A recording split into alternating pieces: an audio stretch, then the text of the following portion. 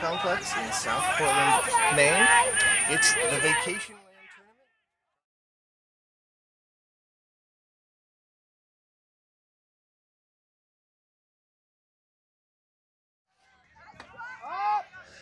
Hello and welcome to the Wainwright Field Complex in South Portland, Maine. It's the Vacation Land Ultimate Frisbee Tournament brought to you by Maine Ultimate. We are picking up our action here. This is the first point in the mixed division. We have Odyssey in the black from Montreal, Canada, against Zero Strategy in the yellow from Burlington, Vermont. Zero Strategy coming off of a win at the Boston Invite Tournament. They are the 1 seed in this pool, up against Odyssey, who's always a tough matchup coming down from the north. Odyssey actually pulled to start this point, and Zero Strategy with a turn on offense, and now Odyssey has picked back up, patiently swinging it back and forth, looking to score the first point of the game. Odyssey in a vertical stack, a big swing around to the break side. Up in the air is number 33, pulls it down and throws the score. Excellent catch by Maxime Roy, and then throws the assist to, we'll get her number in a second, number 15, Jeannick St. Cyr, I believe. That's 1-0 Odyssey. So Odyssey coming right out of the gate with a break. It's an absolutely gorgeous day out here today. There's going to be weather in the mid 70s, maybe low 80s. Gorgeous, sunny. Can't ask for a better setup. My name is Tom. I'm your on-air voice for the games today. We got Maxime, our videographer. And yeah, we're super happy to be here today for what's shaping up to be a fantastic day of Ultimate. So this club level tournament, we will be bringing you games in the mixed division and the open division throughout the day. And today, Saturday, is pool play. So if you're unfamiliar with how Ultimate Frisbee tournaments are usually set up, how they work, if you think about it like a soccer World Cup format where you have your pool play, your pools where everybody plays each other, you know, first thing in the tournament, and then they move to a elimination or a bracket play the second day. That's how this is going to work. So pool play games today, and then bracket play tomorrow based on how the seeding goes here. Odyssey wearing the black, leading 1-0, preparing to pull. Zero Strategy receiving, wearing the yellow. And here we go for the second point of the day. Zero Strategy picking up, coming out in like a horizontal offense to start.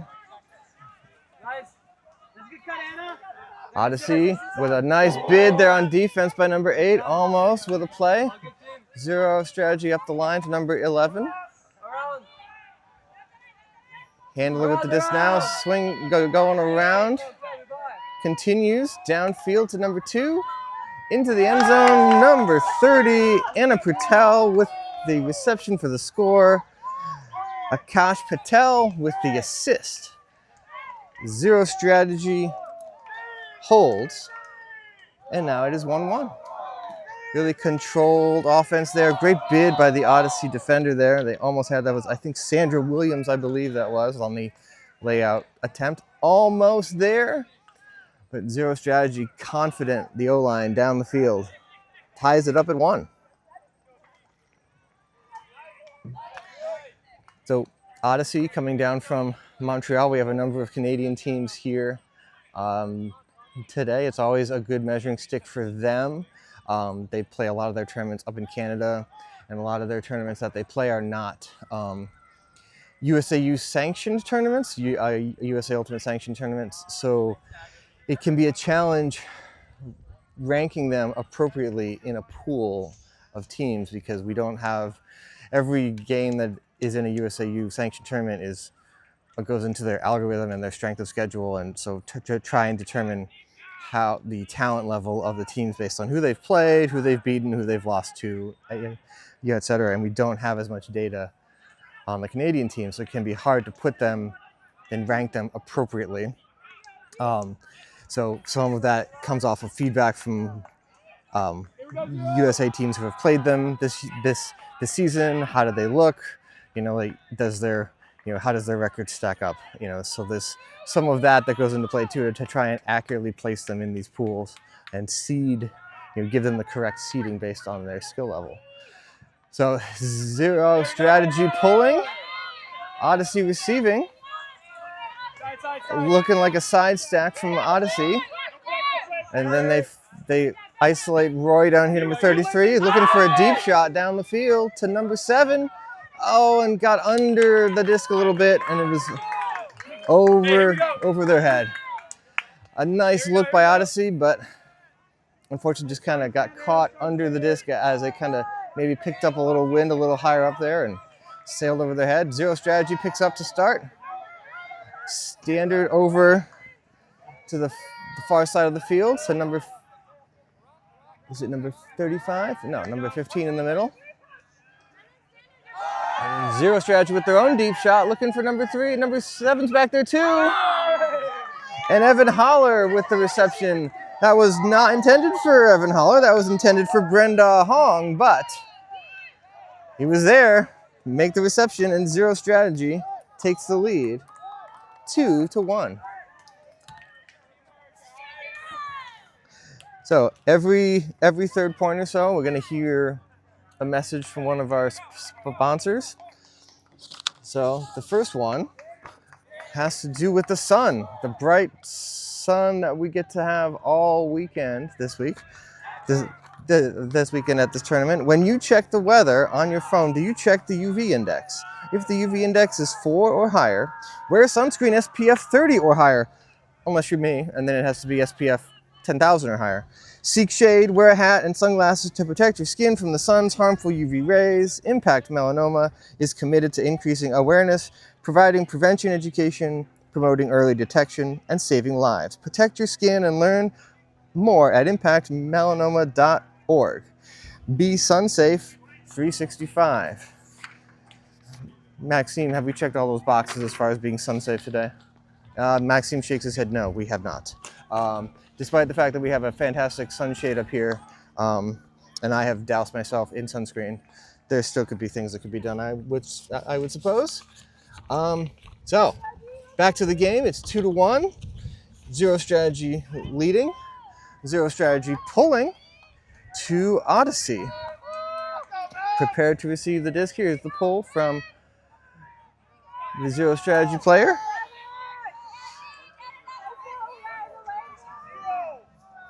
Odyssey coming out in a split stack. Number 50 with a cut under, and now looking deep. Number 50. That's Faber, Thomas Faber with the reception. Great cut, great throw. Looking up, nice fake. Looking for some help from the handlers. Good cut there by number 4 to give him an option. Downfield to 47. That's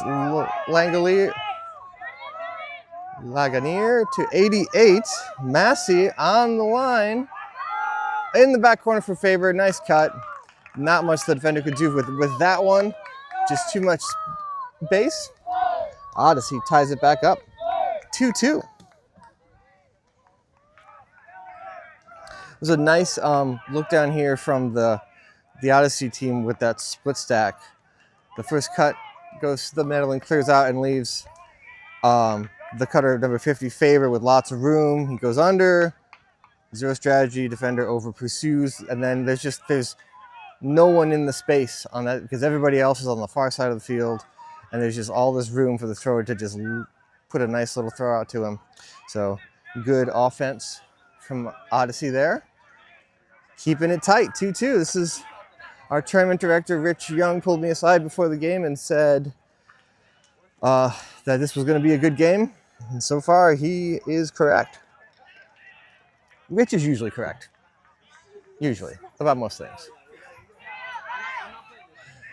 So, and not much was known about Zero Strategy coming into this season. They're a relatively new team, but winning Boston Invite is an accomplishment. So clearly the talent level is high for this group based out of Burlington, Vermont. We'll see what their O-line has in store here as they prepare to receive the pull from Odyssey. Odyssey in the black and Zero Strategy in the yellow, getting their offense settled. And here we go. A pull that is not coming back and is going to end up in the ditch. There's water in there. Is the disc recoverable? Maybe yes, maybe no. Yeah, they're calling for a new frisbee. That's the way to go. You will turn an ankle or something in that irrigation ditch. So don't go in there. Zero Strategy. We'll take it at the brick mark. Ready to go on offense. And here we go. Disc is in play. A little poachy to start from Odyssey, kind of trying to stop the first cut as the Zero Strategy goes up line to number 11. That's Donahue. Coming around to number 5. That's Quinn Ledeck. Back to Donahue again. Looking for the up line. There it is. To Jordy.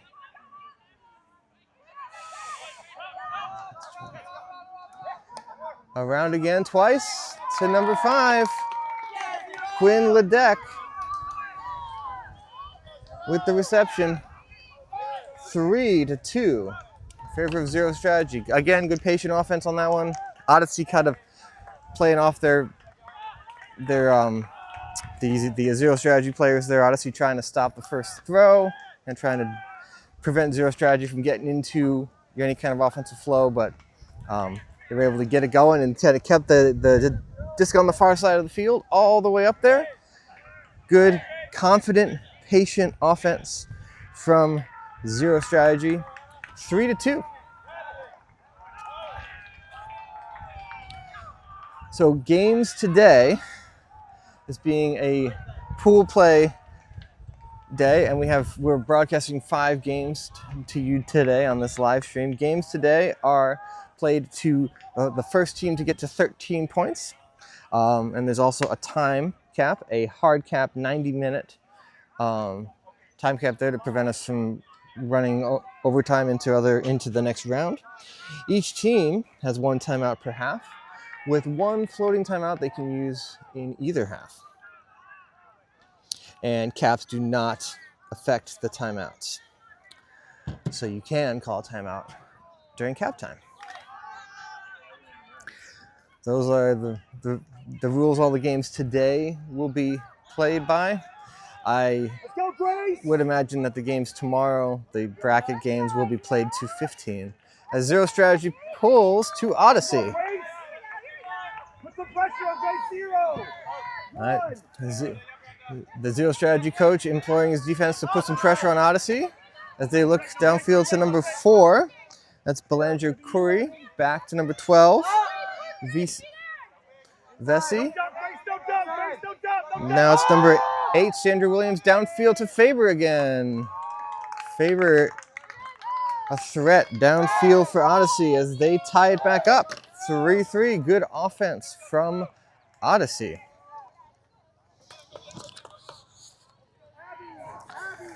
Revision Energy is Maine Ultimate's clean energy partner and was co-founded by Ultimate World Champion Fortitude Muller. Revision Energy loves supporting Ultimate as a friendly, inclusive sport for everyone, with a mission to make life better by building our just and equitable electric future. Revision Energy is a 100% employee-owned solar company and certified B Corp, serving clients in Maine, New Hampshire, and Massachusetts. If you're looking to save money and reduce your carbon footprint with solar, heat pumps, battery storage, or electric vehicle charging, head on over to revisionenergy.com. Back to the game here. Zero Strategy coach on the field. Coach Darren Byerly giving his team some words of wisdom as the offensive line looks to go back in front by 1. We got a close game here, 3-3, between Zero Strategy and Odyssey. Odyssey in the black, ready to pull. Zero Strategy in the yellow, ready to receive. So I wouldn't call it a windy day or even a blustery day, but there are like occasional gusts of wind as Zero Strategy comes out side stack, looking for a deep cut right away from number 11. Donahue with the catch on the goal line. And punches it in. The throw, though, from Keziah Wildy. It's a great throw by Keziah. Zero Strategy, back up by 1. Zero Strategy with a simple strategy on that point. Everyone go to the side of the field. Let Donahue go to work. Put it up to the tall guy. Can't teach height. Ooh, would have been nice to have some of that. Either being tall or being able to jump back when I was playing. Having neither made the game of Ultimate significantly harder, I will say.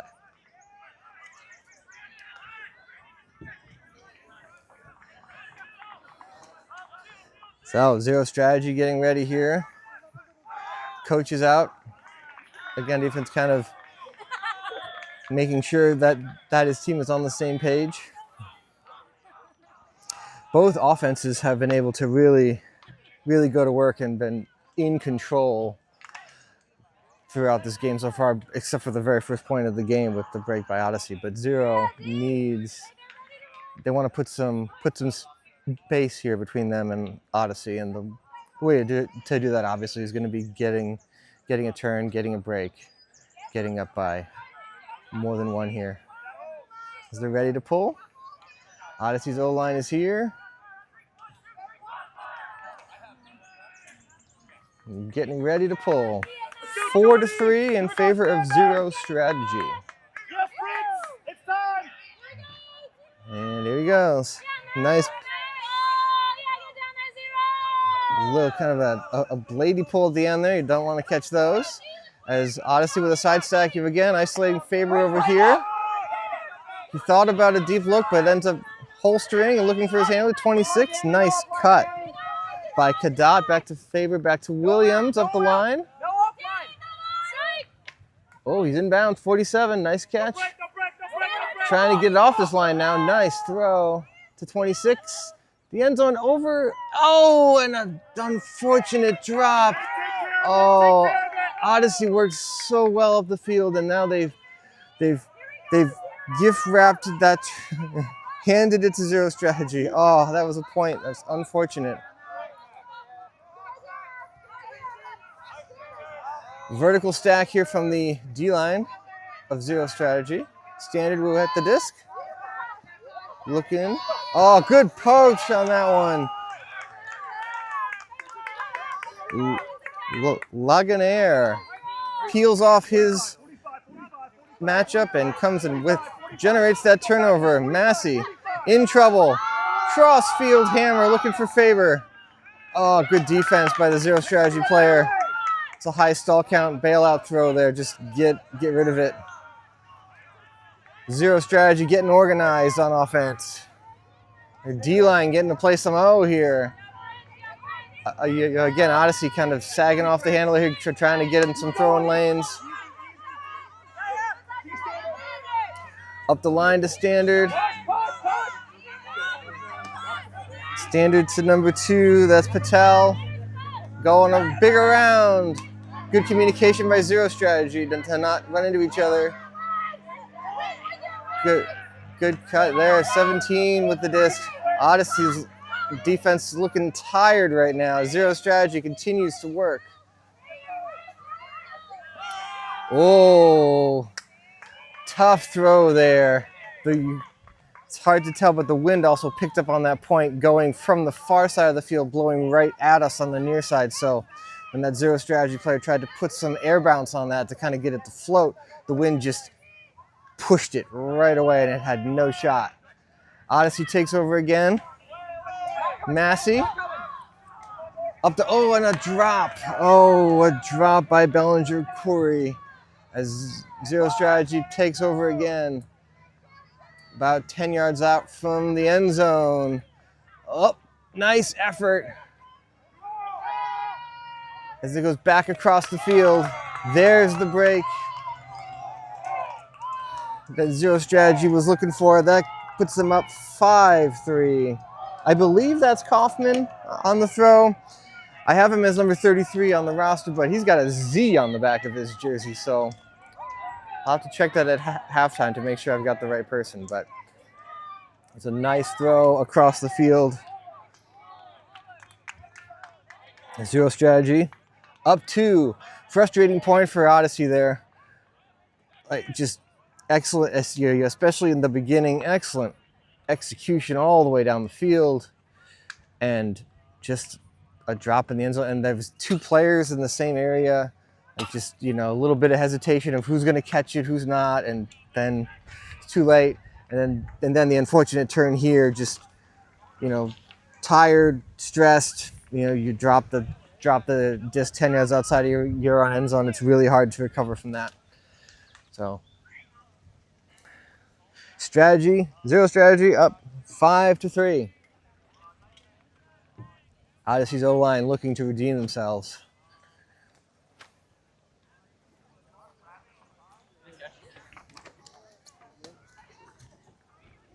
We'll see if Zero Strategy has any sort of defensive wrinkle to try and create another turnover and another break opportunity. As number 13 for Zero Strategy, Jack Conant is ready to pull. He's going to the far side, as far over as he can get, trying to take advantage of this little breeze coming toward us on this side here, I think. Nope, he's coming out here. He's coming out here. He's gonna drop it on this sideline. Nice pull. Using the width of the field, and Zero Strategy getting down quick. Number 7 up to number 22. That's Crissal. Eric Crissal back to Odyssey handler, looking downfield. Number 10, Landry with the disc. Looking downfield is Crissal again. Good defense downfield by Zero. That's going to float. Nice catch by number 7 on Odyssey.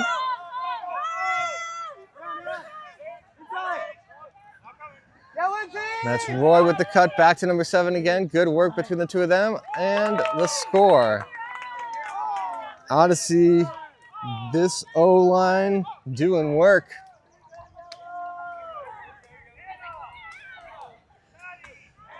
I'm going to have to watch the next point when Zero Strategy plays D. There was a lot of calls of the force, and I didn't notice, but I'm guessing when you hear teams calling out the force and the force potentially changing, like it sounded like it might have been, they were really adamant, both sidelines, of communicating what direction the force was in. So I'm thinking they might have been doing a bit of switching of the force to try and throw the cutters downfield off, because you usually want to make your cut toward the easier side to throw the disc to. And if that easy side keeps changing, then your cuts have to keep changing, and that can really disrupt rhythm. So if I had my second set of eyes here for my broadcast partner Callahan, I could have picked up on that point. So I'll keep an eye on it for the next one to see, as Callahan is not here this weekend. He is gallivanting across Europe, probably making questionable decisions as he visits his family and friends. At least that's what he tells me. Yeah, he was hoping to be back in time, but he is not. So Odyssey trailing 5-4, pulling to Zero Strategy. Side stretch stack from Zero, looking to go deep right away. Ooh, nice cut right there. Oh, that's unfortunate. Mo with the cut, and they just forgot to catch the disc after such a great looking cut as Odyssey. Nothing downfield, so they reset back to 88 up to Williams. Williams to the middle of the field. Oh, good defense. Oh, a bid. Laganair, almost. He come out of nowhere for that one. Good patience here from Zero Strategy. Getting it, just using the open receivers as Odyssey having a hard time getting reset on defense. And a put to space. Nice throw as 11 is in the end zone. Donahue and Maddie with the throw according to the sideline. That was a great, great look. Downfield, that's Maddie Regan with the throw. And it makes it 6-4, Zero Strategy.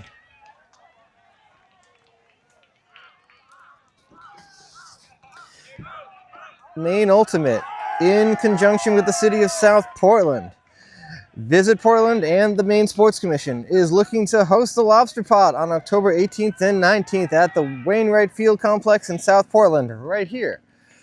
The cost per team is $600. This is a college ultimate frisbee tournament that we host here every fall. So $600 for your team. This is what you get. 2 days of ultimate, lined fields just like these. Tourney food, trainers, discounted hotels, food trucks, Tourney Central with a players lounge, games, activities, merchandise tents with things from friction gloves, disc clips, the greatest bag, break mark. Maine Ultimate will have some merch too. The Livestream crew will be back here, and transportation, golf carts, the whole thing. We have like 85 teams, between 70 and 80 teams every year for this tournament. It's a blast. The whole community comes out. The Ultimate community here in Maine comes out to support that event. College teams come from all across the eastern United States. If you would like to send a team, please send an email to rich@maineultimate.org. So, back to the game action here. Odyssey receiving in the black jersey, Zero Strategy in the yellow. The pull coming in right over our tent here. That almost came down right on top of our heads as Odyssey receives it on the near sideline here. Landry to 23. Matthew to 55, too far. Gascon with the cut, but Matthew just a little too far out in front. Zero Strategy looking for another break. This would take them to half if they can get it. Currently stuck though. Oh, turfed it, threw it straight into the ground. A good cut by 65, Grace Thompson, but the thrower just put it right on her shoe tops. Oh, the disc sails over the head of the Odyssey cutter. Zero Strategy takes over. You can see the disc is starting to kind of bounce a little bit. There's a bit of a breeze. Zero Strategy, just looked past the defender, who was just reading their eyes and just jumped in the way, knocked it down. Odyssey takes over. Mathau with a scoober. Look at that. Inside to Brodeur, number 7. To 55, Gascon again. Patience here. They look to reset to number 11. That's Badal.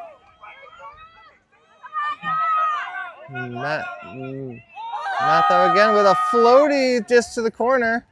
Over everyone but Gascon keeps it. Stays on it. Odyssey with the point, 6-5. Zero Strategy, a little discouraged with the defensive effort there at the end. That disc kind of hung up there in the corner for a while, and you know, when it's up there like that, you just got to want it. Again, go get it. Everybody was a little afraid of making contact, causing a foul, and they kind of just allowed the Odyssey player to make the play. But Gascon also stayed with it. Well done. And Odyssey trailing by 1, 6-5.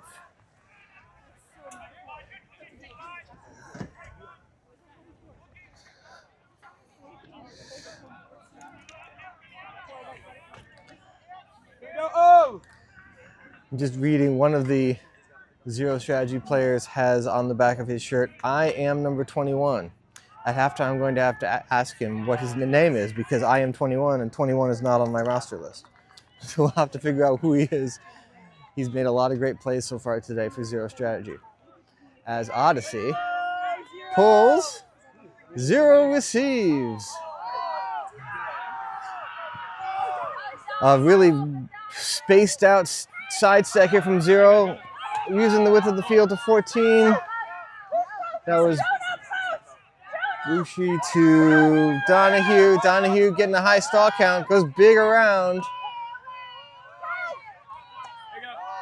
Back in the middle to Kazea, to Maddie. Back around, Kazea with the disc.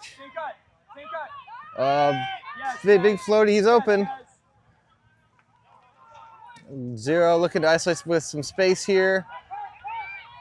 And back to the middle again. Good job by Zero, punching it in for half. I believe that's Donahue, number 11, with the reception. 7-5 in favor of Zero Strategy. And that should, if my count is right, bring us to half.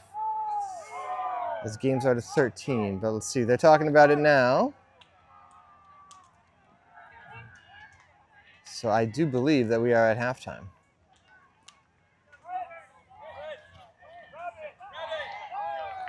Once the Zero Strategy coach figures out that it's halftime, then we will take half. And there is the possibility of a halftime interview with one of the Zero Strategy players. So stay tuned for that. And otherwise, yeah, it's halftime, 7-5, Zero Strategy.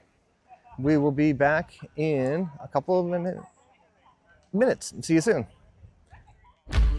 There is a place where we are us at our best. A place where everyone is welcome. Regardless of age, shape, skin color, or anything else that tries to box people in. A place where we defy the odds, defy the naysayers, And even defy gravity. A place where it's accepted that success doesn't belong to the faint-hearted. It belongs to the brave, to the determined.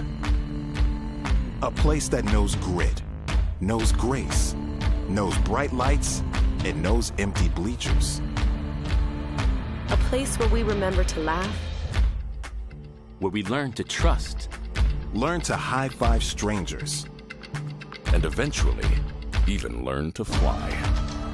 a place where character, community, and competition Are all as balanced as a disc in flight.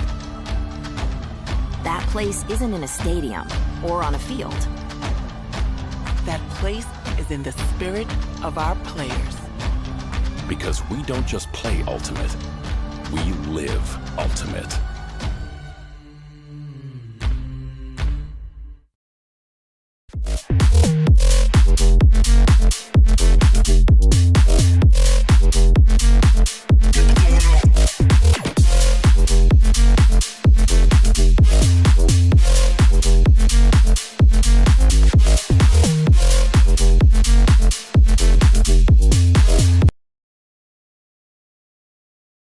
Recover 180 was created as a better way to hydrate. No added sugar, no artificial ingredients, USDA organic certified. Designed for athletes and everyday go-getters.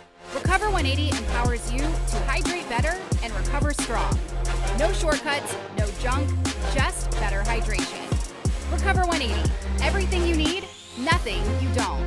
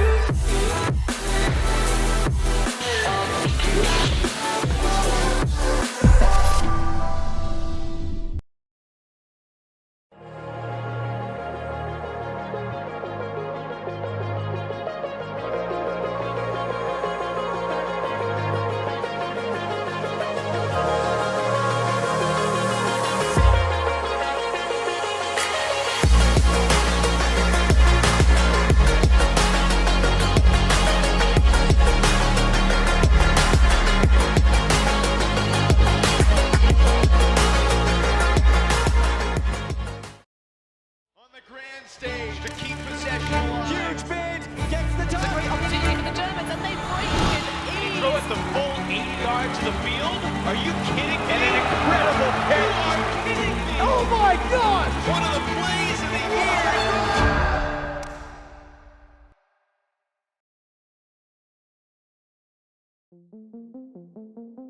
Clearly, our mission is to reduce the risk of skin cancer and melanoma. The best way not to have to deal with melanoma is not to get it. And the majority of melanomas are avoidable. And that's what we need to focus on. There will always be doctors and research doing those wonderful things to find better treatments for people that have it. My goal is to reduce it so far that we won't have to worry so much about that. We need to make it easy for people to take care of themselves when they're outside, because clearly we don't want couch potatoes, right? We want people out and active and healthy. And I think that's also going to be a bigger part of our approach, is how do we keep people healthy? One of the things that we've tried to do is build Practice Safe Skin as a place that organizations, Park and Rec, anybody that's interested in protecting the people that come to them in the sun, and looking at creative ways to do that. So they might be interested in sunscreen dispensers. They might be interested in training their outdoor workers to protect themselves. Now they might be interested in our No Sun for Babies program. They might be interested in our Skinny on Skin program, training beauty professionals and estheticians and all sorts of people that look at your skin more than you do. They might be interested in a middle school, high school, college program. They might be interested in looking towards the future to look at the impact of shade. We started to think about what's the intersection between UV, heat, and shade. One of the things that we do a lot in our training is talk to people about how do you protect yourself in the sun. Well, we talk about hats and protective clothing and wearing their sunscreen and using it regularly. But one of the things we also talk about is seeking shade. So what happens when you can't find shade? What happens when you live on a heat island where there's concrete or asphalt around and there is no shade and it's difficult to be outside? We understand that there are inequities here. We need to talk to the people who don't have shade about what they need, and when we do that, we find out that there are places close to home that don't have a place for their neighbors to meet, that they have playgrounds with no shade whatsoever. And all the time we're out talking about seek some shade in order to protect yourself from the sun. So for impact melanoma, looking at shade means opening our arms a little bit wider so that we're able to look at what are other health risks. What are some temporary things that we can do while we're looking at more permanent issues? Because honestly, we don't have the kinds of funds that would allow us to bring shade everywhere. What we work with communities around is putting in temporary shade, whether it's 10 by 10 tents or zinnias sunshades or something else. We're really working right now and for the foreseeable future on temporary shade that people can bring personally or have in their neighborhoods. I think these are going to be the things that we need to do to improve the overall health of our community and to reduce the risk of skin cancer and melanoma. The call to action that I'm challenging you with is go out and find a group of people that are interested in supporting their community in a way that will potentially save lives. We can help you do that.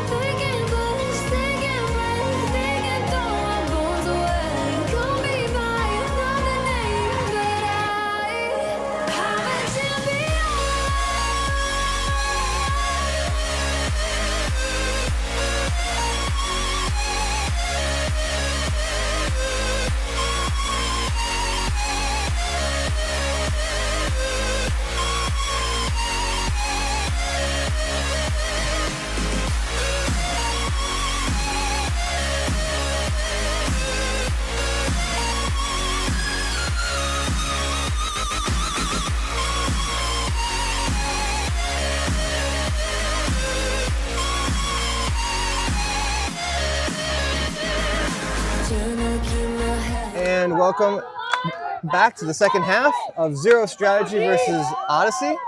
My name is Tom, and I'm actually joined here in the second half up in the broadcast tower by Sebastian, who is a Zero Strategy. Are you one of the injured Zero Strategy players, Sebastian? I'm the team manager. Sebastian is the team manager, so thank you for joining us for the second half. Former player and team manager. Awesome. So, happy to be here. Thanks for having me. Yeah, thanks for joining us. And tell us, you know a little bit about Zero Strategy, how the game's going, and what do you think so far? Game's going really well for Zero Strategy. We're in year 4. Oh my God! Nice catch! Oh man! Huge hook from Evan Haller with a tip pass to Oscar with a nice cleanup play by Lindsay in the end zone. That's awesome. What a way to come back from the break with a nice little, or to the second half with a nice little break. Awesome. That makes it 8-5. That's so cool. So you said year 4 for Zero Strategy. Awesome. And I heard from our tournament organizer, you guys won Boston Invite this year, huh? Won Boston Invite. We won Interlock, which is really exciting because Interlock too. That's always a fun tournament. First tournament win in our team history. So that's so cool. Wow. So you guys are on a roll this year then? Yeah, it's been a lot of fun, honestly, just to kind of see how the team has come together with the new players, and year 2 with Darren fully coaching, and it's been amazing to see just how well the team has gelled and really built on. That's awesome. Every single tournament, every single game, it's amazing.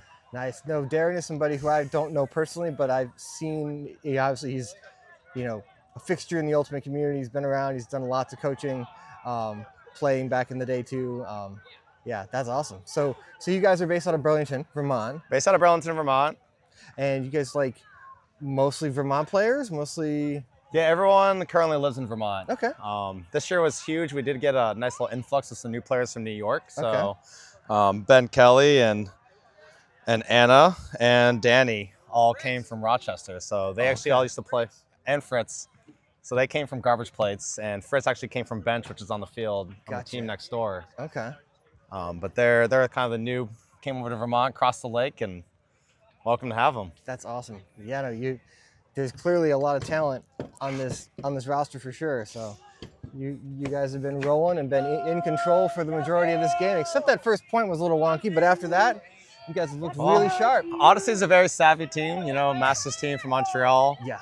We've played them a couple times under their other name, Lax, at sectionals, and they always have really good poaches, really fine-tuned throws. They've just the perfect amount of touch. That first point especially, I mean. Yeah, no, they are a very talented machine as they look up the field. The end zone. Faber that's his 3rd reception for a score in this game. He's been a matchup challenge down the field. That makes it. Looks like an assist from Zachary Masi. Yeah, nice throw. Yeah, so like you were saying, Odyssey's good. Yeah, but it's hard to. And I was just talking to our tournament director too. It's hard for the tournament directors to rank them sometimes because we don't have the data to really know how they stack up. But they always are a really good team to play. So. I know. Unfortunately, it's one of those unfortunate aspects where we really do wish the Montreal teams would kind of come down more just to kind of. So we can see that because they bring such strong competition that it'd be really nice to be able to play them all summer long. Yeah. So it's really nice that they decided to come to Vacation Land. Yeah, no, we have a couple of Canadian teams here. We've got these guys. We have Club. Looks like Magma's walking below us. Magma's walking below us. Phoenix is here on the men's side, on the open side. So we definitely have a number of them here. They seem to make this tournament a priority. It's good to come down, get the nice weather, and get a good tune-up because they know that there's going to be lots of teams, like you guys here too. So. Exactly. I mean, also what a perfect weekend. I mean, they were last year. Yeah, we had a rough couple of years with up and down weather, and now this year we're just this is phenomenal. It doesn't get better. It's 72 degrees and sunny. No humidity. It's great. It's not super windy.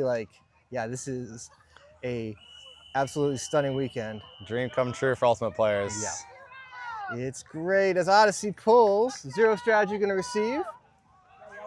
Zero Strategy up 8-6. Here we go. And you can take it away, Sebastian, on your 0 point here. All right. Quinn with the frisbee dishes out to Jordy. 2 of our main O-line handlers with Kez, former Donovan winner out of Middlebury. Another one of our main O-line handlers. Awesome. Good job. Good save catch by Quinn. Yeah, good save there. Odyssey looking like they're really trying to lock down on. Odyssey's really bracketing out with these poaches. Yeah. But it's really Ooh, nice focus on that nice catch by Maurice. Jesus Christ. Wow, that was awesome. Yeah, no, it's looking really poachy, almost zony, but not quite. It's really kind of almost like junky in the middle. Still a little loose right now. Yeah, they're really trying to get Zero out of their flow on offense here and make them think. That was really nice of Zero's strategy though, to use that break side. Yeah. You're going to put a lot of poaches on the open side. There's a lot of open space on that. It looks like you've got a poach here off of Z right there in the middle. Now they're slowly getting caught up here. They're kind of leaving the handler by themselves. These players are really showing why they're on O-line though. It's all about that patience. You don't. And the throws are so crisp. Like no panic. Just take these one. Nice cut there too. They're open. There you go. Gorgeous give and go from Kez to Mo. Well done by Zero. 9-6.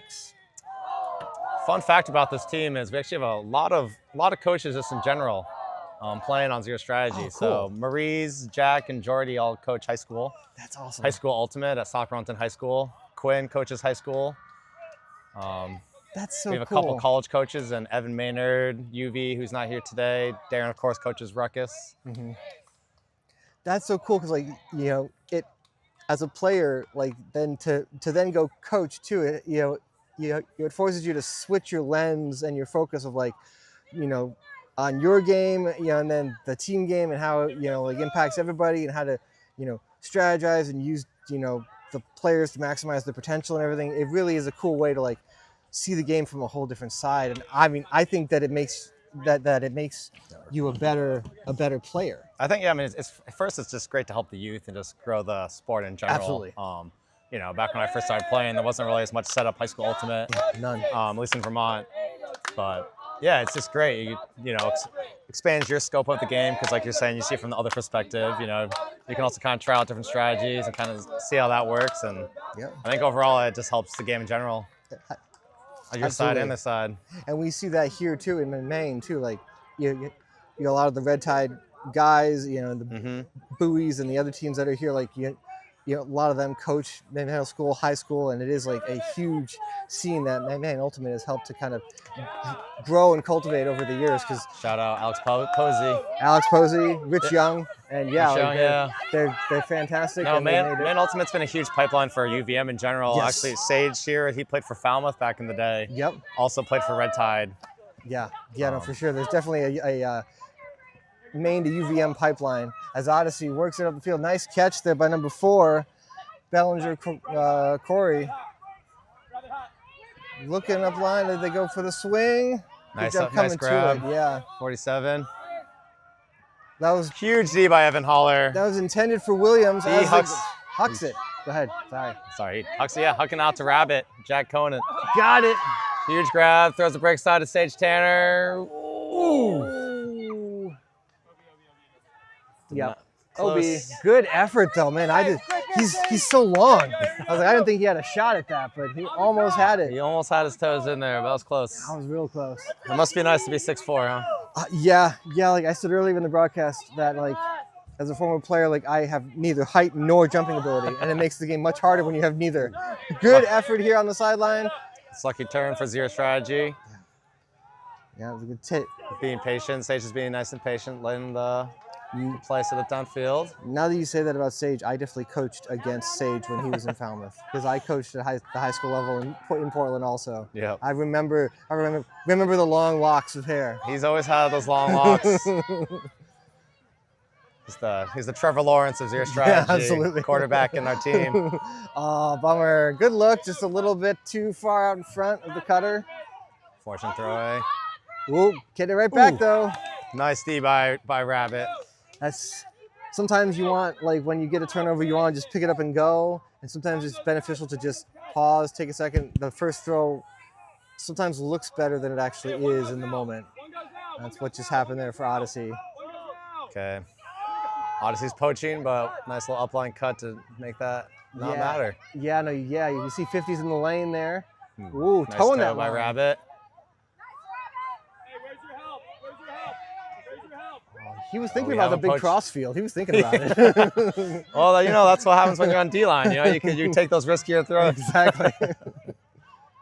I liked playing D-line. Grab it. Because I could do that. Nice catch by Nora Jacobson, who just won national championship with Wesley in the D3 that's awesome. championships. Oh, okay. So that's the second time today that Sage has rushed something on a throw and go. And it's hard. Like, it's harder than it seems. Like, lots of times they make it look so easy. They're moving and they throw. And it can be hard to keep the accuracy on point when you're trying to generate your own momentum. Because he had a forehand that was at the feet on the far sideline earlier. He's trying to shape the most perfect throw possible. Yeah. Odyssey takes over to the middle. Advice. Sage heard you talking. He's mad. He's mad. That yeah. right back. Yeah. No, I definitely upset the Sage. Right back to it. There you go. There you go. That one. He made sure to keep that toe in. Evan Haller to Sage. Excellent work. 10-6, zero strategy. Well done. I almost feel like off the turnover there when Odyssey had the disc, I almost feel like it was almost maybe a play or you have something, because it seemed like the throw was almost predetermined, and the cutter turned and saw Sage and stopped, and the throw happened. And safety check. Yeah. Yep. Yeah, which is like the pros of those defiant sideline plays where they can be really hard to stop, as long as you're on the same page. And long point like that, hard to maintain that mental fortitude to be on the same page. Let's see what Zero comes out with on the turn. Another good break opportunity. Yeah, ever since Coach started going out on the field for every point, you guys have really put your foot down there. I think he was like, enough. Someone needs to go change that scoreboard over there. Someone does have to change the scoreboard over there. Yes, the score is 10-6. 10-6, 0. Yeah, it's been a really, even though it's 10-6, the Zero is definitely, off and running here. It was definitely a close game, and Odyssey's O-line in particular has looked really strong for the majority of the game. Sometimes, the two top seeds in our pool playing together at 9 a.m., sometimes the players just got to wake up a little bit to get their legs going. Yep. Ooh. And also, it won't, it's not necessarily a factor as we have a foul here. Hold on. As the players sort it out and go back to where they were. It's not really a factor yet, but you guys have more numbers than Odyssey does. It might be a factor later in the day, but obviously not so much first game of the day. But it helps having a big roster. And now I know who I Am 31 is. That's Max. Because I didn't know who he was before. But this is not in. Nice try from Standard. Yeah, there they go. Looks like an assist from 7. So I do not see a number. 7 was Brodeur, I believe, from the name on the back. But good patient offense from Odyssey there, as it is now. 10-7.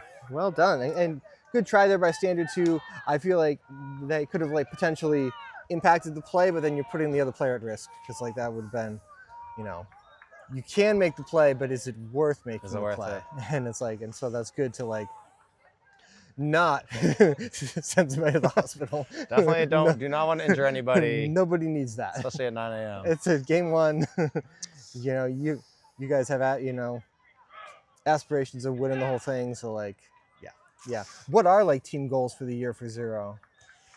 Team goals is just to kind of keep competing as hard as we can, and sky's the limit. We just want to see what the full potential of this team is, with hard work, lot of good discipline, and really just being a cohesive unit as a team. It's really important for us that we all work together. Right now, what's going on, you can kind of see players talking to each other, is because we have duos that check in with each other throughout the day. You can kind of work with them to see if you have how you're working on the field. Do they see anything? And it's the buddy system. And we're just trying to have fun out there and just play really good ultimate. And we really just want to keep pushing ourselves. And anything can happen in a tournament. So yeah, no, exactly. How many? So you said that you guys all live in Vermont. How often do you practice? Practice twice a week. Twice a week. Okay. Yep. Every Monday and Wednesday. Yep. Awesome. Yeah, that's important too, and something that can get overlooked with teams with a wider scope of where players are. It can be hard to get everybody together that often, so that really helps with team cohesiveness for sure. It really does. Yeah. I guess a quick shout out to Zero Gravity. They're kind of our soft sponsor of our team, so we definitely like to go out. It's definitely a good spot for the team to hang out. We usually always go there after every tournament to kind of celebrate and just rehash the weekend, how everything went. So cool. Zero went from a side stack to a now verse stack in the middle. Yeah. Good patience by Anna hitting. Yeah. Oh. Good patience, and then just a bit behind, but slow behind, but yeah, good cut by Jonah. It's a good cut. It's the right throw. Sometimes these things happen. We are human after all. It's Odyssey. Williams with the disc, looking downfield, but decides to take the easy one to Cadeau to Massey. Good defense down here by Zero downfield. Williams coming back for it. Oh, got a piece. Huge D by Kez. She merely puts it with far into Maddie. And Maddie got a foot on that throw, I think. Oh, dang. Bummer. That was a nice pickup by the Odyssey player to stop Anna from just getting a nice, easy catch off Maddie. Nice heads up deep by Odyssey. Absolutely. And that throw attempt from Maddie is much harder than it looks. Like when you've got that window that is shrinking so fast, and you've got to like put the right angle on it. It's not. It's just windy enough that like it's just gonna mess. It's gonna push your disc down a little bit more than you think. Yep. Yeah, and it's this kind of gustiness was always really frustrating as a player because it's not consistent at all. Exactly. It's like I want consistency. I don't care what it is. Good patience by Odyssey. Yeah, good job by number 4 here. Nice catch by Williams. Full extension. Back around Cadeau to number 12. That's Vesey. 47, Langanier. You're gonna hear Massey's name a lot. He's always involved in the plays. I remember having to guard him. Oh, miscommunication by Odyssey. That's number 9, but bummer. Good double hold by the O-line. You know, not timeout called here. Good choice, I think. Get some water, just get some rest and refocus. Work it down the field. They're gonna bringing the water bottles out. Bringing the water bottles out. We'll take 1 second here to get one more sponsor word. So, did you know, Sebastian? Did you know that melanoma is the second most common form of cancer for 15 to 29-year-olds in the United States? I did not. Protect your skin, your body's largest organ, by wearing sunscreen SPF 30 or higher, seeking shade, wearing a hat, and avoiding tanning beds. Check your skin. Melanoma is 99% curable when caught early. Learn more at impactmelanoma.org. So, I mean, keeping cool, it seems like an easy thing, but at Frisbee tournaments, it's not always, because we're usually at places like this, or even like in Devon's in Massachusetts, where it's just wide open. There's no trees at all. What are some strategies that you guys use to keep yourselves cool and hydrated throughout the day?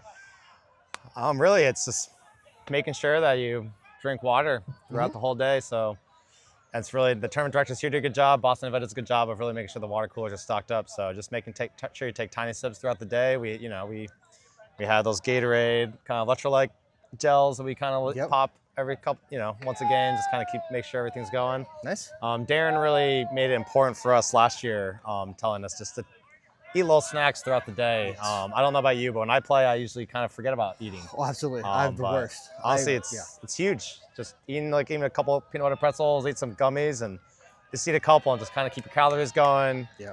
Keep that energy rate constant, so you're not spiking and crashing, or just like you said, like I would always forget to eat, and then I would be so hungry that I would eat too much, and then I'm not effective at all. I mean, there's nothing better than a Chinese buffet after day 1 Frisbee tournament. After day 1, yes. After day 1, for sure. I love it. Halfway through the day. Not halfway through the day, but special place in my heart for a Chinese buffet after day 1.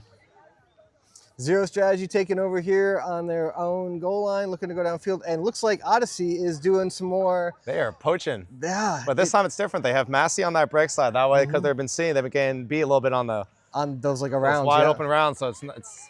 And then they've got 47 back here, who's kind of playing like deep safety. Deep safety. Zero really needs. Oh. They're gonna try it. That was exactly what you need to do. Yep. I mean, perfect throw. And you've got tall versus not tall. A 6'4" target. Yep. All right, now it's good. Once we break through, that was some open space to kind of start cutting to. Yep. Maddie's open on that open side. They're trying to get back into, I think Odyssey's mostly back to honest defense at this point, but did he? No, didn't hang on to it through the ground contact. Good effort though by 14. Great effort by Jonah. That was a good look by Anna. She found the open space. So. That's it does seem like going that way when they get to that point in the field though. We're putting a lot on it, so the wind's got to be more effective. Looks like the wind has switched too. Looking at the flag. Yeah. Odyssey is kind of a side stacky kind of look here. Callahan's get cakes, so we'll love to see a Callahan right now. That would be amazing. Elias Massey again. 47 is open. Can he catch up to it? Yes. Nice effort. That's 47. Hubert, Barat, Langanier with a little bit extra layout oomph to make sure he came down with it. Absolutely. That was a good catch up too, because you kind of saw that just kind of take off as it as it got down to that end zone. So good effort there, as it is now 10-8 in favor of Zero Strategy. Yep. It's a good game. It's back and forth. It's not something that Zero needs to worry about yet, but it is definitely, Odyssey's not going away. We'll say that. They are not going away. Well, you have a bunch of Wiley Masters players, they're gonna bring different looks to make any team uncomfortable. Yep, to make you uncomfortable, to make you think, and to just disrupt your rhythm. Like, how many times can you just disrupt the offensive flow there? So yeah, that's what they're trying to do.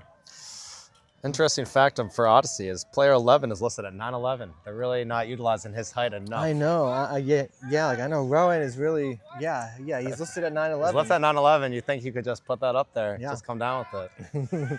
Yeah, we haven't seen him impacting the vertical bases. Vertical space. As much as I thought.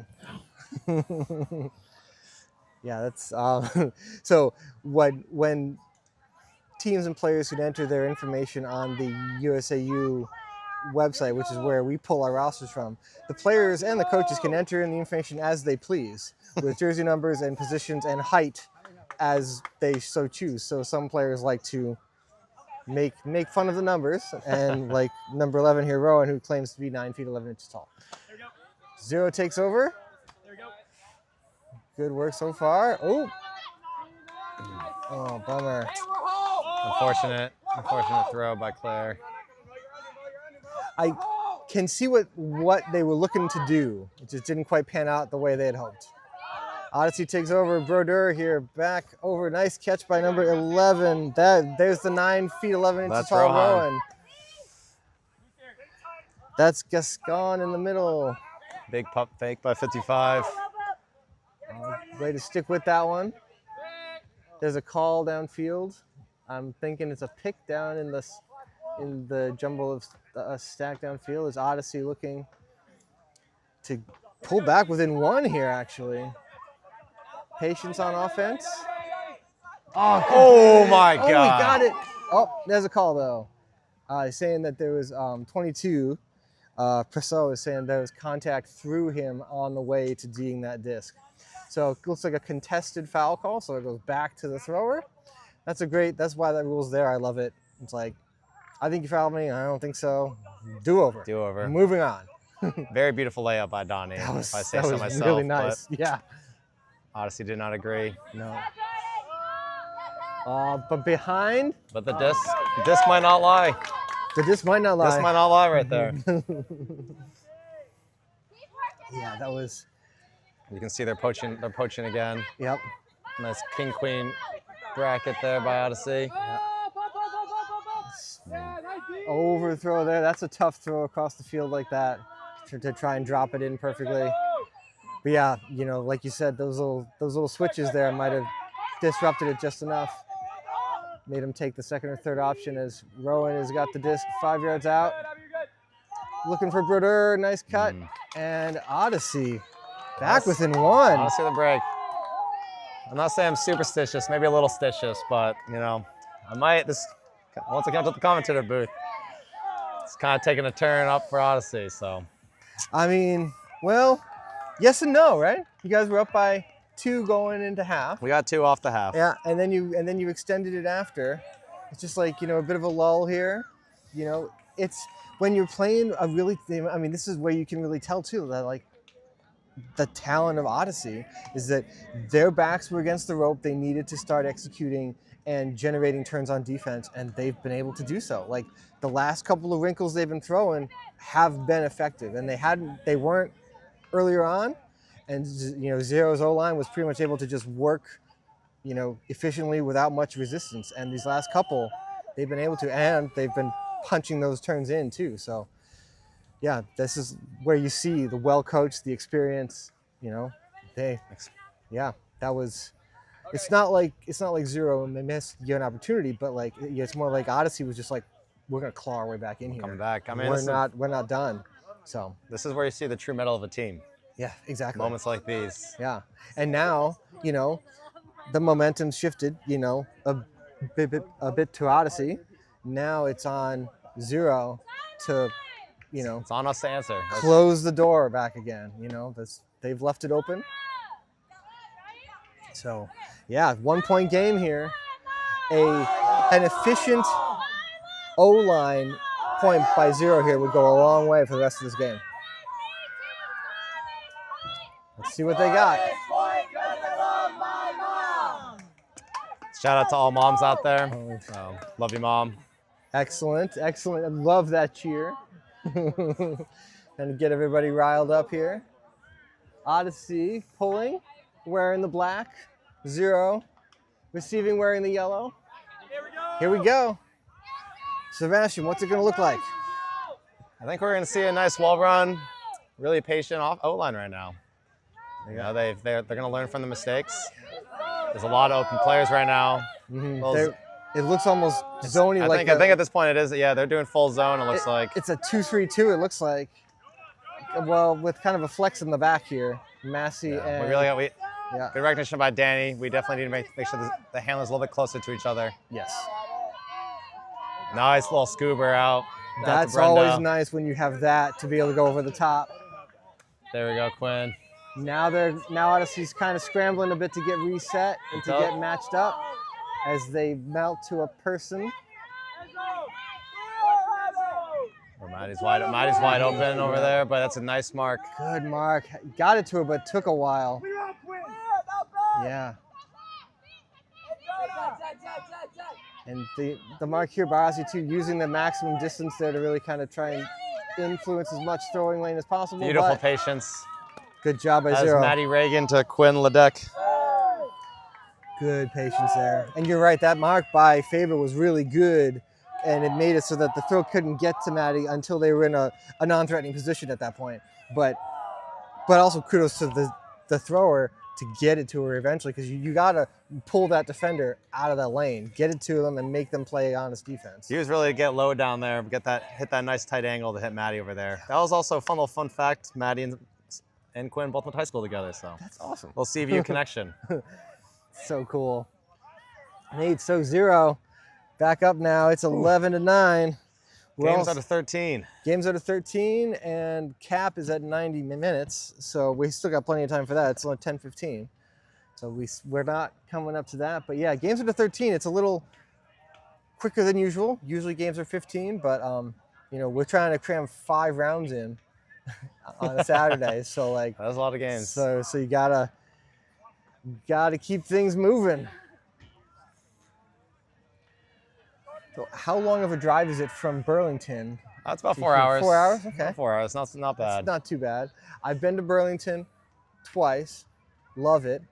But I've only ever been in the wintertime, so I need to go in the summer when the wind isn't whipping off the lake and the wind chill's -20. I still liked it, which is cool. Vermont's a gorgeous state. Definitely recommend visiting all times of the year. Fall foliage, summertime.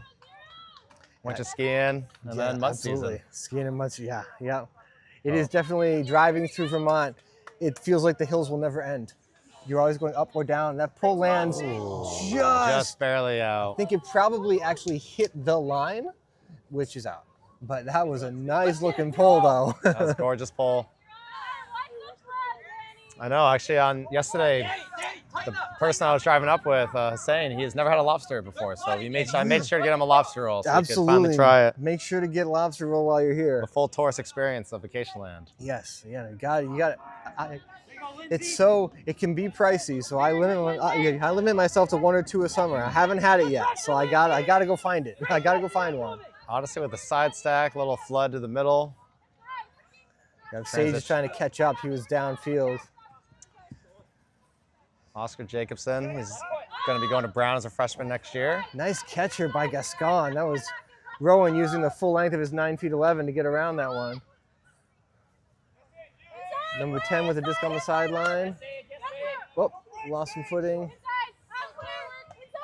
Back to 10 again. That's Landry doing work in the handler space.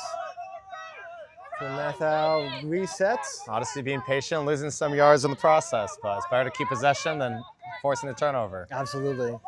Just like, that's a hard lesson to teach high school kids. Like, it's okay to go backwards, guys. We can go backwards. I don't know about you, but I'm kind of really love to see a hammer at one of these points. Absolutely.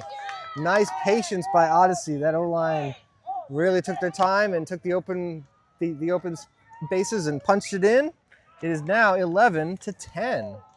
Yes, I would love to see another hammer. We had one crossfield from Odyssey in the first half. That was a stall 8 and a 9, like put across. Force one, but I'd love to see a real nice crisp one going the other direction, going that way would be nice. So, yeah, this is coming down to the end here, 11-10. Big point for the O-line for zero strategy. Now, do you guys have, like, does your team have, like a preferred offensive set? Do you like to be flexible and use lots of different, like, whether it's a vertical or a split or You like to mix it up, yeah, exactly. You know, you've got to keep a team guessing. So this O-line is really good. They utilize vert stack, side stack, split stack, host stack. A lot of things. Little ISO side stack. They can like whatever they want to do. You know, it seems like maybe that's kind of the way the game has evolved in the last, like, you know, probably 5-10 years here. So, like, I remember being younger and watching, like, in the open division, watching Ironside play, and they ran the same offense. Like, it was 6 people in the stack and the one person with the disc, and they just ran their cutting order down the field. And it's like, they never changed. That's what they did. And it's like, now there's a lot more of, like, different offenses, flexibility, different strategies, you know, and things like. So there's something to be said for being so amazing at one thing that's all you do. Yeah. But there's also, I feel like the game has really evolved. I mean, I think that's exactly what you're talking about. It's like the coolest part about the sport, just growing and growing, and that many more youth players coming back from just like the first half. You know, might as well send the big guy deep. And that's they were both team captains at CVU together. That was a Quinn assist to Donnie. That was easy. Captain Donnie. That was easy offense. Very beautiful O-line. Great thrower, great cutter. Who's tall? Go. Let's go. You have the wind. Yep. Yeah, that's beautiful. But like you're saying, you know, we have more kids who are playing younger and younger, so they learn the vert stack first, they learn host stack. But as people keep playing, you know, once they kind of master it, where you can just start doing more and more of other offenses. Where absolutely, you know, because you're starting so much earlier. Yeah, I mean, I remember like the last couple of years that I coached high school, the kids coming in as freshmen already had 2 years of experience playing in middle school. Mm-hmm. I didn't pick up a disc until I was in high school, and I didn't play any organized ultimate at all until college. And it was the fledgling UMaine Orono team where we had 7 people. Like, so it was very not a really like developed environment, but it still is like, yeah, like now the experience and things. I mean, these kids are graduating high school. I've been played for 6 years already. Like, middle school ultimate it's awesome. I mean, I also coach high school ultimate. Mm-hmm. And when you have kids who already can throw forehand and a backhand because they learn that, they know the basics of marking, the basics of just what a vert stack is, and that's just that much less practice you have to do to teach them. And you can then just kind of get them running into the program. You know, makes even like your JV team just that much more of a well-oiled machine. Yep. It's crazy, you know. I mean, you used to always have to teach everybody how to throw. That was like day one. It's the first like 2 months of the season. It's just throwing, marking, and general like field awareness. So when you don't have to do that anymore, I mean, it just makes every high school team that much more fluid and works. That's so cool. You know, gives the parents something better to watch on the field. Yeah. Good look here by 33, looking for Brodeur again, but just, a little too much sauce there. Odyssey with the side stack, getting things moving. There's nobody back there. They kind of had their cutting orders set up so they'd have Brodeur going to space by themselves. I think they saw it. I think they saw it zero strategy. Then you're like, you know what? Let's just do the same thing. We can do that. Yeah, we have a matchup that we like, and we're going to take advantage. And nice save by Nora. That disc was dying. A little low. They're trying to good defense here by Mathau. Good hands by Mathau. Yeah. To Gascon. Odyssey ties it up. Nope, sorry. 12-11. They're back within one. They were doing, again, like you had said before, Sebastian, with they were poaching, like Gascon was kind of free in the lane. They were kind of just disrupting everything. And that's, not only does it disrupt, but then off a turn, the person they're actually marking is probably 15 yards downfield. Now they got to catch up. So Gascon is now running free when the turn happens.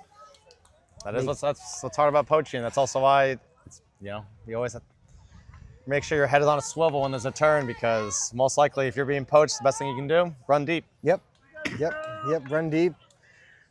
Yeah, for sure. So 12-11, this is game point here for 0. The offensive line can punch this in, it's game over. But it has been a good one. Real barn burner of a game. Barn burner of a game, 12-11 to get a nice game to get like you said before, wake up, get the legs moving, get a nice competitive game. Darren gives great pep talks right there on the line. I'm sure he's giving them the extra juice that they need to just punch it in. Get the first win for 0. Yep, get the first one. Odyssey needing another break to potentially send us to a Odyssey will need 2 breaks to win the game. Yeah, that is a tall order. But anything can happen. Here's the pull. This is why you grind out practices. Even when you're really tired, you run that sprint workout, then you keep playing. Yep. Moments like these. Here goes 0. Odyssey's still poaching. I mean, it's been effective. They've generated turns. They are going for it again. That was and we're like, 10,000 feet up here, but out of his hand, that just was a hard read, because not a lot of power on it from say, but it just kept going. Kept going. It is hard to always talk from this perspective, how tall the Frisbee kind of really is. Yeah. A little floaty. A little, yeah, that was a lefty high release from Faber there. The wind is gusty right now. Can it be the 8th person on the field? Williams with the disc, good fake here. Maddie's right on the mark for 0 to Faber, number 50. Looking up line. Massey's continuing. It's gonna float. He got it. He's not in. Not in though. Maybe in. Not in. Yes in. No in. We don't know yet. They're calling not in. He's not in. Massey's getting organized. Everyone's getting back to where they think they might have been at the time of the call. Shifting the force into the wind. I like the strategy. Good spirit here by both players, making sure we're not tapping the disc until everybody's absolutely ready. Sometimes people try to be sneaky about that. Odyssey back to number 26 here. Cadell and to Massey. Look at that. Universe point. Massey with the catch, and yeah, we get a universe point. 12-12. Wow. Whew, what a game. So it's turned a lot more stressful than I was hoping for on the booth. Yeah, it definitely has gotten significantly more entertaining since you joined us. I appreciate you joining us up here in the booth for the second half of this game. If you do want to go down and cheer your team on from not being in the booth for Universe, you are absolutely free to do so. I might. It's on the hardest part, honestly, about being up here is just not just yelling. It's not just yelling. Yeah. And they're discussing some. They're either discussing probably the Universe aspect or. The point is still going on.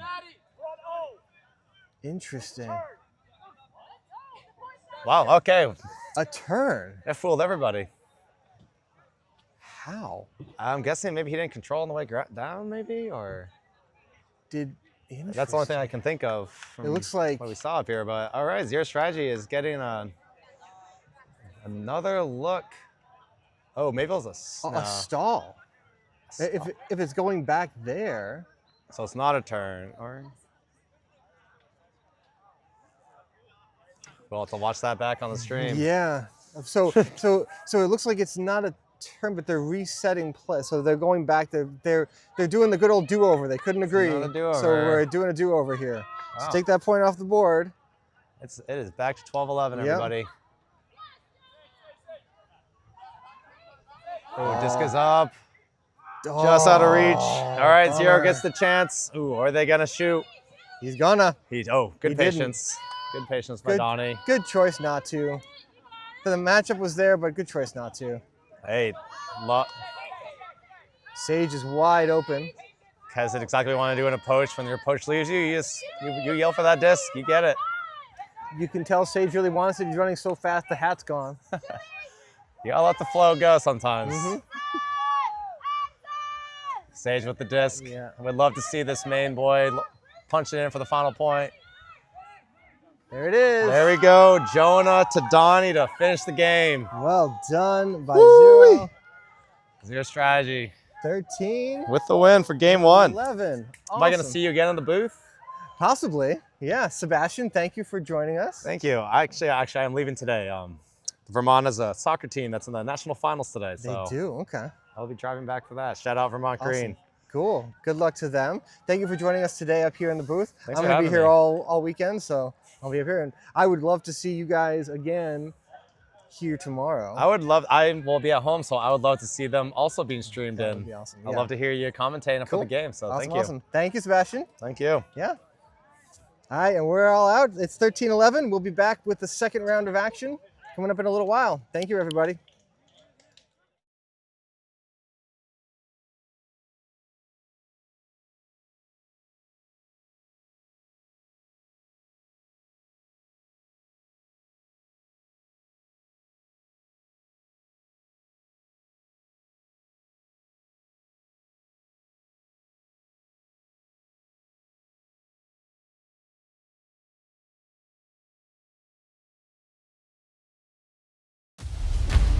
There is a place where we are us at our best. A place where everyone is welcome. Regardless of age, shape, skin color, or anything else that tries to box people in. A place where we defy the odds, defy the naysayers, And even defy gravity. A place where it's accepted that success doesn't belong to the faint-hearted. It belongs to the brave, to the determined. a place that knows grit.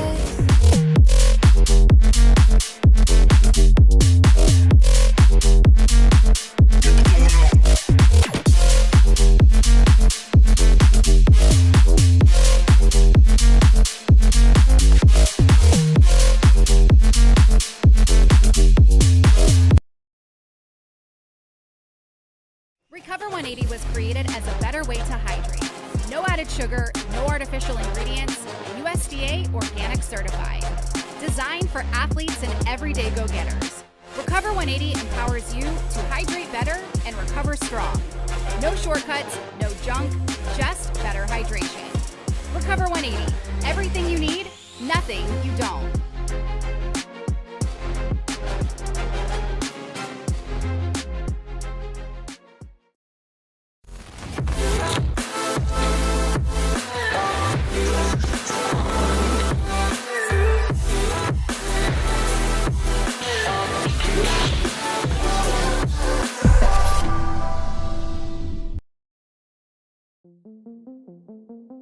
Clearly, our mission is to reduce the risk of skin cancer and melanoma. The best way not to have to deal with melanoma is not to get it. And the majority of melanomas are avoidable. And that's what we need to focus on. There will always be doctors and research doing those wonderful things to find better treatments for people that have it. My goal is to reduce it so far that we won't have to worry so much about that. We need to make it easy for people to take care of themselves when they're outside, because clearly we don't want couch potatoes, right? We want people out and active and healthy. And I think that's also going to be a bigger part of our approach, is how do we keep people healthy? One of the things that we've tried to do is build Practice Safe Skin as a place that organizations, Park and Rec, anybody that's interested in protecting the people that come to them in the sun, and looking at creative ways to do that. So they might be interested in sunscreen dispensers. They might be interested in training their outdoor workers to protect themselves. Now they might be interested in our No Sun for Babies program. They might be interested in our Skinny on Skin program, training beauty professionals and estheticians and all sorts of people that look at your skin more than you do. They might be interested in a middle school, high school, college program. They might be interested in looking towards the future to look at the impact of shade. We started to think about what's the intersection between UV, heat, and shade. One of the things that we do a lot in our training is talk to people about how do you protect yourself in the sun. Well, we talk about hats and protective clothing and wearing their sunscreen and using it regularly. But one of the things we also talk about is seeking shade. So what happens when you can't find shade? What happens when you live on a heat island where there's concrete or asphalt around and there is no shade and it's difficult to be outside? We understand that there are inequities here. We need to talk to the people who don't have shade about what they need, and when we do that, we find out that there are places close to home that don't have a place for their neighbors to meet, that they have playgrounds with no shade whatsoever.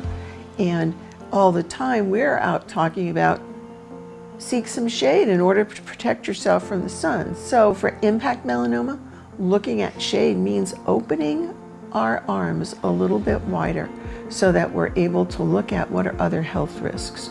What are some temporary things that we can do while we're looking at more permanent issues? Because honestly, we don't have the kinds of funds that would allow us to bring shade everywhere.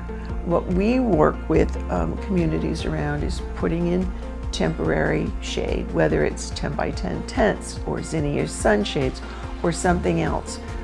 We're really working right now and for the foreseeable future on temporary shade that people can bring personally or have in their neighborhoods. I think these are going to be the things that we need to do to improve the overall health of our community and to reduce the risk of skin cancer and melanoma. The call to action that I'm challenging you with is go out and find a group of people that are interested in supporting their community in a way that will potentially save lives. We can help you do that.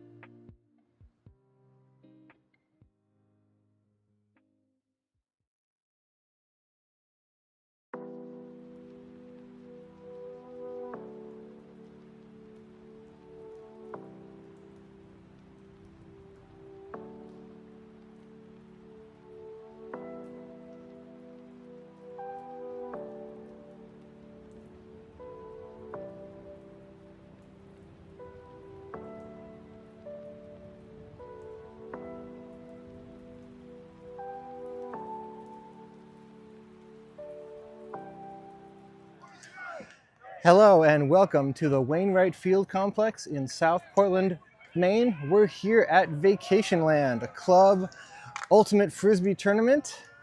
For round two, we have the men's division. We have Phoenix in the red getting ready to pull, and Scoop in the white and white-ish jerseys getting ready to receive. My name is Tom. I'm here with the videographer and drone pilot Max, and Rich Young is running the camera. So here we go. This is going to be a fun men's division, open division game between Scoop and Phoenix. So far, Phoenix looking like it's a zone on defense here to start. The market's kind of flipping around, forcing to the sidelines as Scoop goes right through the middle. And looking deep. The deep got pulled to the side, and Scoop with the opening score. Well done by Scoop on that offensive point. 1-0. So this is the second game of the day in pool play in the open division. Phoenix is the overall 1 seed in the open division. Scoop is the 3 seed, I believe, in the open division. So the number 2 in their pool.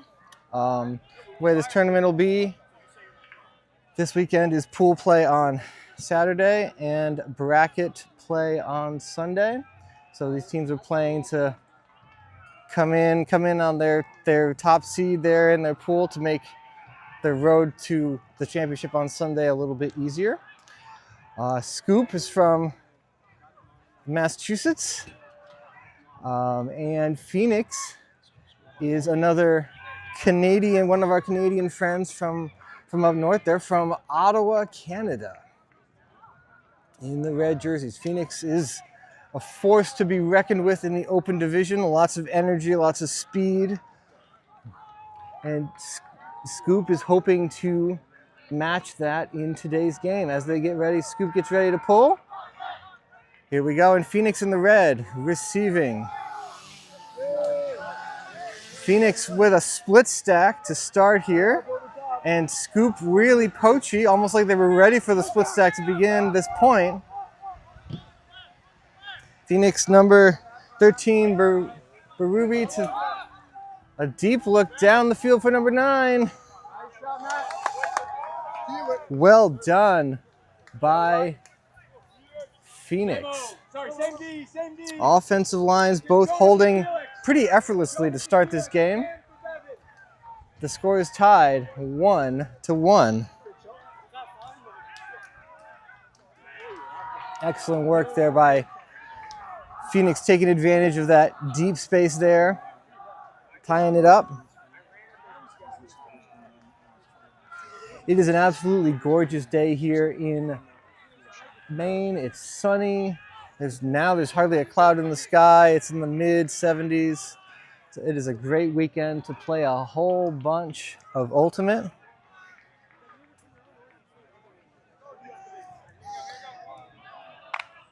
So we'll see what, as the Phoenix coach is on the field thinking about some strategies here for defense. As their D-line is ready. Scoop ready to receive. Tied at 1, here we go.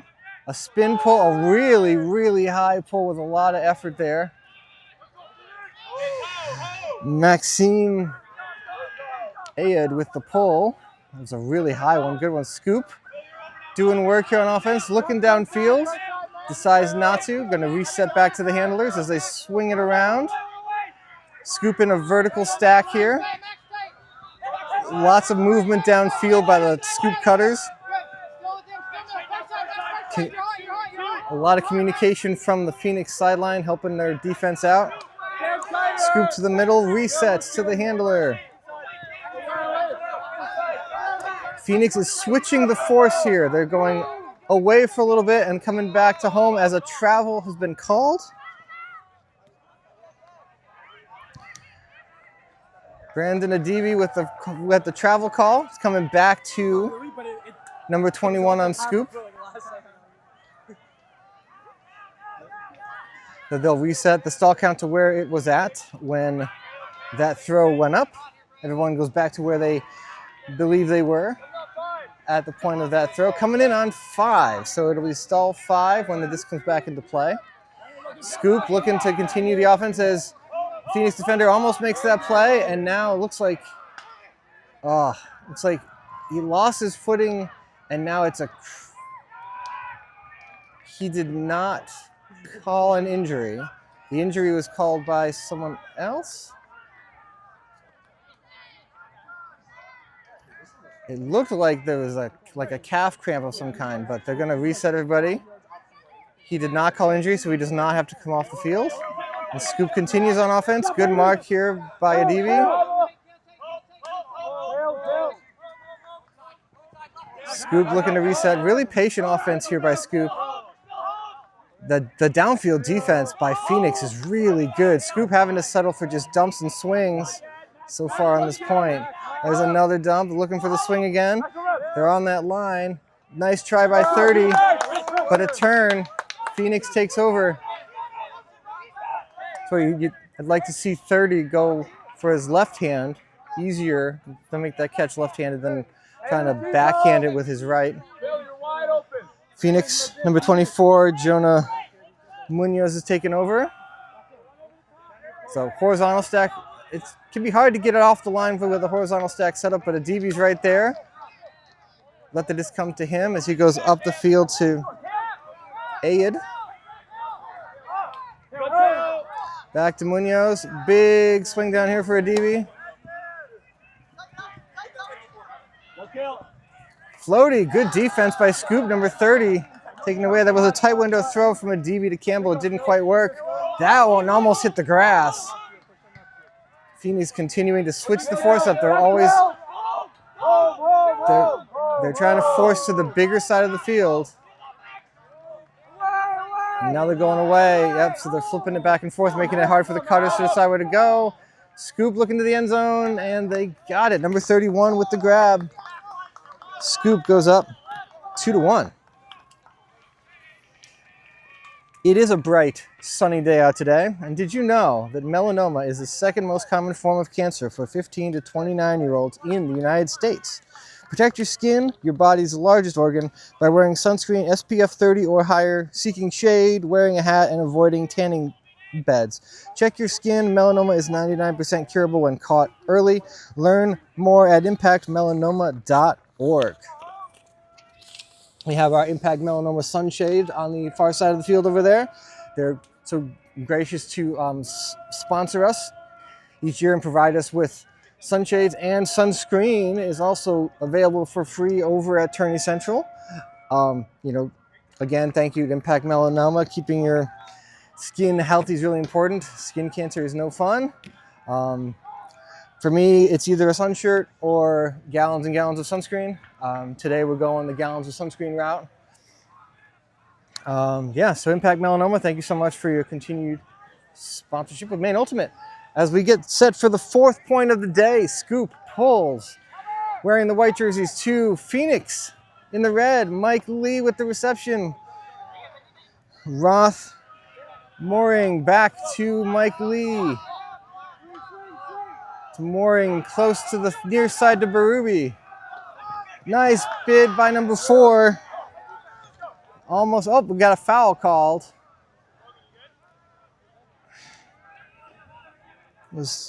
It looks like it's Logan Keller.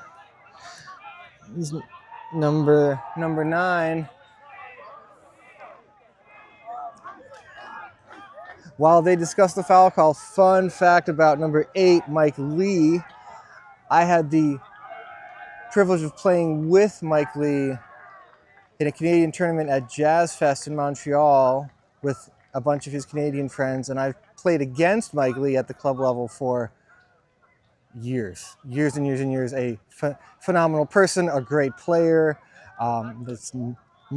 Mike Lee is one of my favorite people to play Ultimate with and against. Such a great, spirited and honest competitor. So the foul was called. It looks like a no contest foul. So Logan Keller gets to keep the disc, and we will come back into play here. Here we go. Keller looking to reset. Back to Berube. Up to Mike Lee. Quickly to Mooring. Patience here. Back to 95. That's Patrick Manap. Just kidding. That's Hill. My apologies. It's Hill. Now it's Mooring. Owen Dagler. Back to Mooring again. Back to Dagler. They play catch. They continue playing catch. They go to the far side. That's Hill. They've worked it all the way to the far side and still nothing. The scoop defenders doing a good job in the end zone. Except they forgot about Mike Lee in the corner. So Phoenix answers. It is 2-2. Felix, Tail, Brandon, Cal. Really controlled offense by Phoenix there. They used the whole width of the field, back and forth and back and forth. High percentage throws most of the way. Excellent. You can tell this is a high quality team. Phoenix is really, really talented. So Scoop 2, Phoenix 2. Again, these games in pool play today are played 1st to 13. And our hard cap is at 90 minutes. Each team has 1 timeout to use per half, and they have 1 floating timeout that they can use in either half. At this tournament, you can call timeouts during cap time. It's not always the case, but in this tournament, cap does not affect whether you use timeouts or not. So those are kind of a quick rundown of tournament rules. If you're unfamiliar with watching Ultimate Frisbee 2, these fields are lined. All lines in Ultimate Frisbee are out, so it is not like a goal line in American football where the goal line is in. All lines are out. We have no officials. We have no observers at this game either. So everything is self-officiated by the players on the field. The players on the sidelines are also not allowed to impact any sort of call on the field, as Phoenix with a big pull, so big in fact it went out the back of the end zone. So Scoop will take over at the brick mark, which is a spot delineated. It's either 20 or 25 yards from the end zone. I never remember which it is, but that's where the players are heading to. There's a little circle painted on the field that you can't pick up on the camera, but it's out there. And Scoop's ready to go. Everybody's moving. Horizontal stack from Scoop to start. Looking to number 30, 23 with a good cut downfield. Scoop continues to reset, and the handlers are having to work because the Phoenix defenders downfield are giving them very little room to move. A floaty one to the 23. Good effort by the Phoenix defender, but great grab by Scoop. To 31, continuing up the line. Scoop on the doorstep and another point. Scoop's offense has looked very, very good, as that makes it 3-2 in favor of Scoop. That O-line is fast. That disc moves. It does not stay in anybody's hands for very long. And it's a really, really tight and efficient offensive line.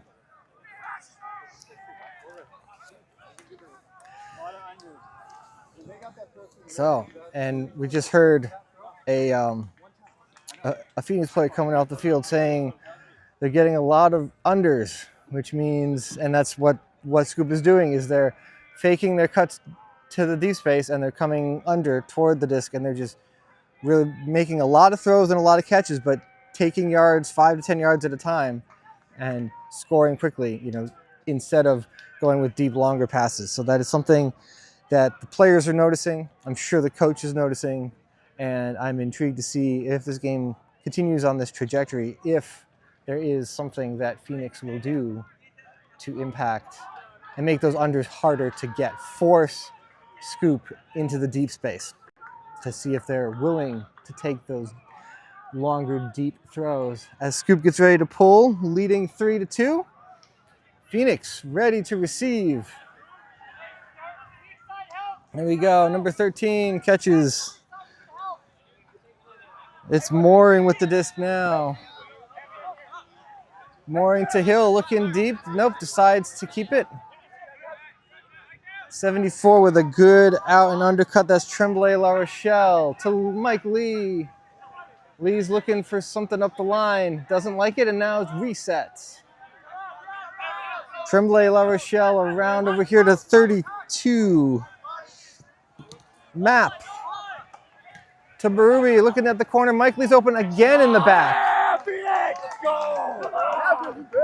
Phoenix with another point. That's 2 points in a row that Scoop has completely lost. Number 8, Lee, in the end zone. So I'm not sure if they're trying to like jump a throwing lane or if they're switching or something, but Lee's found himself wide open. Back-to-back points as Phoenix ties it. These O-lines are just firing on all cylinders. We also have a drone. You're seeing that footage. The drone is up. Maxime is flying it. It's over in our lobster pot end zone right now, behind the Phoenix players as they get ready to pull.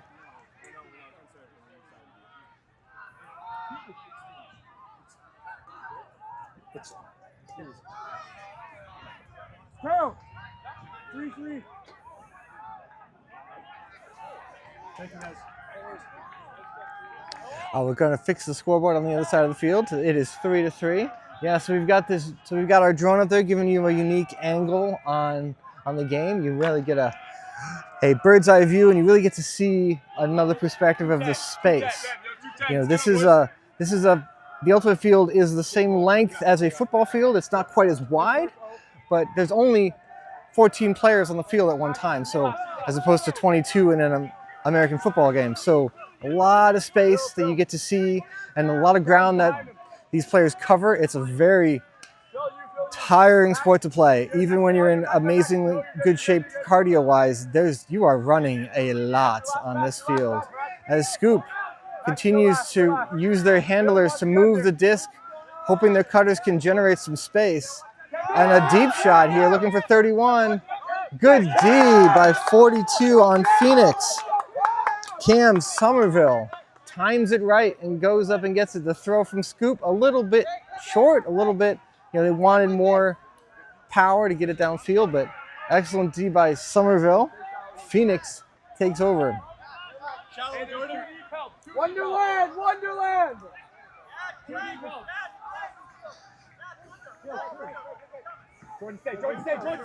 Phoenix takes over. Going to this near line here. Up the line to Marshall.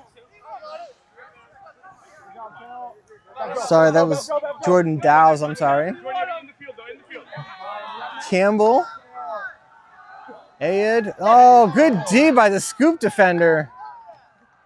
Wow, reached up and around. That was great. Another hug. This is a better one by the Scoop thrower. And he lands on the line, not in bounds. Good lefty. And the jump in by Scoop. 4-3 in favor of Scoop. That was a phenomenal defensive play by that Scoop defender down there. Reaching around, not fouling the Phoenix player. Wow, just took it away.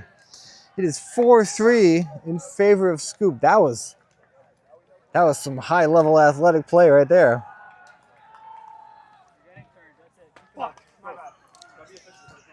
So, this is really, this one might turn into a game where one break is the difference.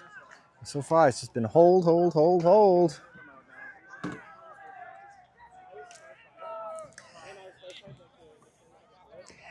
And we're doing the best that we can as far as names with Scoop. It's challenging. I talked to one of their players before the game. Their uniforms are not here yet. We still got a ways to go before sectionals at the club level. So lots of teams are in the same boat as Scoop. So doing the best that I can, but I also don't want to misidentify, and so don't want to speculate on who's who. So we're doing the best to narrate and commentate as we go, but we're looking forward to, regardless of numbers or not, Scoop's a phenomenal team and they are really, really athletic. So looking forward to continuing to call Scoop games as Phoenix receives. Here's the pull from Scoop. Number 74 picks up for Phoenix. Fly with caution. It's Mooring again to Map. Checks over Fly his shoulder with to caution. see what's going on.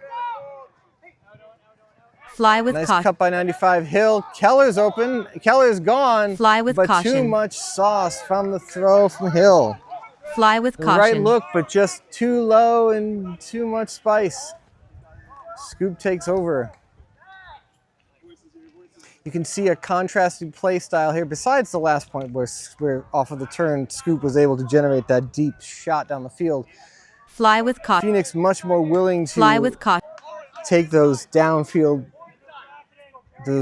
chances. Scoop preferring to reset swing, and gain yards a little bit at a time. Contrasting play styles so far today. As here's another dump reset and they go down the field. A lot of quick movement here. Oh, there's a call in the field. There's a travel called on the Scoop player. What's always tricky here is you get your left-handed thrower with a lot of feet. Like he was moving as he caught it, and then he threw it while he was still moving. His feet were kind of still active. It's always a tricky call here, and we get the reenactment from one and the reenactment from the other, and we compare who's got the better acting skills, and we'll see what happens. Situations like these, it tends to get resolved faster with observers. We can't come to an agreement here, so we're going back to the do-over. Disc goes back. Everyone goes back to where they think they were at the time the travel was called, and we'll put it back into play here. And there we go. Back into play. Scoop going to the middle and then coming closer here. I'll go into the rule book definition of a travel at the end of this point for our fans, as Scoop with another short, like handler movement kind of cut here as they take a big swing, losing the yards they just gained, but that's okay as they get it right back on this one. Looking for help from his handler. Nice cut. Good job sticking with him and keeping his eyes on his cutter. They just work together to generate that. Good bid here by 32 by Phoenix. Another around. These Scoop handlers are working hard on this point. Around, good holster there, and back to the middle. It's death by 1,000 throws when you play against Scoop, at least so far today. They are just taking yardage in small little chunks as Scoop goes up 5-3. So a travel in Ultimate Frisbee, once you catch the disc, you are required to stop as quickly as you can, as quickly as you can safely do so. And you cannot change direction as you are slowing down. So you catch the disc, you have to continue moving in the same direction you were as you were running and you caught it. You have to slow down as quickly as you can without hurting yourself or anybody else. And then you establish your pivot foot at the end. That pivot foot cannot move. It cannot leave the ground.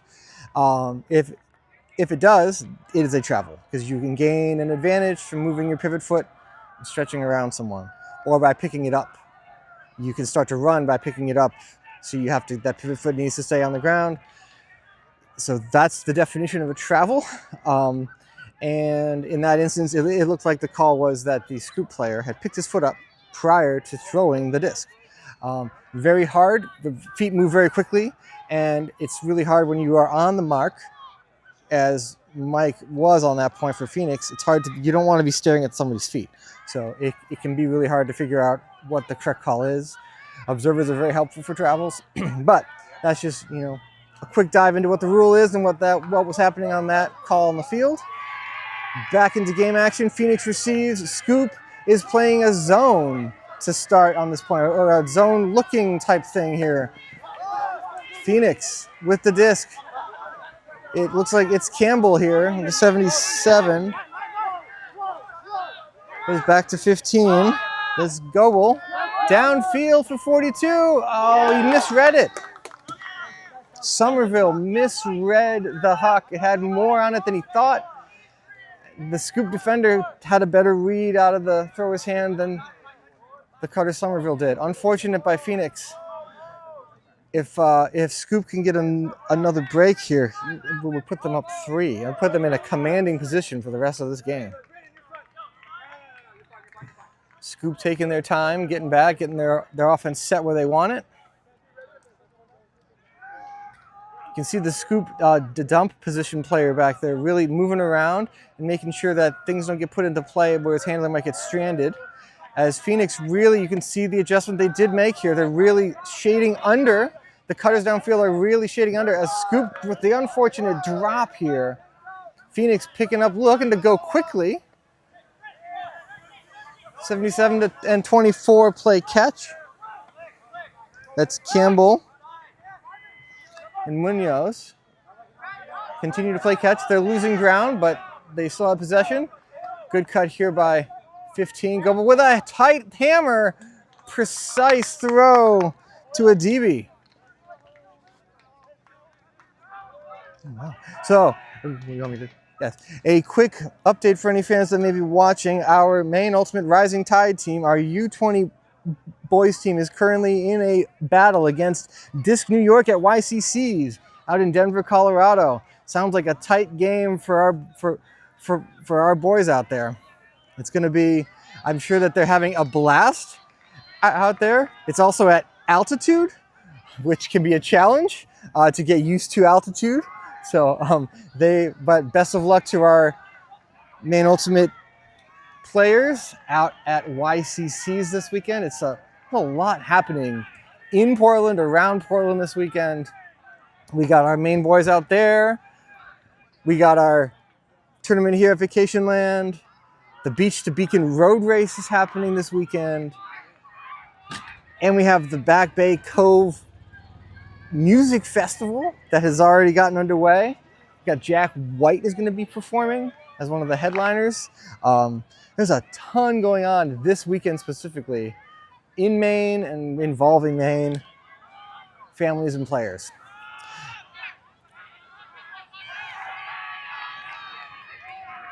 So, Phoenix getting ready to pull here.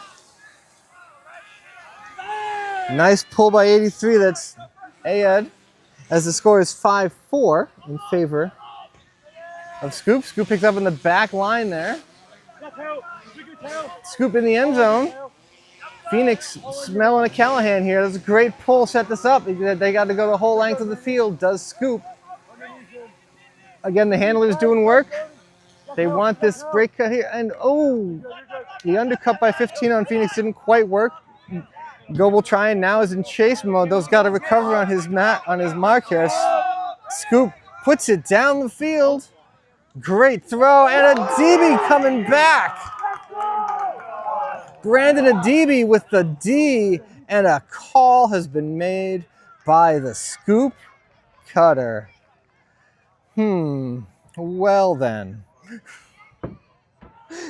There's a Colt player, yes, down here, and we're just like making faces at each other because, oh man, I mean, I know that we're like 60 yards away, but I don't know.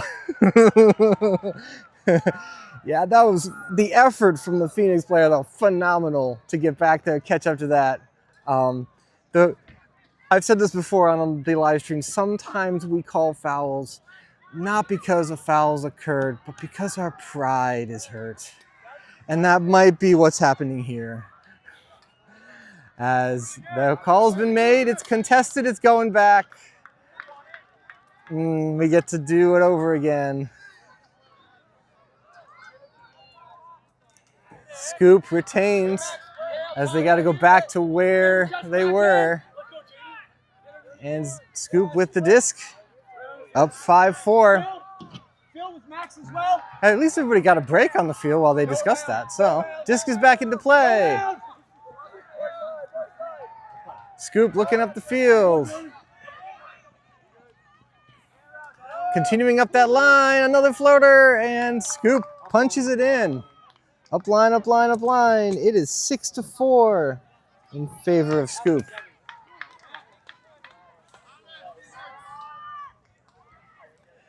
That's rough.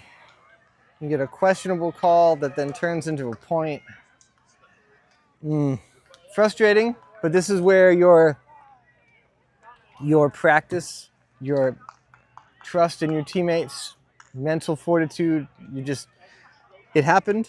You can't fix it, you can't control it. You move on, then you win the next point. Phoenix has their work cut out for them. But it starts right here with a clean 0 point to put themselves back within 1 potentially, as it is 6-4. Our halves are taken at 7 today as we are playing first team to 13. So obviously Somerville wants another, not Somerville, Scoop, I apologize. Scoop wants another break here. Phoenix putting their O-line out there, hoping that maybe Scoop will forget about Mike Lee again in the back of the end zone like they have on multiple occasions so far in this game. This is definitely shaping up to be exactly what we had hoped for, a really good game between two really, really talented teams as Scoop pulls. Staying in bounds, coming in right about the goal line. Phoenix continues its mooring with the disc. Scoop a little poachy to start. Hill on the near side here, looking to the middle. That's Keeler. Good mark there by the Scoop defender as Keeler goes up to number 60, Dagler, and then to Tremblay La Rochelle. Out here to Berube, looking, good holster, not taking it. Hill with a good undercut. To Lee, he's in bounds, I believe. Yes, good footwork by Lee. Looking for some help. Not in a tight window throw to Mooring, and he is maybe in, maybe not in. We don't know. He's saying that the call from the Scoop defender is that he caught it outside the end zone and walked in the end zone, so he is not in. We will put the disc back into play. He looks at Hill, decides not to. Jump to Mike Lee. Mike Lee looking up the line again. Tremblay La Rochelle's cut off. There's multiple people in the back corner over there that are poached by Phoenix if they can find one. Hill draws a defender. And then, the effort. Look at that, number 60. Dagler with the layout off of the deflection by the Scoop defender. Way to stick with it. Phoenix needed that one. 6-5 in favor of Scoop. That was a good, the defense down there was good from Scoop. They kept leaving the guys that were further in the end zone, leaving them alone and really trying to impact the easy throwing base on this near side of the field. And they made it really hard, really challenging. They kept on poaching and peeling off who they were supposed to be guarding and making Phoenix choose a tough throw. And it almost cost them, but if not for the great effort of Owen Dagler, the layout. Okay, it's 6-5. We'll take this second to hear from another one of our sponsors. Revision Energy is Maine Ultimate's clean energy partner and was co-founded by Ultimate World Champion Fortitude Muller. Revision Energy loves supporting Ultimate as a friendly, inclusive sport for everyone, with a mission to make life better by building our just and equitable electric future. Revision Energy is a 100% employee-owned solar company and certified B Corp, serving clients in Maine, New Hampshire, and Massachusetts. If you're looking to save money and reduce your carbon footprint with solar, heat pumps, battery storage, or electric vehicle charging, head on over to revisionenergy.com. Phoenix getting ready to pull here. Down 1. Scoop receiving. If Scoop scores, we go to halftime. Leonard on the mark for Phoenix. Phoenix really trying to ramp up the defensive intensity here. To the middle goes Scoop. A little dump, keeping the disc moving. Scoop does a great job of this throughout this game so far. It's just the disc continues to move. Over here, good grab by the Scoop player. Campbell almost had it on defense. Oh, DB again. Coming down and getting it. Good D by the Phoenix defender.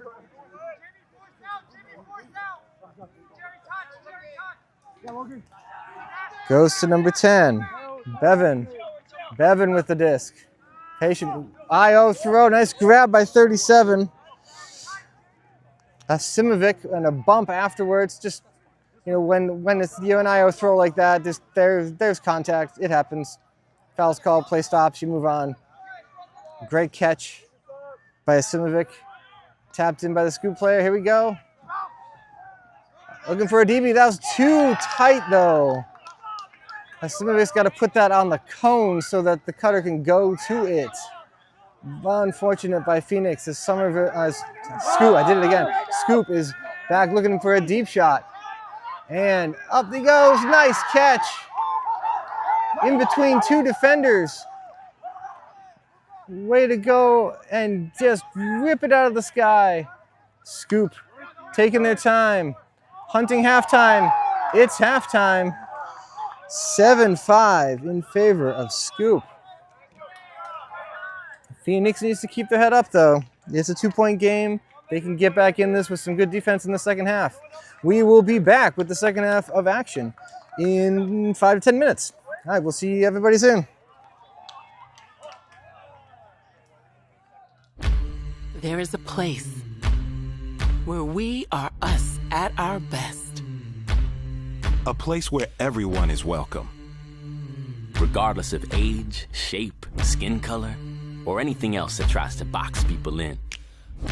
A place where we defy the odds, defy the naysayers. And even defy gravity. A place where it's accepted that success doesn't belong to the faint-hearted. It belongs to the brave, to the determined. A place that knows grit, knows grace, knows bright lights, and knows empty bleachers. A place where we remember to laugh. Where we learn to trust. Learn to high-five strangers. And eventually, even learn to fly.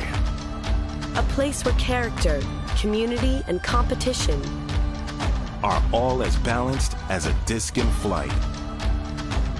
That place isn't in a stadium or on a field. That place is in the spirit of our players. Because we don't just play ultimate, we live ultimate.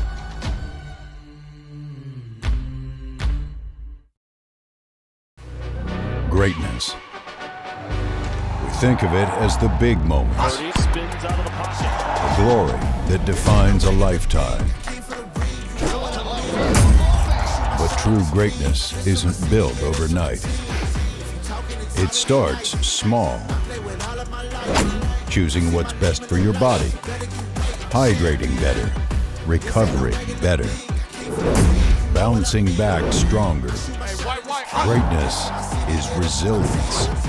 It's in the recovery. The small, consistent choices that prepare you for what's next. Hydrate better, recover better, and keep striving for your best. Your greatness is within reach.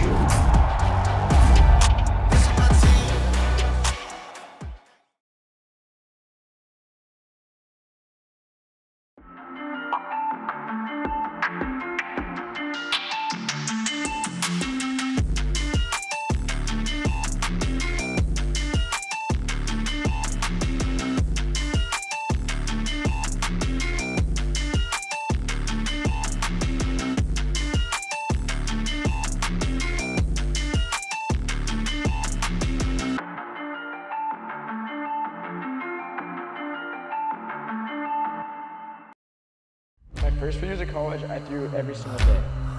Of course you want to be a champion. Of course you want to be working towards winning titles.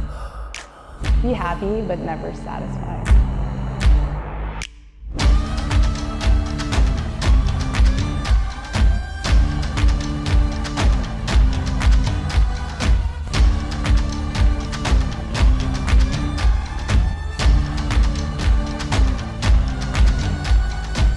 Better than ever.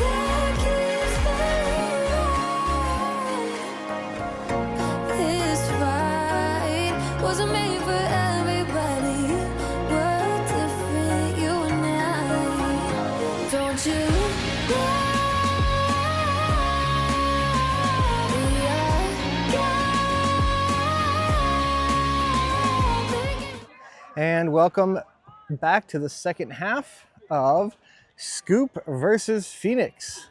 My name is Tom, here with videographer Max, and Rich was on camera for a little while in the first half while Max flew the drone, but Rich has flown the coop to do tourney organizer things. The score here is Phoenix 5, Scoop 7. Phoenix in the red receiving to begin the second half. This is Vacation Land club level tournament. We're coming to you with a pool play game in the open division. Phoenix the 1 seed, Scoop the 3 seed. So a really good game so far. As Tremblay La Rochelle looks to mooring, back to Tremblay La Rochelle. Phoenix patient on this offensive point. Map with the disc right here. Foul called somewhere down the field.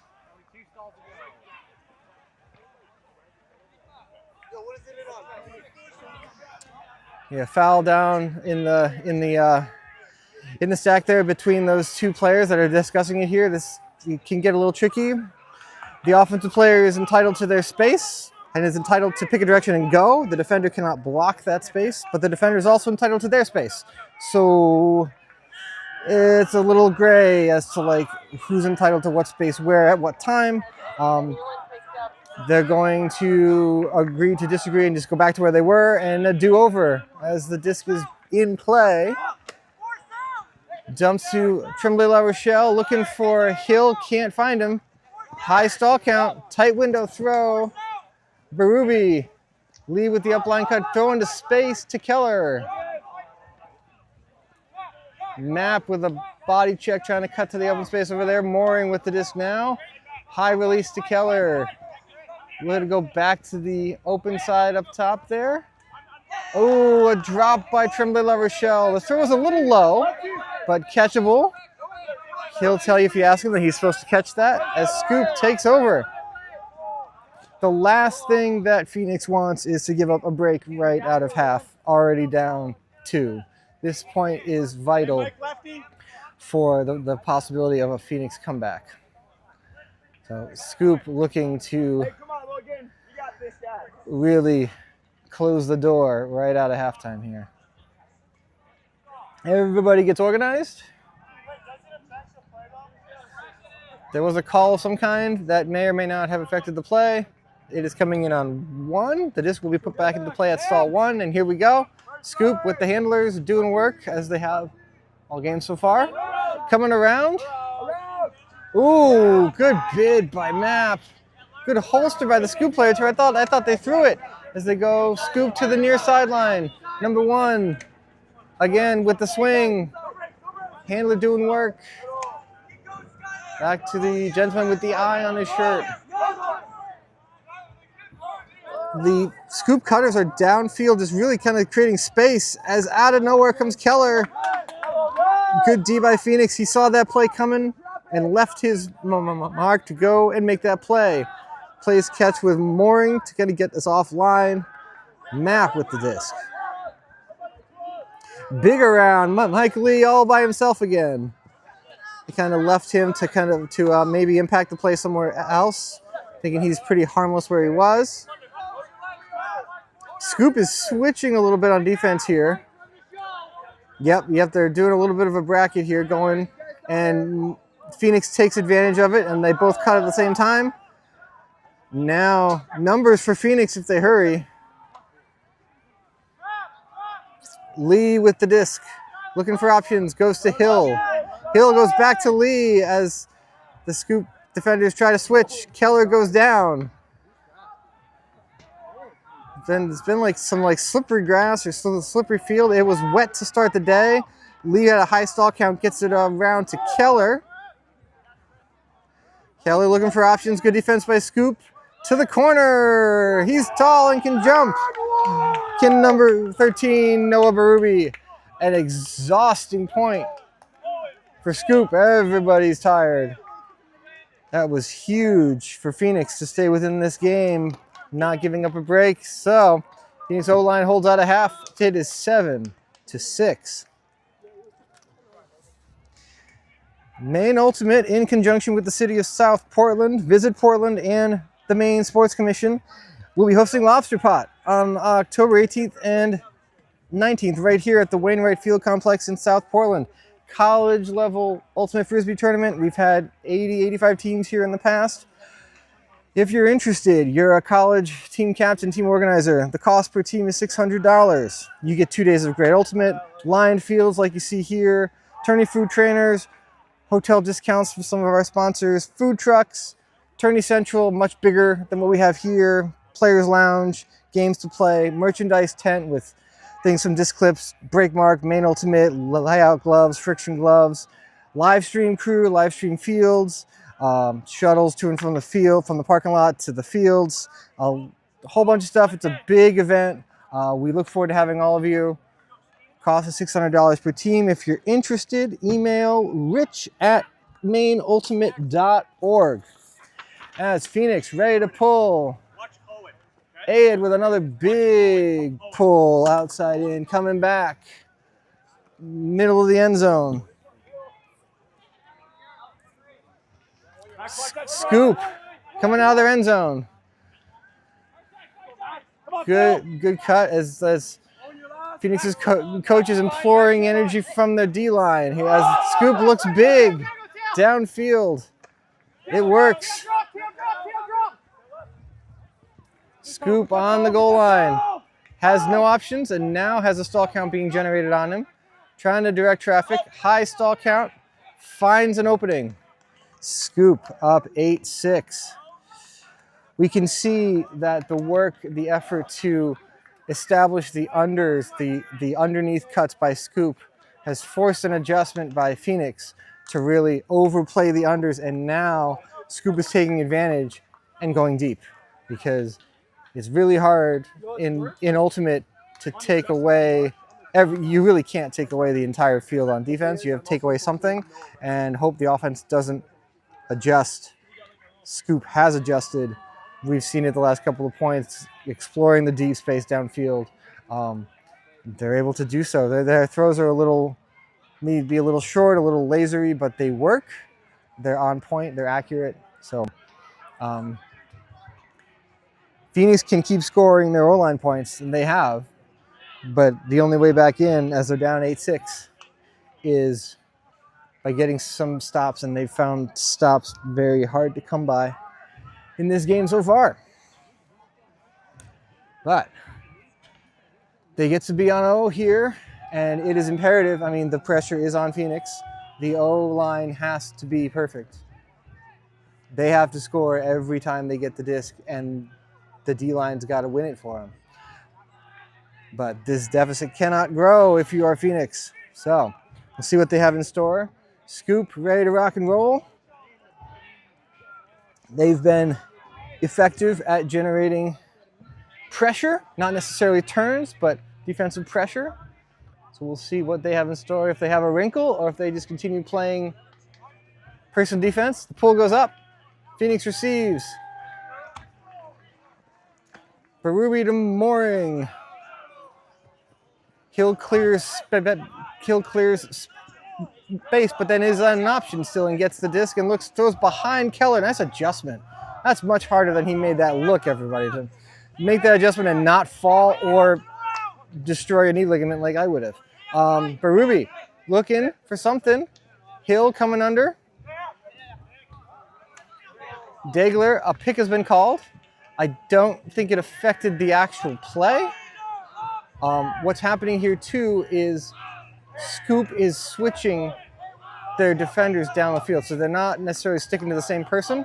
They're switching a lot, and that can end up causing picks. You have to be within 10 feet of the person you're guarding in order to call a pick. And that's where the debate happens, is were you actually within 10 feet of me when you called the pick? The disc is being put in play. I don't know if everybody was necessarily ready yet, but the disc was put back in play. Dagler up line to Mooring, fakes the hammer. He's like 11 feet tall, so he can probably reach up to the stars and throw that. Tremblay Levershell with a great cut on the doorstep. He also fakes the crossfield hammer and will make a more mature decision and do the dump and for looking for the swing instead to Hill. Hill and Happ, a little stutter step from Happ. Looking for Hill still. Hill doing work, but it's taken away by Scoop. immediately throws it down the field and turns it back to Phoenix. That's an interesting choice by Scoop there. I don't know, like, oof, rushed it. As we look up to Keller. Keller to Hill, good focus on that. The disc kind of just, the bottom fell out of it. Tremblay La Rochelle with a disc to Hill. And to the back to Mooring, and Phoenix another point. Way to stick with it. 8-7 in favor of Scoop still. Scoop looking a little gassed, a little bit tired here. The defensive pressure a little bit less. I mean, this was a multiple turn long point, but still excellent resolve by Phoenix to keep working. Bring this game closer, 8-7. Another really good game. The Phoenix coach out there trying to put his players in position to succeed here. It really does, like, when you're down, it really is just, it's like you're thinking of the whole day and having 5 games to play and all that, but you're also, right now, you're thinking, win this point. This is the point that matters, not the next one, not the one after. You got to win this point. And so, and you need that sort of like mindset to be able to remember what's happened and make sure that that impacts like your decision making and the things the other team is doing, but also not dwelling on anything that may have gone wrong up to this point. So having a selective memory, as Ayed with another great pull that's hanging up there forever, letting the defense set, which is great. A vertical stack from Scoop, and it looks like a switchiness from Phoenix here, trying to disrupt some rhythm as Adibi was playing deep safety for a little bit. Now they have to play more honest, Phoenix does, on defense, as a great sky by the Scoop player, who's now on the receiving end of a huck. It goes up, and good defense by Adibi, and he says no, emphatically. He's just the eraser, number 12 from Phoenix. Good job catching up. Phoenix will take their time coming back to get the disc. It looks like they are setting their offense up in horizontal. And you can see the Scoop defenders positioning themselves with 2 defenders under and 2 defenders over on top here. So they're going to switch, they're going to bracket and make sure that they take away space without expending a lot of energy. And an unforced error by Munoz. Phoenix just turfs it in the end zone. Scoop walks it back out to the goal line, puts it in play. That is an unfortunate error by Phoenix. They need to really buckle down here and generate a turn. The Scoop player is not in. He's right on the goal line. Tight space. There it is. Scoop. 9-7. That is an unforced error. Wide open throw by Phoenix. Disappointment, to say the least. These things happen, but when they happen at inopportune times like that, it's crushing.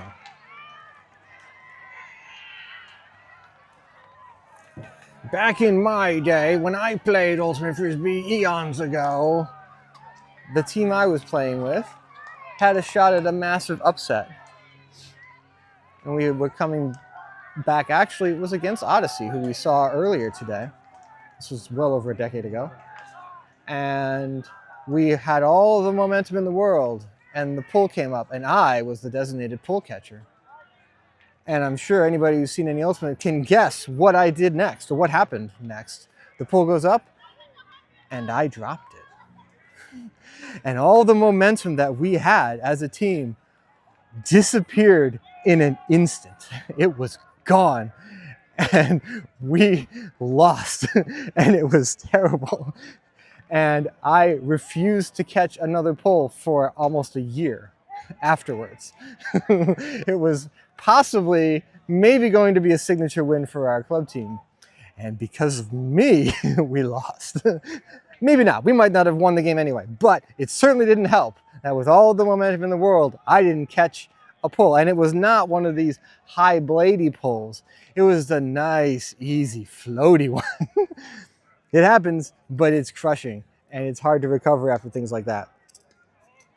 What happened here with the throw from Phoenix, not quite to that level, but we'll see if they can recover here. The O-line just has to remain focused. They've been doing a good job.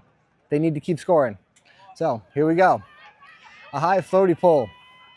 Yeah, the one I dropped was easier to catch than that one. And Phoenix with the disc, scoop. Again, switchy with the pink hat playing under. And Phoenix trying to split them to make that pink hat player guard two people.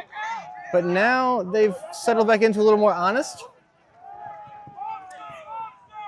And maybe even content to whoop, and a unforced error by Tremblay La Rochelle. He took his eyes off the disc before he caught it.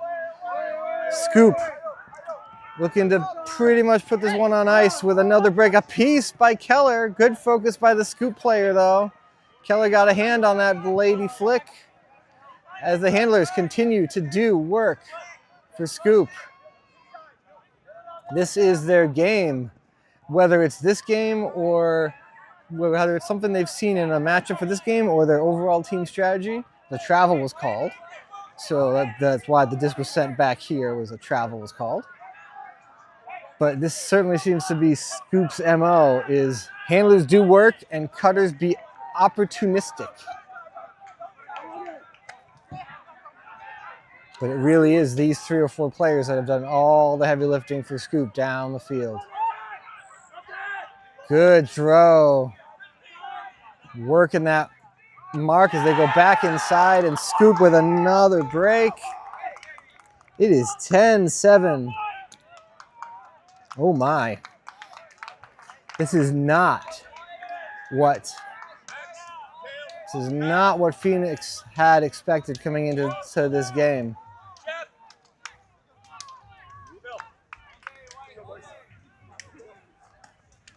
Let's see what coach has in store here.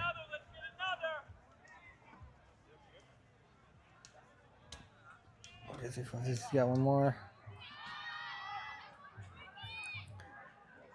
So, definitely would be a somewhat surprising end should the score hold. I don't think Phoenix necessarily thought they would lose. Scoop's very talented. Should this result hold, then that means Phoenix really needs to run the rest of the pool play and come in second, assuming that Scoop also wins out from here in their pool games. And then the crossover that Phoenix will play at the end of the day today in the last round becomes vitally important for them to have a good seed in the championship bracket on Sunday. So things got a little bit harder. Should get harder if this result holds, as Phoenix receives. Scoop playing some players we haven't seen a lot of yet today. On this line, Scoop is. Phoenix 32 looking for Leonard. Thought about it, but the cut happened too soon. As Ayed will throw it, looking for Campbell. It's going to hang though. Campbell goes and gets it. All right. Phoenix 8. Scoop 10.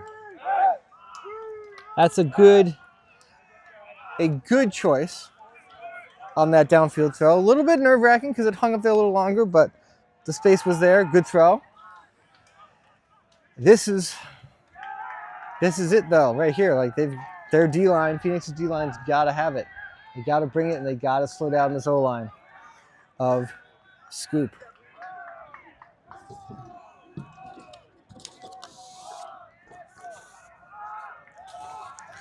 When you check the weather on your phone, Do you check the UV index? If the UV index is 4 or higher, wear sunscreen SPF 30 or higher.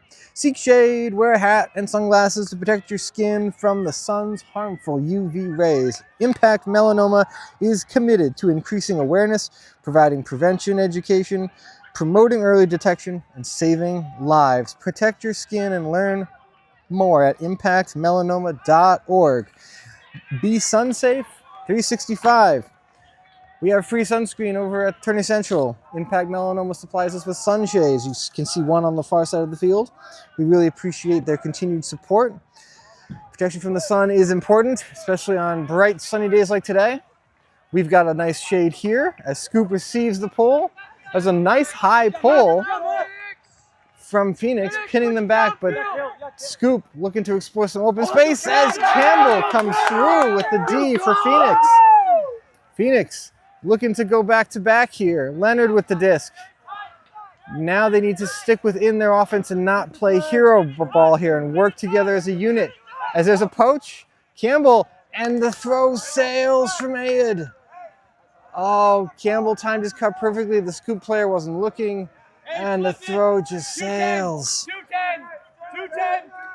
All right, Scoop with another chance this point to hold.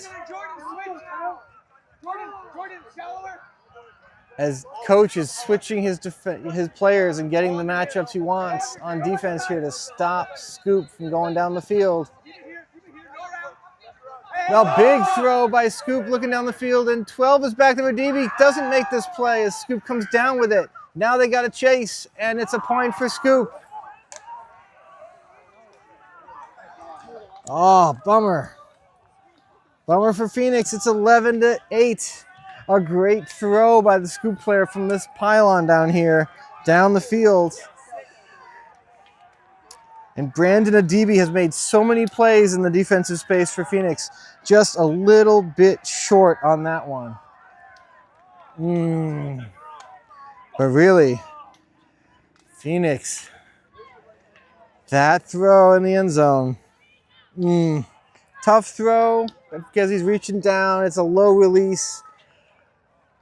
But edge control is so important for throwers. Ayed knows that. He's a great puller. He's a thrower. He just let that front edge of the disc get a little bit too high. Sailed it over Campbell. 11-8.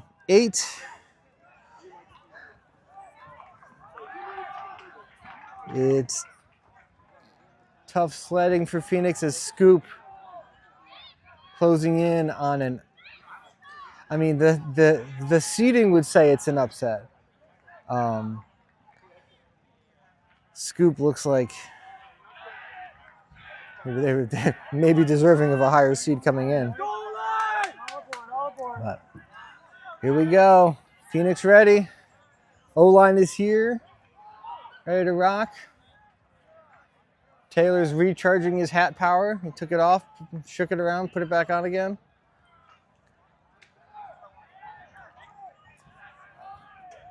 Scoop in the white-ish colors, pulling to Phoenix in the red. That disc is floaty, floaty, floaty, and will land in mounds. Berube to mooring. Split stack for Phoenix to start. Berube just takes off down the field, pulling some defenders with him, trying to destroy the poachiness of this Scoop defense. Hap with the disc goes to Dagler. Dagler to Keller. Keller to Lee up the line as they're going. Good patience by Lee as Keller with a nice spin around cut. He caught it. He's in with the spike. Oh, he cut. Keller cut, then faked like he was clearing out and turned around, and Mike Lee put it right on him. Another point for Phoenix. It is 11-9.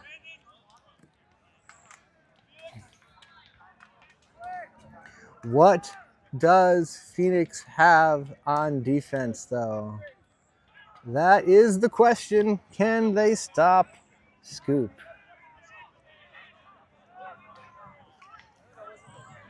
This has been a real treat of a game, though.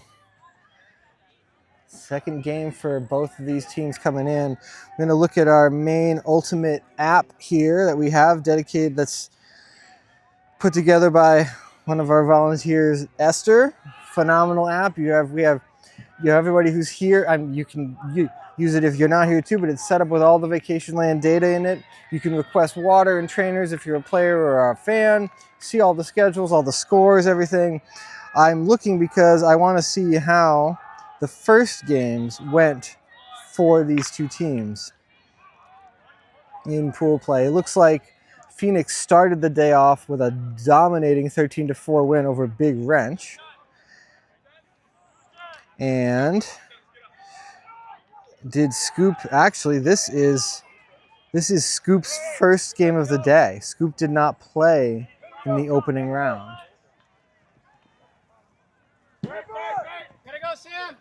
Ooh, Campbell with the D, and we're calling a strip.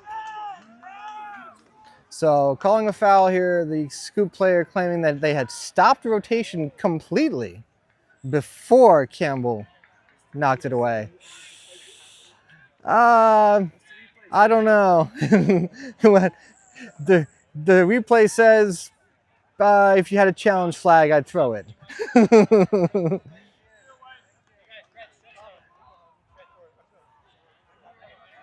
It's like they have agreed that the turnover stands. So Phoenix takes over. Goebel is going to pick up. Looking for Adibi. Great cut to space. That's set up like that. Nobody in that area. It's just ISO Adibi. Go where the defender isn't. Throw it to space. Go get it. And just like that, we've got ourselves a game. We were wondering if Phoenix had the mental toughness to chip away at this lead from Scoop. And now it's a 1-point game. It's 11-10. Now I need to start looking at what time we started and how much time we have. We started this game at 10:50 and a 90-minute cap. 20. So we have plenty of time actually. We still got 20 minutes, a little bit less than 20 minutes before cap. So yeah. I was just the Phoenix players are coming off the field commenting about the strip crawl on the field and being very happy that it was not that the Scoop player did not try to uphold it but let it go, because it was a bit of a, seemed pretty clear that they did not stop rotation of the disc before Campbell made the play. Good sportsmanship. It's hard to maintain good sportsmanship when you got a close game like this, when you're potentially pulling off a big upset here. You want everything to go your way, so good spirit by both players to keep level heads and just discuss it and come to the right conclusion. Phoenix pulls. This pull's going out of bounds. Scoop will receive. Again, Scoop up by 1. We've still got 18 minutes until cap, so lots of time to go here. Hey, Sam, you go under this. Sam, you go under this. As Phoenix is looking to do a little bit of a switchy or a bracket themselves to get Scoop out of their initial cutting action. So lots of teams have an order they like to do things in to kind of get things rolling, and Phoenix wants to disrupt that right here, and that's by just stopping that first cut or putting that first cut where they want it to be in a controlled place to play defense from. As Scoop is doing, these two players are doing work together, give and go, give and go, give and go. Content to do this, and the cutters are remaining disciplined and not even moving, not impacting the space at all. Scoop is just now, Phoenix is in chase mode. They got to catch up, and they do. They keep Scoop with these uplines continuing, and there it is. Just too much space for these handlers. Phoenix has not had an answer for that at all this entire game. 12-10 in favor of Scoop. Phoenix has to get to 13 before Scoop does.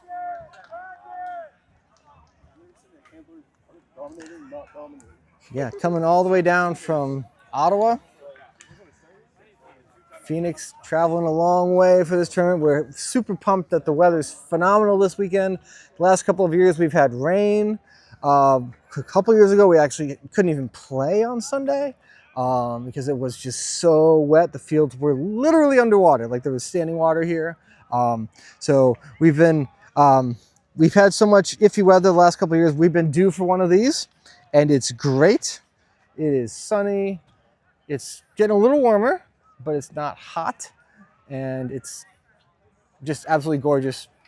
Can't think of a better way to spend a weekend than outside playing Ultimate, or in my case, talking about Ultimate. Let's see how this point plays out. Scoop, will they play straight up person? Will they try something funky to generate a quick turn to put the game away?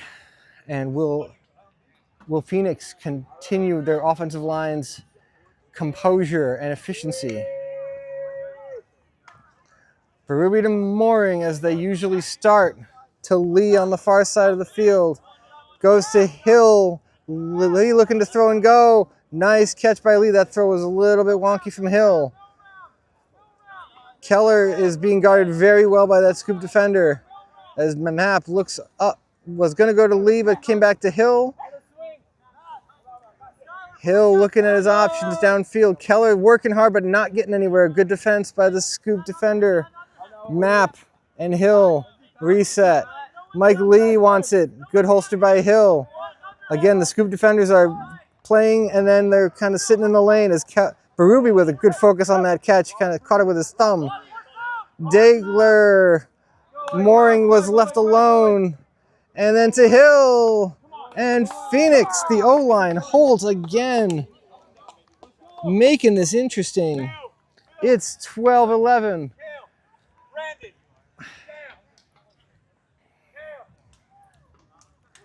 Now this is where the coach says, my 7 best defenders get to go play. Who are they? The 7 you see on the field. That's who's going to go out there. They need to generate a turn and a score, but the turn has to happen first.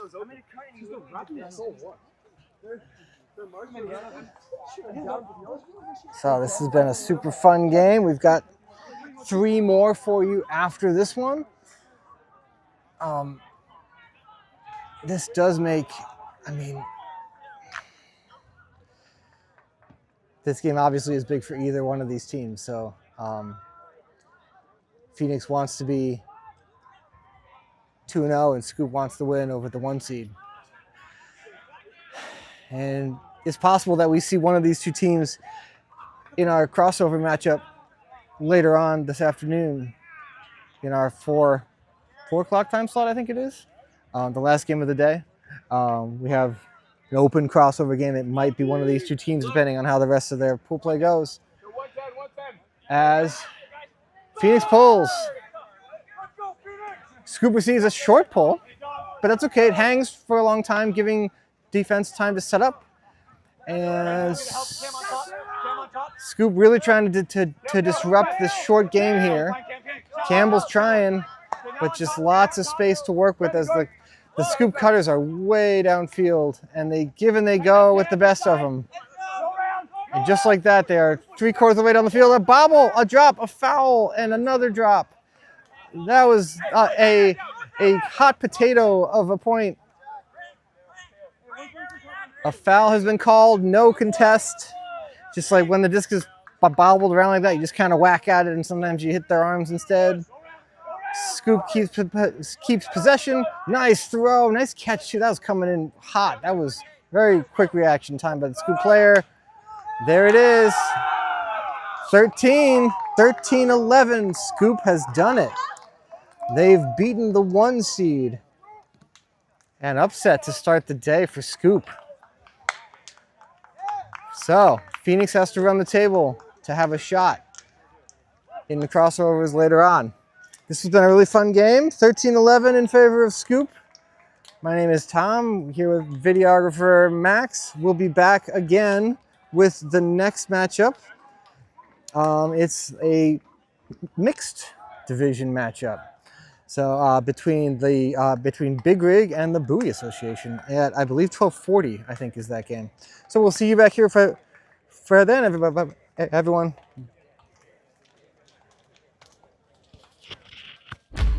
There is a place where we are us at our best. A place where everyone is welcome. Regardless of age, shape, skin color, or anything else that tries to box people in. A place where we defy the odds, defy the naysayers, and even defy gravity. A place where it's accepted that success doesn't belong to the faint-hearted.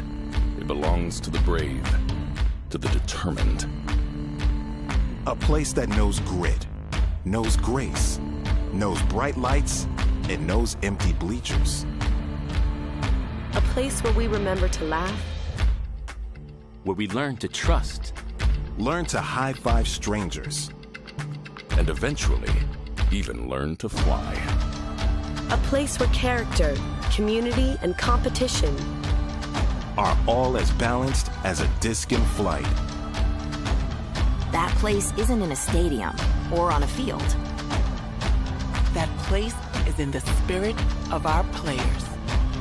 Because we don't just play Ultimate, we live Ultimate.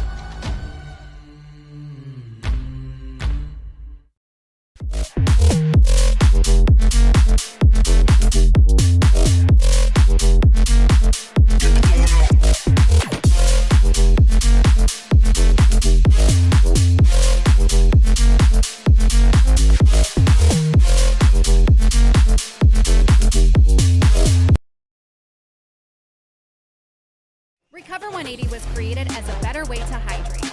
No added sugar, no artificial ingredients, USDA organic certified. Designed for athletes and everyday go-getters. Recover 180 empowers you to hydrate better and recover strong. No shortcuts, no junk, just better hydration.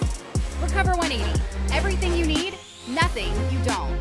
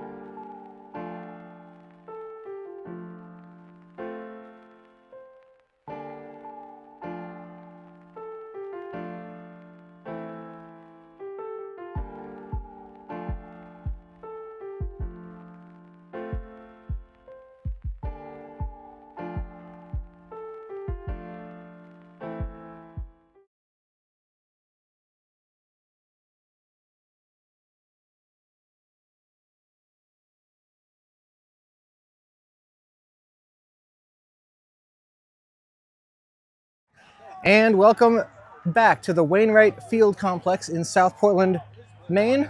I'm Tom, here with videographer Max. We're at Vacation Land Club Level Ultimate Frisbee Tournament. It's round 3 of pool play, and we are back in the mixed division for Big Rig versus the Bouoy Association. Big Rig wearing red, and the Bouoy Association wearing white and blue stripes. They look like buoys, ironically. Right, so, yeah, so this is pool play in the mixed division. Two teams really, really talented. Big Rig just coming off a universe point victory over Bench, which is surprising. Bench being a 6th seed and Big Rig being the number 2 overall, but the 1 seed in the pool. So a tight game by Bench. So Big Rig just literally just walked over from that one and switched their jerseys and walked on the field. So two really talented teams. The Bouoy Association based out of Portland, Maine, right here, and Big Rig from Vermont. So here we go. Big Rig receiving. Emily Posey to number 2, Eric Arnold to number 84. Wyatt Smith up to 0. That's Fontana. Around, it's Arnold again. The Bouoy is content with letting the dump happen as Big Rig goes around to the far side of the field. Nice catch by the Big Rig player. Number 17, that's Marion Hennessy with the catch. Nice way to go up and get it. Number 1, Ponzio to 0. Nice job, Fontana with the throw. And I'll get the receiver's number in a second, but it's 1-0 Big Rig. Good offensive point by them on that one. So these teams are very familiar with each other. Big Rig, a club team out of Burlington, Vermont. A lot of Maine high school players have gone on to go to college at UVM, University of Vermont, and play on their ultimate team. And a good, and a number of the Bouoy Association players coach Maine high school as well. So very familiar with each other, both from the high school scene, the club scene as well. But looking forward to a really fun game here. This is 1-0 in favor of Big Rig. So pool play games, the mixed division, the same as the open division. Games played to 13. Time cap at 90 minutes. Well, hard cap, I mean, at 90 minutes to give us time to finish the game and move on over to the next round. Each team has 1 timeout per half and 1 floating timeout that they can use in either half that they choose.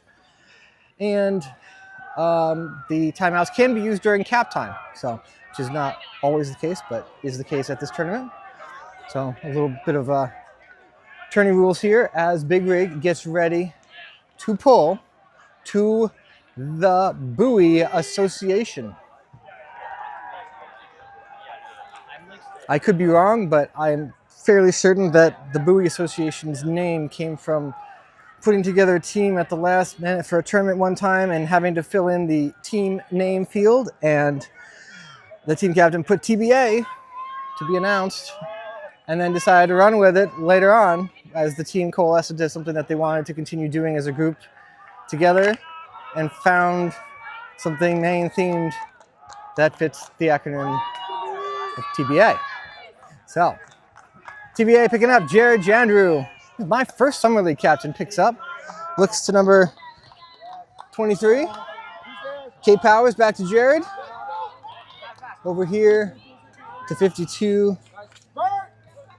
To 52 is to 26. That's Rachel Westgate. K Powers with the disc for the Buoys. And a great throw, great cut. Good job by the Buoys to hold. 1-1. Big Rig Buoy Association. You see who that player was on the Buoys, whose name I'm blanking on, who's on the roster, but I can't think of it. Number 52. Figure out who he is. Great play. 1-1. Big Rig and the Buoy Association. So Big Rig, a lot of young players in college, just right out of college. Young, very athletic. Alex Posey is here. He might join us and do some commentating if he wants to. Alex's daughter is playing on Big Rig, Emily Posey, number 44. The third in on the left there. As on the Big Rig side, but Buoy's getting ready to pull here. So here we go, 1-1. This is based off of how some of the other games have gone, like in the first round. So both Big Rig and the Buoys have played the third team in their division, Bench, out of Albany, New York, and the Buoys rolled Bench, I believe 13-6. I can look up the score, but it was a commanding win by the Buoys. And Big Rig just played Bench, and Bench took them to Universe. Their game was time capped, 10-9. So Bench, a significantly better team than previously anticipated here at this tournament. But really, it would say that this game. It would suggest that this game should be a pretty competitive match, which is why we're happy to bring it to you here on the live stream field. The Buoys are ready to pull, and Big Rig ready to receive. Here we go.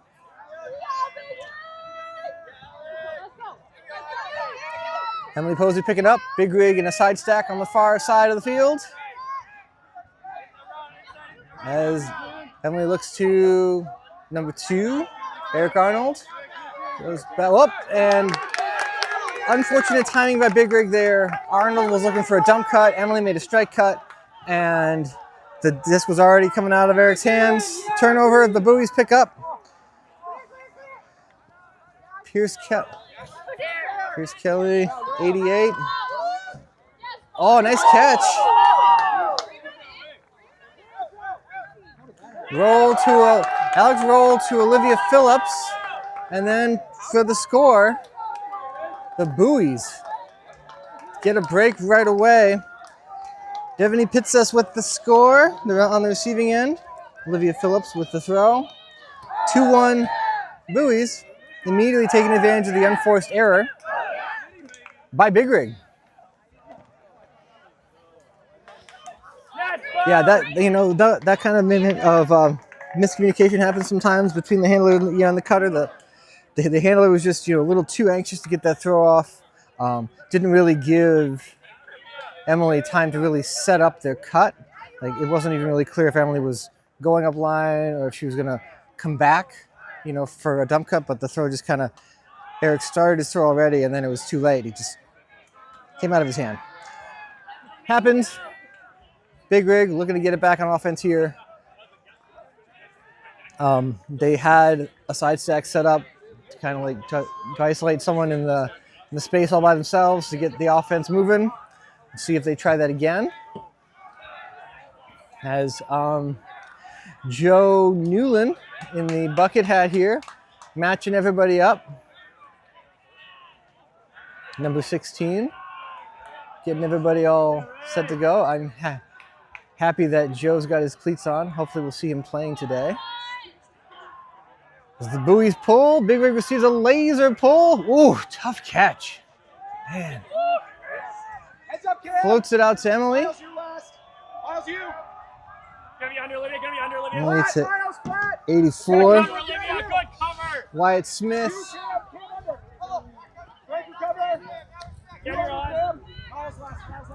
Fontana to number 1. That's Ponzio. Ponzio back to Fontana. Nice Fontana, 84. That's Wyatt Smith again. These three doing work.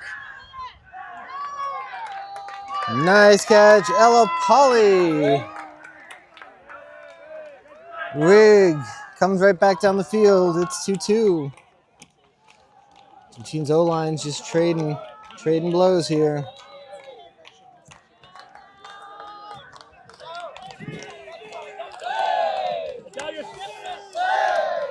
So as the teams get ready for their second point, one of our sponsors is Revision Energy, Maine Ultimate's clean energy partner.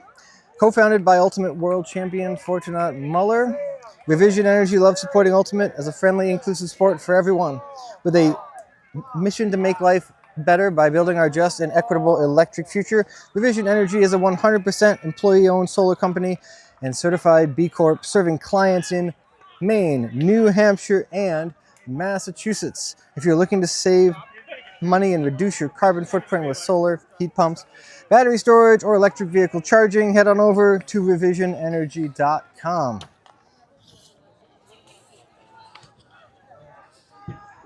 So trading points back and forth here. These two teams. Talented for sure. Lots of support in the local community for both of these. Lots of fans in attendance for this one, more so than our previous games that we've had on the live stream so far, as both these teams are either local themselves or have a lot of local connection. So lots of sideline talk and sideline communication, and friends, family are here to watch this game between Big Rig and the Bouoy Association. As the Big Rig gets ready to pull, it's number 46, whose number I don't have on my roster, but a nice pull, without a doubt, by the Big Rig player, Jared Jandrew, going back into the corner, and it landed out of bounds. So close, and yet so far. As Jared will count out his brick steps here to come back to the brick mark, he'll take it from the center of the field. Bouoy's set up. We had the stack really kind of like emphasized over here. It's kind of a horizontally kind of look, but it's like an L-shaped stack, but really keeping the open side of the field open for 52 to do work.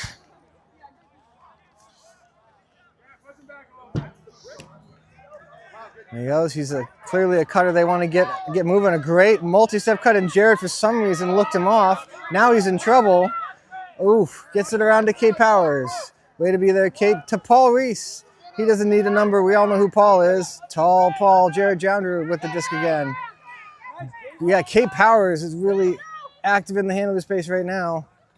Ian McClellan with a nice cut downfield, but too many people in the vicinity. Nice catch. Number 10. Coming down with that one. That was Lauren Bacher with that catch as it goes around. Lauren's got it again to Jared. Jandrew to Kate Powers. Nice cut on the goal line. Not in. Paul Reese is there. A lefty from Kate Powers, and the Bouoys go up 3-2.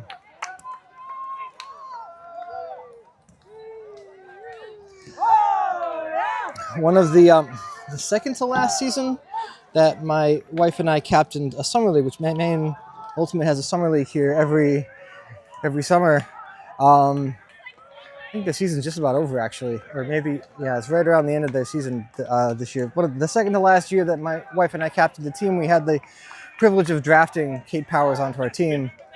Kate, a phenomenal player, great human being, kind, caring, fierce competitor, and just so much fun. Just like embraces the fun part of Ultimate. Great teammate. We loved playing Ultimate with Kate. And Kate's a humongous. They bring so much to every team that they are a part of. I'm super happy to get to call a game with them in it while they're today. So much fun. So the Bouoys up 3-2 over Big Rig. It's a back and forth game. It's a good one. What does Big Rig's offensive line have in store here? So far, they've been trying to get number 1, Ponzio, active to start. Like, he's kind of their like initiator to begin their offense. We'll see if that continues or not. And the Bouoys looking to generate a break. There they go. Alex, roll with the pull from the Bouoys. Arnold to Posey to start. Posey looking at Ponzio. He's under, he's open. Ella Polly clearing out. 17 coming in, that's Hennessy with the disc. Looking at Polly maybe coming under. Nice catch. And they're inbounds. Whoa, that was wild. Fontana to the back corner. A point for Big Rig. We get the number of the receiver when they get closer to me. I didn't see it as they were making their cut, but that makes it 3-3. O-line just carving it up down the field for Big Rig. It was a really, really awesome catch by Ella Poli on the far side. Can't get any longer than that. They did a really, really nice job.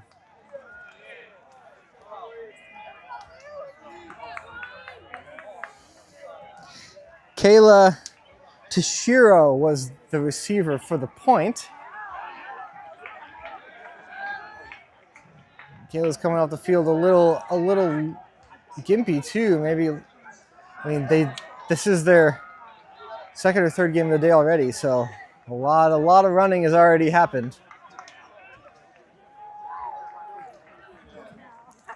This Big Rig, a really talented team, relatively. I mean, not like an iconic program, too new for that, but they're definitely on the newer side to the club scene, but very, very talented, very well coached. And the University of Vermont and Friends pipeline that they have established, and going from perennial nationals contenders in college, both in the open side and particularly in the women's side, but transitioning that over to the next club scene is just kind of a natural transition for these players and keeps them going. As you know, obviously the college season is not in session, so it keeps them going, keeps them in playing shape for the if some of them are still in school. As Big Rig gets ready to pull, Scout Harper with the pull, Bouoys to receive, K Powers picks up, side sack, looking at Paul Reese coming across.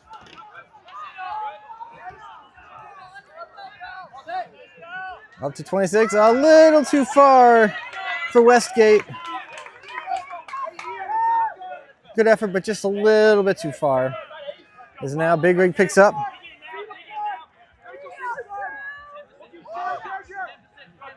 Looking at some handler reset action here.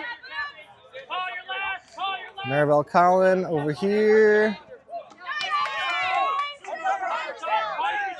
That was Crane Davis. To Isabel Alfano. Back to Scout Harper. Nice catch. Nice catch by Maribel Collin, but then the throwaway down the field. Looking for a deep shot to number 12, Anna Isselhart, but just throw not quite there. The Bouoys pick up. Jared. John Rose starting with the disc. Paul Reese active downfield. Jared chooses to swing to Kate Powers as Paul Reese clears.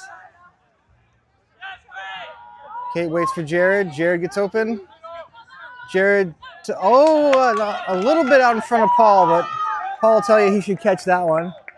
Jared and Paul played in college together and have basically played Ultimate together for basically ever at this point.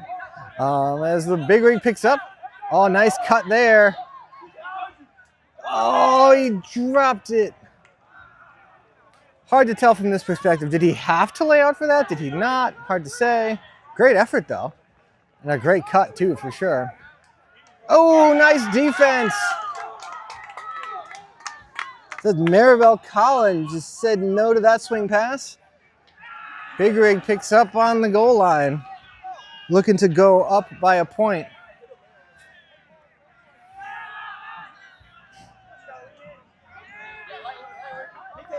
Looking, what is he got? Looking backwards, going to scout on the goal line. Back to him. 4-3 in favor of Big Rig.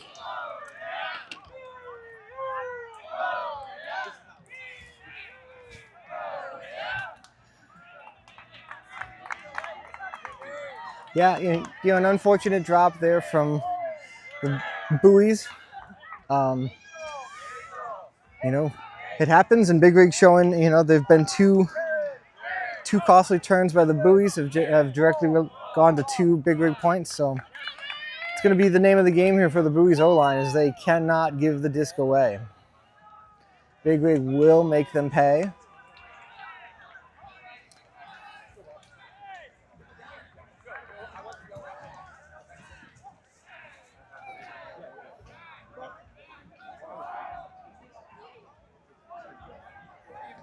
They get ready here. The buoys, one of their coaches, Andy Schachter, in the blue sun hoodie, carrying the clipboard all official like, helping them get lined up, get organized as the hitting of the mines on the line there. 1, 2, 3, 4. So trying to figure out who's in and who's out. As they get ready, you see them with the hand gestures. They've got the muscled hand gesture here versus arms straight out. That's telling the opposing team, the pulling team, whether they are identifying themselves as a male matching player or a female matching player, and that helps the opposing team who's going to be playing defense match up however they choose, by just, you know, delineating how they identify. As Big Rig ready to pull here. Big Rig up 4-3. Pull that's going to hang up there for a while and let the Big Rig defenders get down there. Bowie's looking for some help right away to Kate Powers. Paul's coming out. Ian McClellan's coming in. They look to Lauren. Lauren Richard. Ian to Jared. Jared looking downfield, decides not to. Then he does go to Paul. Paul came back under. That was a creative cut by Paul there. You can tell these two played, like as I said, they played together a lot. Jared knew Paul had stopped his deep cut, but he knew not to look away yet because Paul was going to set up something. He got his defender to turn around, and then he went the other way. So a nice creative veteran move there. Ties the game up at 4. That's what the buoy offense needs to look like, is the disc has to move quickly, and they need to go almost down the field and then back to their handlers, because Kate Powers and Jared in particular are very adept at throwing and going and putting their defenders behind them in a trail position. So you can get, you know, a throw 15 yards downfield, then dish it backwards to the handler coming to you. The handler can get the disc in a power position, lots of open space in front of him to make more throws and kind of roll the defense up. As you go, you put more and more of the defense on the wrong side. It makes offense very easy, and the buoys need more of that. Big Rig in the red, preparing to receive. Buoys in the white, ready to pull. I'm pretty sure this is Frank Wang with the pull. Frank is a very savvy defender as Big Rig gets ready to go to Emily Posey. Emily going the full width of the field. Frank Wang giving chase, but it's Fontana with the catch, and then to Polly. Big Rig answers immediately, and that's the luxury of a thrower like Emily.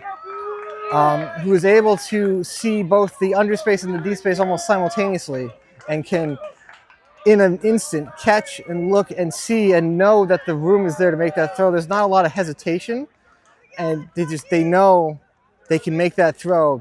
First, that they have the throw to begin with, and then to the quick decision and the confidence to be like, yep, it's there, and throw it. Because that has to be thrown as quickly as Emily did, because Frank Wang almost caught up to it. So it has to be that quick, and it opens the whole field up. It's a very, very difficult throw. Well done by Emily. And it is 5-4 in favor of Big Rig as the teams coalesce and try to figure out who's doing what. And we'll see what the Bouoy offensive line has to do to answer.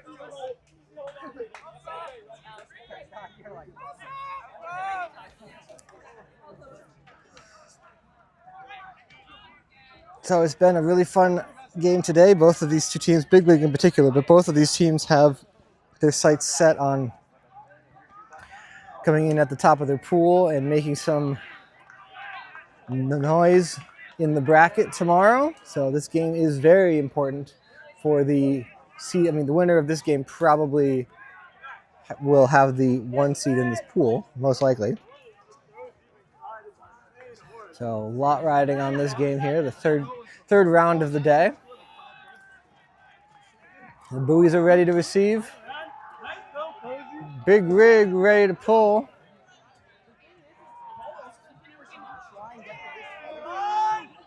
Nice looking pull. Jared pulls it down and goes to Kate Powers, all by the lonesome Paul Reese coming across the field, but good defense by Maribel Collins, too, coming across.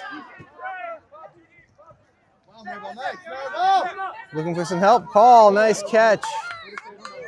Looking for something down the field. Doesn't like it and is going to reset. Jared looking to swing. Good mark there. Kate Powers adjusts. Great cut. Looks to Paul. Good throw. He's in. The Buoys reply and make it 5-5.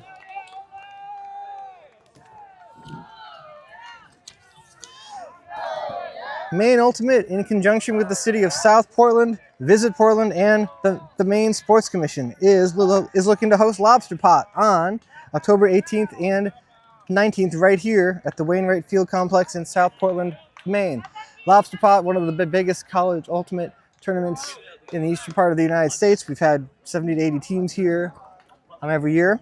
If you are a team organizer and are looking to sign up to come play, the cost is $600 per team. You get 2 days of ultimate, line fields, tourney food, trainers, discounted hotels from some of our sponsors. Multiple food trucks will be here. Tourney Central with activities and fun and games and things. A merch tent stocked with friction gloves, layout gloves, disc clips, the greatest bag, break mark, and Maine Ultimate gear. We'll have the live stream crew. We will be here for that as well.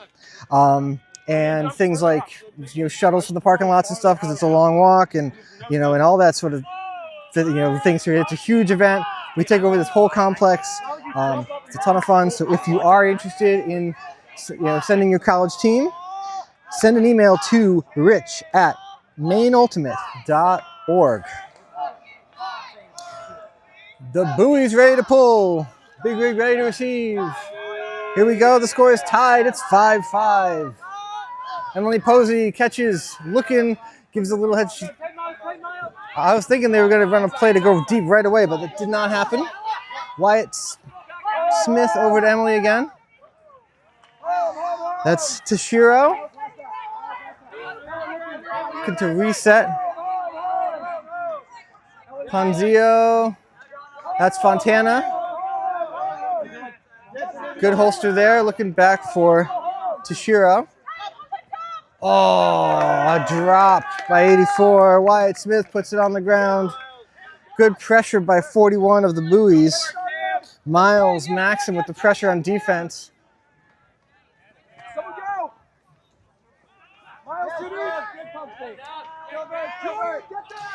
Devaney Pitsis throws, and it's a turn.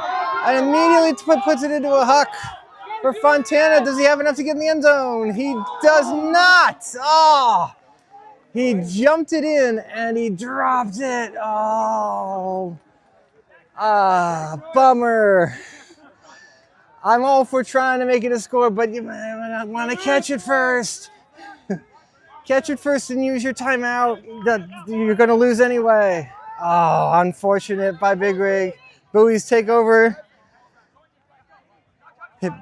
Hits us on the far side. Miles will hit the catch here. Back to the middle of the field. Swinging for Miles again. A little stagnant from the Buoys downfield cutter-wise. They're working. Devaney with a nice catch. Back to Miles again.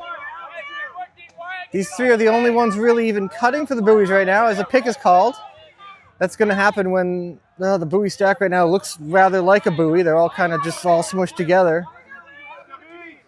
Just spread out a little bit in that stack downfield as Miles doing work in the handler space. The sideline imploring someone to go deep to stretch the field out. Oh, he's not in. Nice patience by the Buoys. Buoys go up 6-5. I believe that was Olivia Phillips on the score. I'll check the number when they get closer. Well done. Cameron Barth tracks it down in the air and shows great patience and goes, yes, it was Olivia Phillips, number 11. With the point, and the Buoys are now leading 6-5 over Big Rig.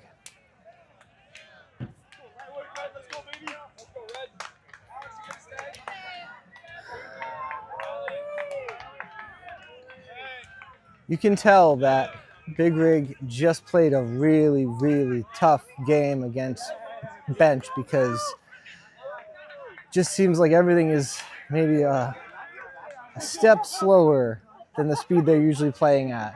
It's not that they're necessarily tired physically, but that maybe mentally a little bit drained by having an unexpectedly hard pool play game that they really had to pull out all the stops just to win. And then to come in and play an equally talented team that is ready to pull an upset,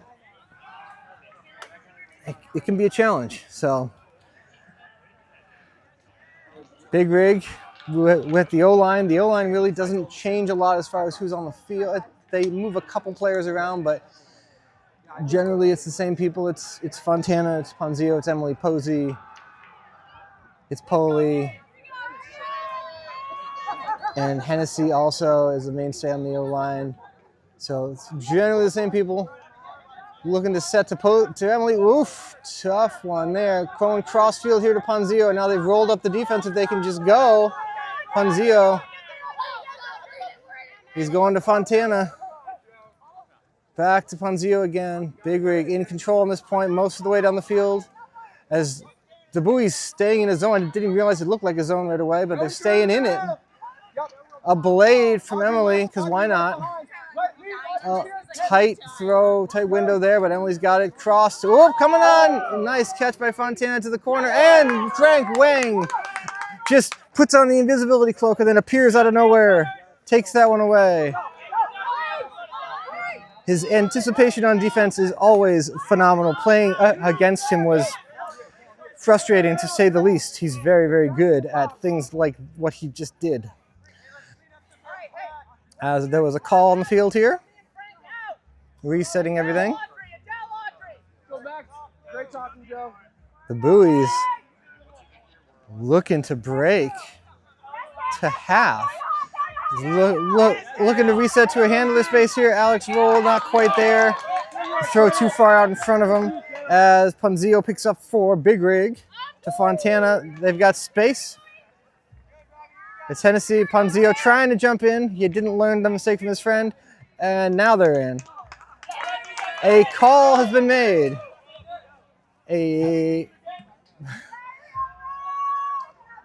So a travel was called. Big Rig protesting, but the call's been retracted. The point goes to Big Rig.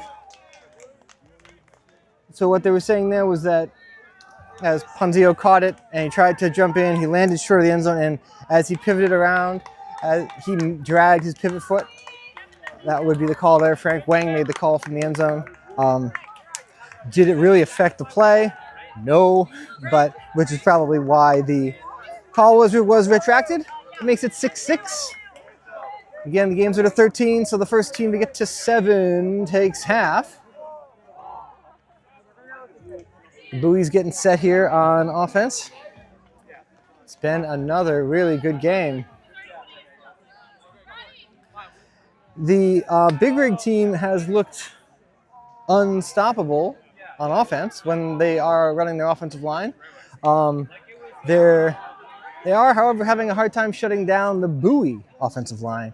And I believe the adjustment being made by Big Rig here is they're doing a hybrid line right now, keeping some of the O-line players on and kind of doing a mix of the O-line and D-line players. Really sensing the urgency here, wanting a stop, needing a stop, and wanting to take half away from the Bouoys. Bouoy's ready to receive. Big pull.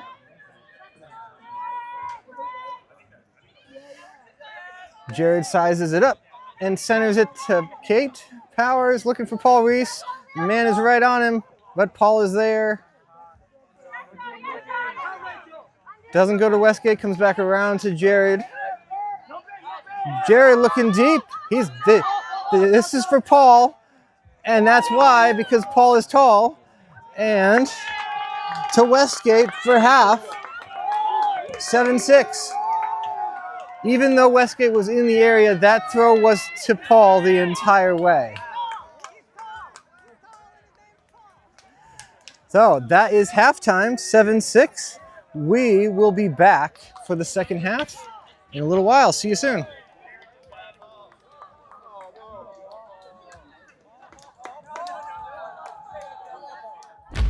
There is a place where we are us at our best. A place where everyone is welcome. Regardless of age, shape, skin color, or anything else that tries to box people in. A place where we defy the odds, defy the naysayers, and even defy gravity. A place where it's accepted that success doesn't belong to the faint-hearted. It belongs to the brave, to the determined. A place that knows grit, knows grace, knows bright lights, and knows empty bleachers.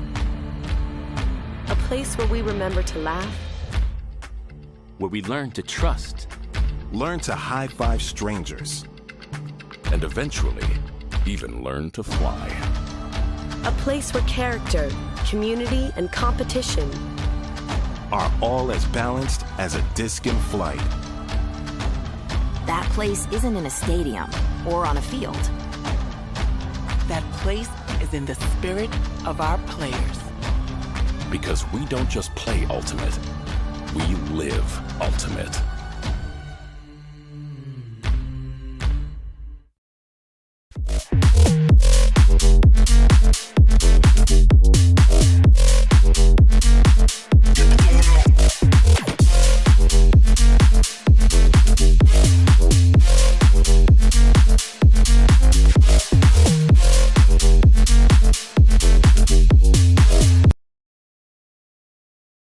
Recover 180 was created as a better way to hydrate. No added sugar, no artificial ingredients, USDA organic certified. Designed for athletes and everyday go-getters. Recover 180 empowers you to... Clearly, our mission is to reduce the risk of skin cancer and melanoma. The best way not to have to deal with melanoma is not to get it. And the majority of melanomas are avoidable. And that's what we need to focus on. There will always be doctors and research doing those wonderful things to find better treatments for people that have it. My goal is to reduce it so far that we won't have to worry so much about that. We need to make it easy for people to take care of themselves when they're outside, because clearly we don't want couch potatoes, right? We want people out and active and healthy. And I think that's also going to be a bigger part of our approach is how do we keep people healthy? One of the things that we've tried to do is build Practice Safe Skin as a place that organizations, Park and Rec, anybody that's interested in protecting the people that come to them in the sun and looking at creative ways to do that. So they might be interested in sunscreen dispensers. They might be interested in training their outdoor workers to protect themselves. Now they might be interested in our No Sun for Babies program. They might be interested in our Skinny on Skin program, training beauty professionals and estheticians and all sorts of people that look at your skin more than you do.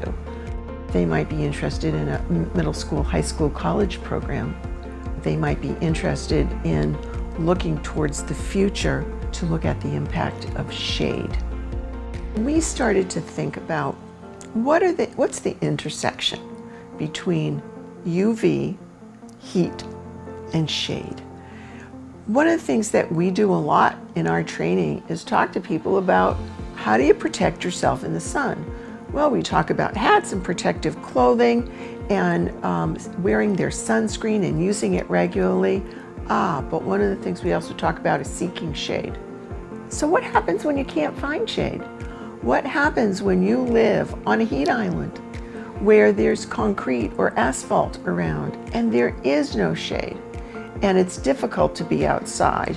We understand that there are inequities here.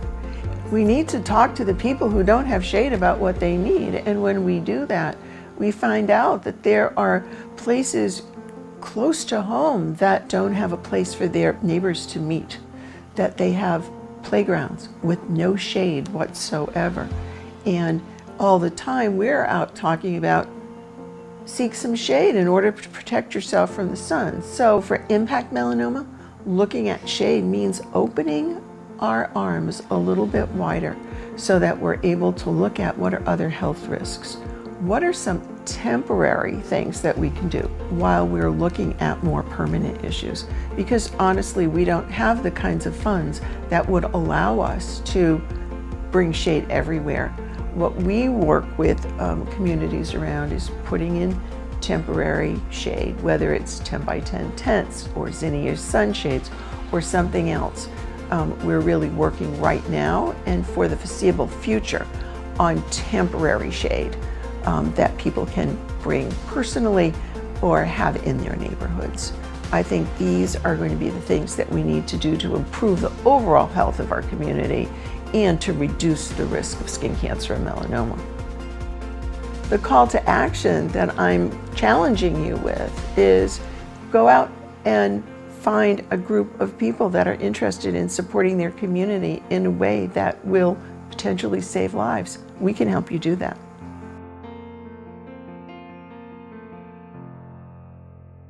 On the grand stage to keep possession alive. Huge bid, gets the target. Great opportunity for the Germans and they break it. Did he throw it the full 80 yards to the field? Are you kidding me? And an incredible catch. You are kidding me. Oh my God! One of the plays of the year.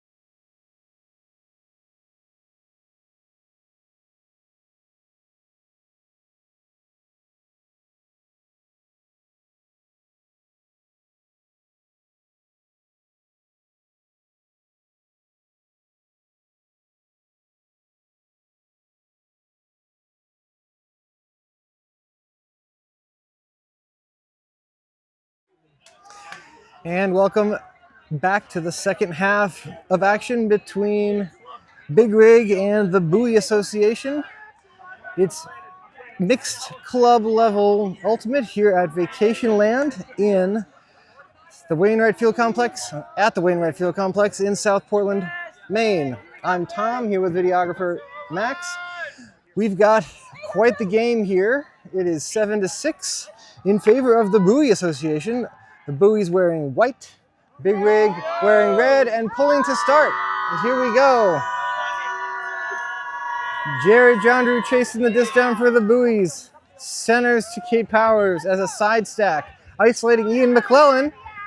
Kate Powers holsters, they clear space. Back to the middle, and Paul Reese comes under to Ian. Ian looking down the field, a little bit behind the cutter, that's Rachel Westgate. Paul Reese grabs it. He's an integral part of the offense right now as he looks up line.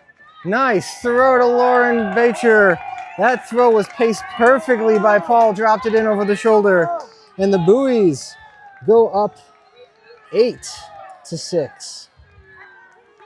That was all touch on that throw by Paul. Great look. He threw his receiver open. He put the disc in a position where the Big Rig defender would have to run over Lauren to make a play on it, which is obviously illegal. So we had a great first half, back and forth it went. Both teams with great offensive points and some cool plays on defense as well. Big Rig looking a little bit worn down, which is a little surprising this early in the tournament. But yeah, the Bouoys are really taking it to them and seem to be more, equally as crisp on offense, and just, Big Rig flashes of brilliance on offense, but a couple of unforced errors as well. So as the O-line for Big Rig ready to receive, Bouoys are getting ready to pull. Joe Newland helping get the Bouoys matched up here appropriately. And Big Rig is cheering back and forth. And one of the Big Rig players on the sideline is doing the worm. They're trying to figure out which side of the sideline the party's on. I would guess that the Big Rig coach would prefer Big Rig's party to happen in the end zone after they score. Oh, a point though, as the Bouoys pull and Big Rig receives. Emily Posey with the disc as they spread out. She goes far side to Polly. So that was Wyatt Smith back to Posey, back to Ponzio, and around to Shiro. Polly again, nice catch. Ponzio looking down the field. He's got 84. That's Wyatt Smith coming back to the disc. Looks off Emily. Around Ponzio again. Too many cuts on this side, but he goes Maribel Hennessy. Ponzio looking upline. The disc slips out of Maribel's hands as they went to come back to pivot from backhand to forehand. Just slipped. Frank Wang immediately puts it downfield. Cameron Barth, my apologies. Cameron Barth, the intended receiver. Too much sauce from Frank. Big Rig walking slowly back to the disc. Their stack is very far away. Is it by design? It looks like it as the handlers initiate some movement. Ponzio back to Emily. A no-look backhand fake goes up the field to Mirabel. Max Fontana making the call. Frank Wang defense. There's a strip foul called here. Max saying he stopped the disc. Frank saying he got there first, and then Max caught the disc. As it's contested, goes back to the thrower. I have no experience playing against Max Fontana. I have plenty of experience playing against Frank. I've yet to see Frank be wrong in any of these calls. But it goes back to the thrower. That's why we have the contest rule. So it goes back, and Hennessy, Marin Hennessy to Ponzio. There is a disc on the field in the far back of the end zone, but it's not affecting play right now.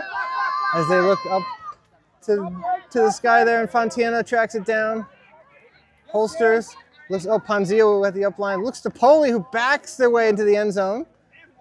That's a dangerous play as far as like just attack it and catch it. Don't try to stretch it into a score. As far as the possession goes, Fontana to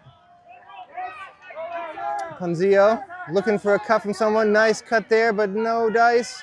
He's at a high stall. What's he gonna do? How has he not gotten to 10 yet? That had to be 10 seconds. Oh yeah, the disc forever. It is a.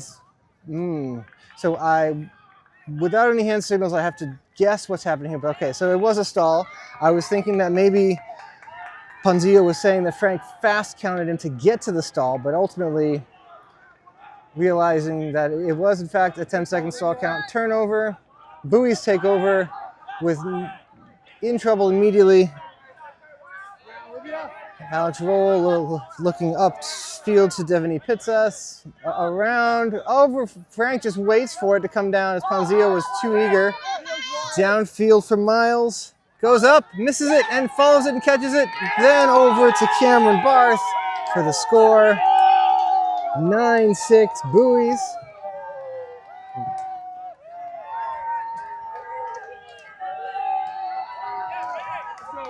That's a great point by the Bouoy Association.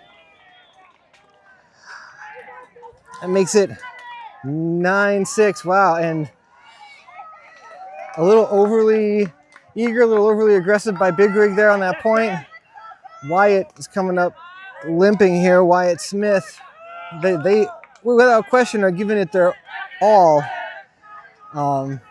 It does seem like they're starting to run out of steam though. Lots of slow walks back to the sideline and heads down. Big Rig needs to find a way to pick themselves up and get themselves back into this game.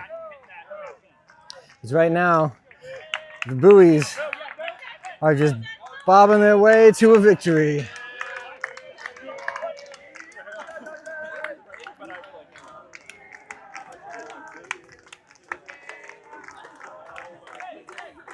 And it's execution, it's mental mistakes, it's whole host of things have not gone right for Big Rig in this game. The talent level is unquestioned, but the execution has been subpar, to say the least, and the Bouoys making them pay at every opportunity. So, Bouoys in the white. Big Rig in red. Bouoys getting ready to pull. Looks like Joe Newland is on the field. He's going to do the pulling for the Bouoys. And let's see what sort of O-line response Big Rig has. Here we go. Ponzio catches the pull. Looks to 46. I now know it's Drew Hansen as the Bouoys come out in a zone to throw Big Rig a little wrench in their plans. Cameron Barth is the deep here for the Bouoys as the Cup does some work for the Bouoys here. A 3-3-1 look. Joe Newland in the middle in the bucket hat. Maybe it's a 2-4. It's hard to tell exactly what the formation is, but they've gotten broken down the field. Ponzio chooses to swing it then, which is an odd choice, but a great catch by Posey. Up over 27. Another big swing to Fontana from Drew Hansen. Point, Big Rig, 9-7. So, and you can tell here that Emily Posey is talking to Bouoy Association player number 27, Audrey Love, about some kind of maybe a foul coming down, maybe some sort of contact in the air of Emily bodying out or something, some sort of contact, just kind of discussing the play. They didn't want it to affect the play or to stop play, but just like wanted to just make their position clear for the future. Good spirit by both of them, as that makes it 9-7. The sun went away for about 10 minutes there, but now it's back out in full force. Did you know that melanoma is the second most common form of cancer for 15 to 29-year-olds in the United States? Protect your skin, your body's largest organ, by wearing sunscreen SPF 30 or higher, seeking shade, wearing a hat, and avoiding tanning beds. Check your skin. Melanoma is 99% curable when caught early. Learn more at impactmelanoma.org. The sun's out. I already put sunscreen on twice. My own sun hat has come out because as the sun moves, our wonderful shade tent here moves from protecting myself to strictly covering Max's camera, which is important. We can't have that overheating, and Max's computer. But I'm now going to be slowly cooking to a medium rare temperature for the rest of the day. But a big thank you to Impact Melanoma. You see as Max pans as the action goes, there's a shade tent on the other side of the field that they supply us. They also have supplied free sunscreen for all volunteers and players over at Tourney Central. So we really appreciate their continued support here at Maine Ultimate. Back to the game. It is 9-7. Big rig pulls. Bouoy receive. It's K Powers to Jared this time. They flip rolls. Jared takes the center spot. Goes to Rachel Westgate to begin. Good cut by Sam Mahanson. Looks down the field and throws it. A high floaty thing. This is where tall people help. Neither one of tall Ian or tall Paul could make a play. I'm sure the Bouoys would prefer to not have Sam Munson making that throw. Phenomenal player, but a thrower they are not. As Big Rig takes over.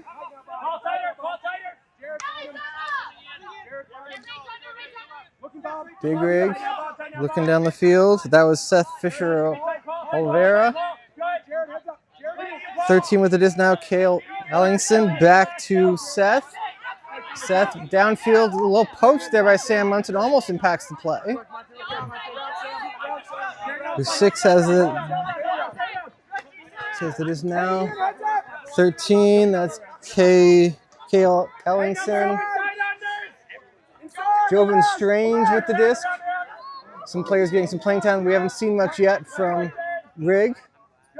Timeout called by Rig. Good call here. Things were a little chaotic, a little disorganized. So call the timeout and get organized. Get people in the right positions. Especially because, yes, a good number of these players, I certainly haven't called their name yet in this game. They have not played very much. So get that early point, get those early point jitters out, and now get organized. And pull your team back to within one.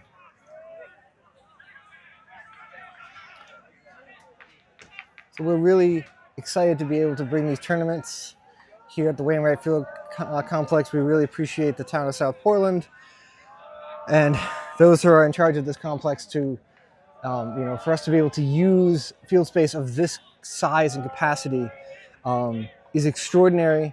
It's very, very difficult to find places that are this large to be able to host tournaments of this size and up to, including lobster pot size tournaments. We can't thank them enough for their continued support, and we use these fields for Summer League as well, and the youth programs use these fields to practice for high schools, for high school ultimate as well. So really appreciate them with their continued usage and care for these fields. And also the volunteers obviously are what make this tournament happen, whether it's the tourney directors, Emilia Skimaker on the open side, and Sean Simard, who TDs this tournament, the mixed division side, Rich Young, running everything, Ken Cochran doing our parking, and some volunteer organizing, and all those people doing the water, doing the parking, running the merchant. The trainers are here, like the Frolic helping, club.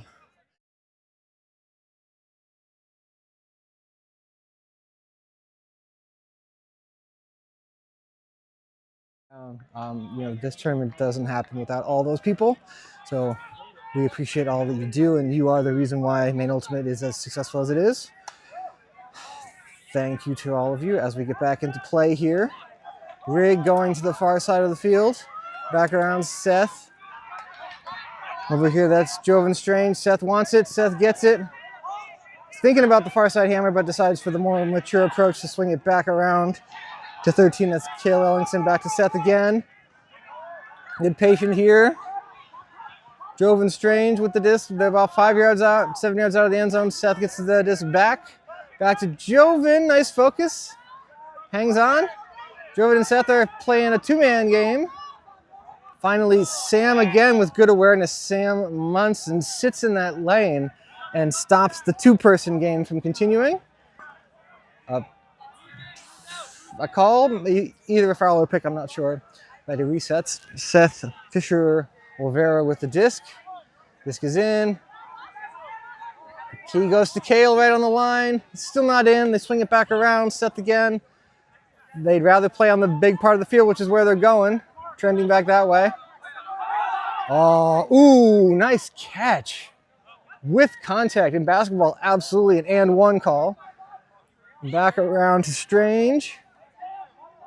Lots of patience here by Big Rig. This point's important. Bouoy's content to let them reset and go backwards. But now Seth is going forwards again. Cole has legs. He wanted it. Kale wanted it too. Back to Strange again. And there's the point for Rig. Good, patient offense when they got down there. And the stack stayed disciplined too, letting the work happen. If the stack doesn't stay disciplined, if the cutters don't remain in their space, then can disrupt, can get in the way of the handlers and bring more defenders into the picture. So excellent patience by Big Rig, and that makes it 9-8. I'll get the number of the Rig player who caught the score once they get a little closer. With the spray painted numbers on the jerseys, it's a bit hard for me to see them this far away.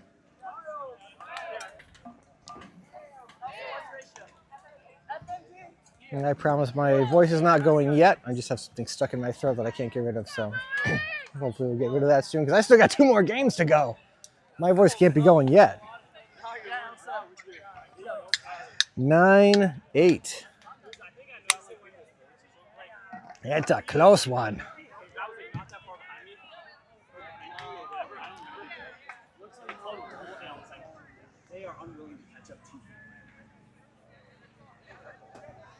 That line from Big Rig had more like pep in their step, I think, than the lines they've been rolling out. It seems perhaps maybe a little too top heavy in their organization and their substitutions of like who's getting to play all the points, because the first group seems quite tired and that group was just willing and ready to run, which is good because they needed every throw for that one. Rig ready to pull. Bouoy's ready to receive. Here we go. Miles Maxon receives, goes to K Powers. Side stack here. Cameron Barth cuts and clears. Tight defense here by Rig for Adele. Puts us over to K Powers. Cameron Barth on the far side. K Powers falls, but Cameron stays with them, and nice catch. Powers with a great throw, and Adele with the catch. Looking downfield, up the field, up and over. Ponzio gets up and grabs it, knocks it down. There's an injured player on the field. Kate Powers is going off for the Bouoys. Looks like maybe a cramp, no, a shoe tie issue, an equipment call, or an ankle, hard to tell. Kate Powers off the field. And that's Ella Letting, the substitute. Did not have a jersey number for Ella, I apologize. Now I do. I knew Ella was here. And Big Rig substituting also, as you can do when one team calls an injury or an equipment, or then the other team is also allowed to sub one. Emily Posey checks it in on the far side of the field to the center for Drew Hansen. Ella Pauly with another great catch. Ponzio grabs it and goes deep. Does it get over Lauren Bacher? It does.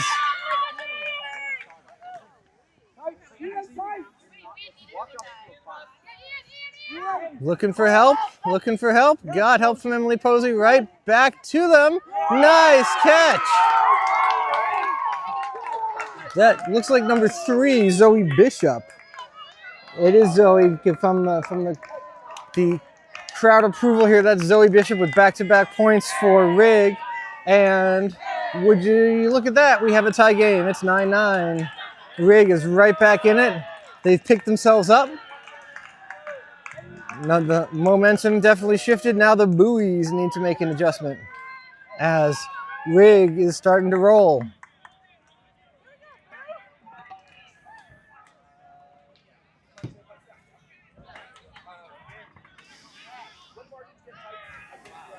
Looks like we might have had a timeout called here.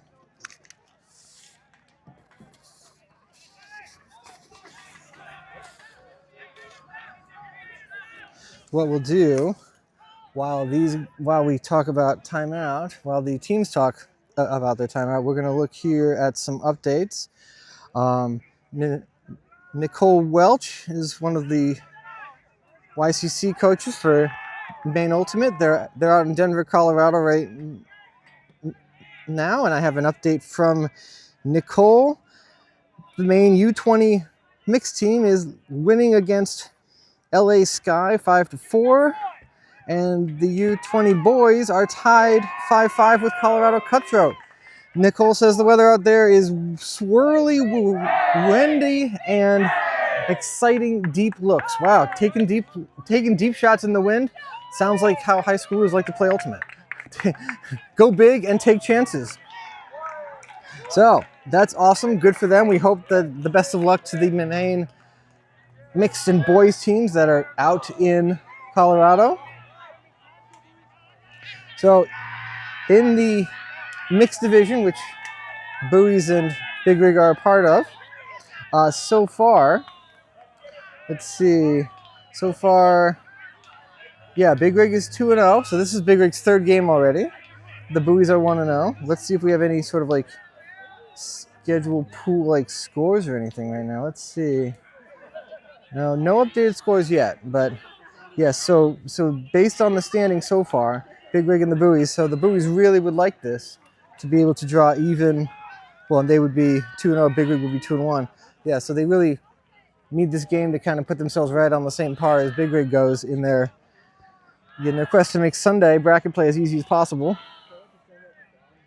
To round out their pool, Darkwing is 1-1, Scarecrow is 0-1, and Bench is 0-2, having lost to both of these two teams that you see here.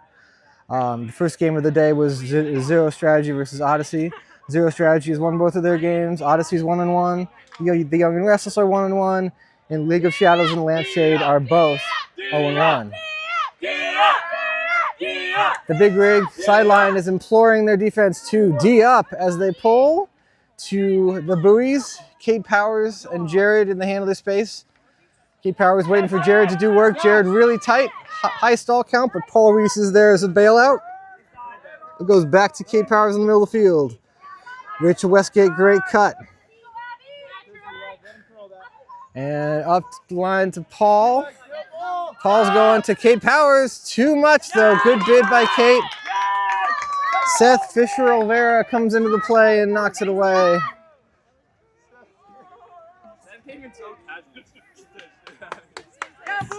Rig generating a turn.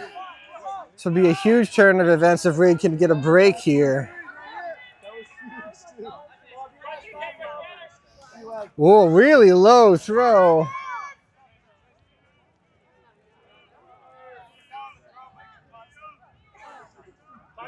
So a foul was called on the throw, but the throw was completed. So the disc stays where it is, and we play. We just made sure everybody was on the same page. That's rig number 30, Isabel Alfano with the disc. Tight on the line there is Grant Goodale.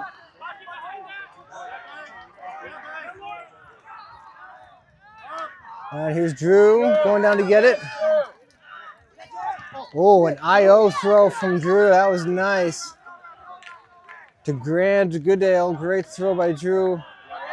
Fake Lou. He's looking for Scout here.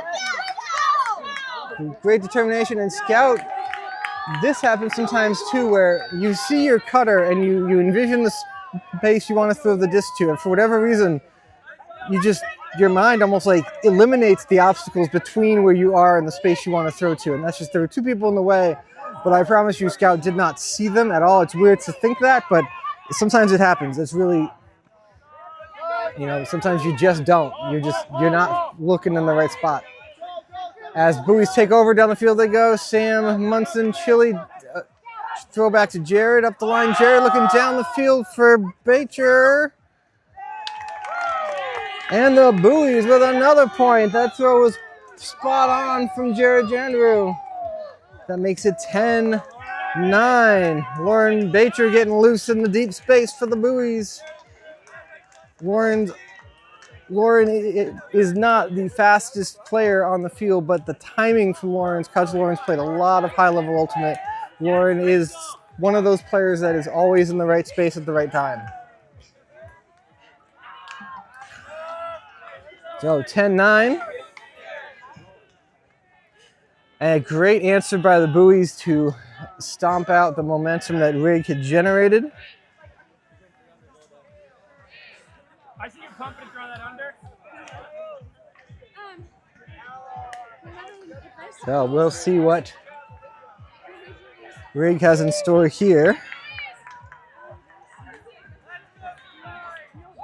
As this round, looking back at our schedule here, this round started at 12:40. So 1:40 would be 1 hour. And so we're almost at an hour and 20 minutes. So we've only got we have until 2:10. 2:10 will be cap time. So time is going to start to become a factor here in a little while. Which means every point just gets even more important, if that's even possible. But it does when you're talking about the cap.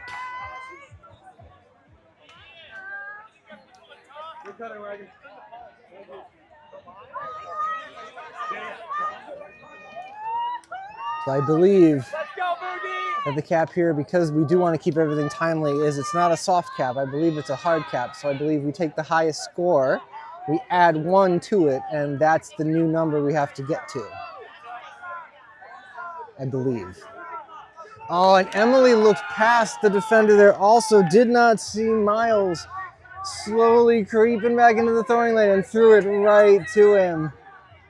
Excellent stealthy defense by the buoys, and they're looking to go a commanding lead here. Miles to Pierce Kelly, and it's 11-9 buoys.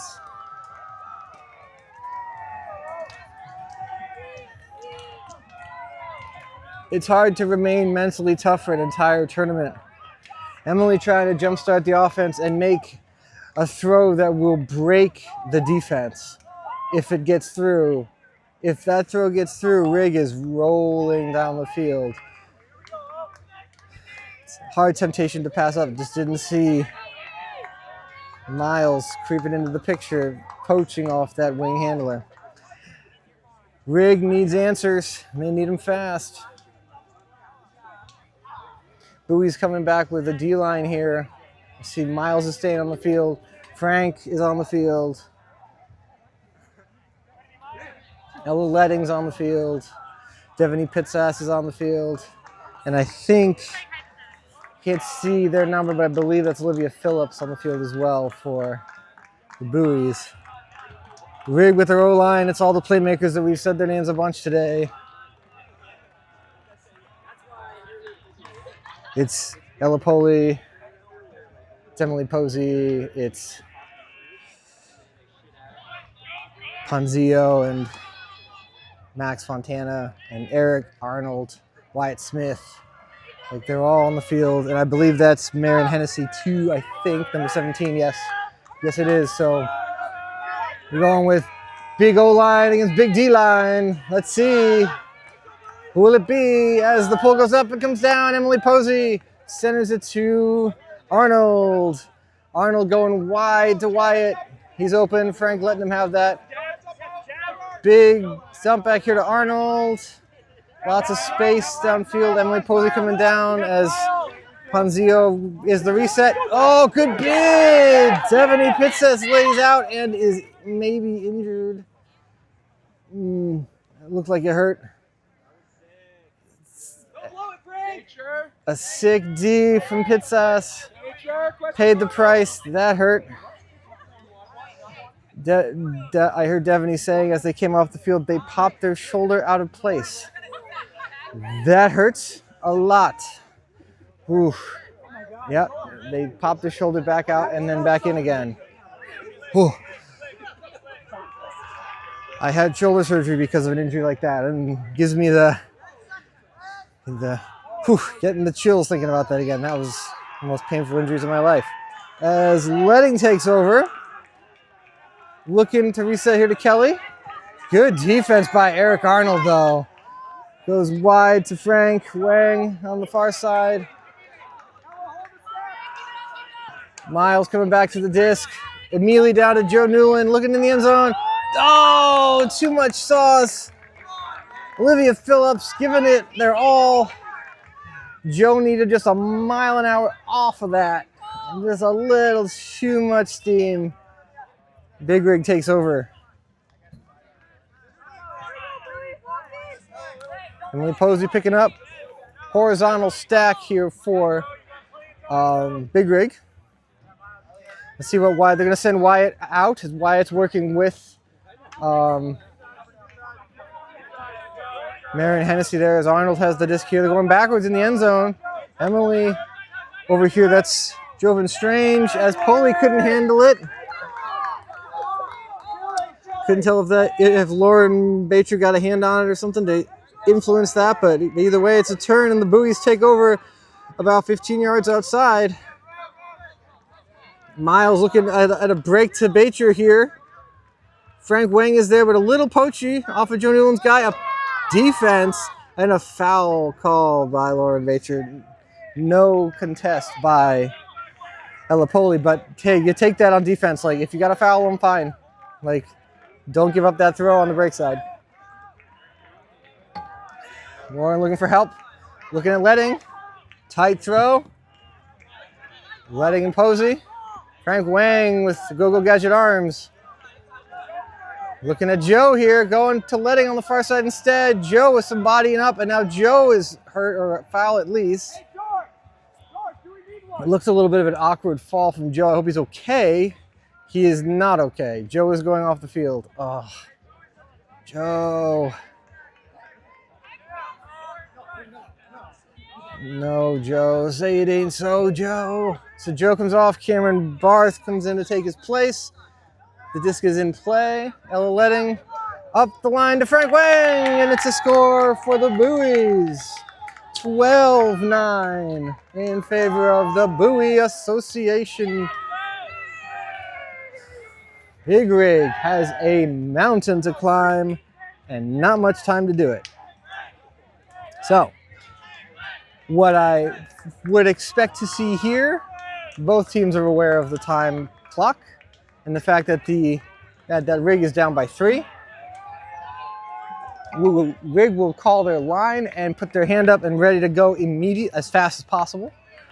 And we'll have a huck play called.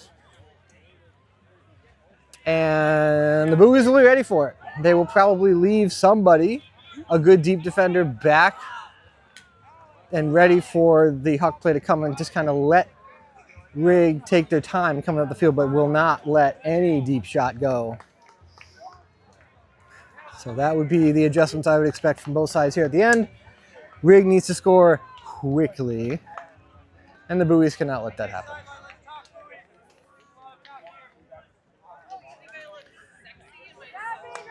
So this would be a surprising outcome in this division. If I was either one of the teams that we saw in the first game of the day, Zero Strategy or Odyssey, I am very encouraged by this outcome, as at least it appeared from my viewpoint in the tower here, the broadcast tower on top of our scaffolding, that both Odyssey and Zero Strategy looked more crisp, more efficient, and played cleaner, less turnover-y Ultimate than either one of these teams. But a pull here from the buoys. It's coming straight down. I thought for a second it was coming to our broadcast tent, and I was ready. I was going to save Max's life, but not necessary. Maybe next time. As the rigs, big rig, takes over. Here we go. Eric Arnold with the disc. Oh, it's good. Holy is right there. Ella Polly, up over, and Zoe Bishop, right place, right time, as Ella Polly's disc sailed over Emily Posey's head, but Zoe Bishop in the right place at the right time again for Big Rig, and that's what they needed, a quick score. It is 12-10. Now, Rig just needs to keep going. Get on the line, get ready, and play some defense. By my clock, it is 2:08. So Cap will not go on. But it may go on during this point, which means we would finish the point and then we would take stock of the score. So actually, we're going to play to 13 anyway, because Buoys have already gotten to 12. So Cap really won't have any effect on it. We're going to play till 13. Assuming it's not and I could be wrong, I will have to clarify with tourney directors, especially for tomorrow, but is that if it's a play the point and the game's over, unless that point results in a tie in which you play universe. That might be the Cap rules of the playing roulette here. In which case, Rig has work to do.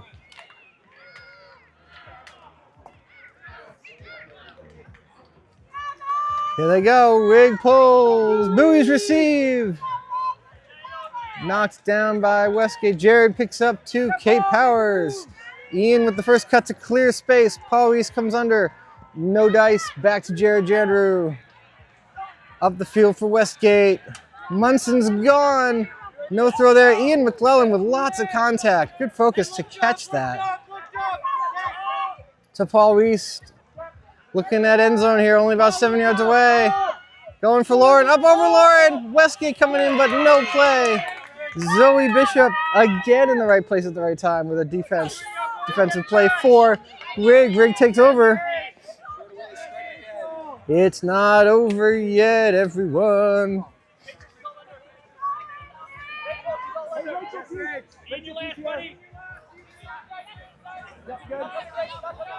Looking for help here. Goes up the line to Seth. Nice cut. Good throw, too, as he fakes the deep throw and comes under. Nice catch.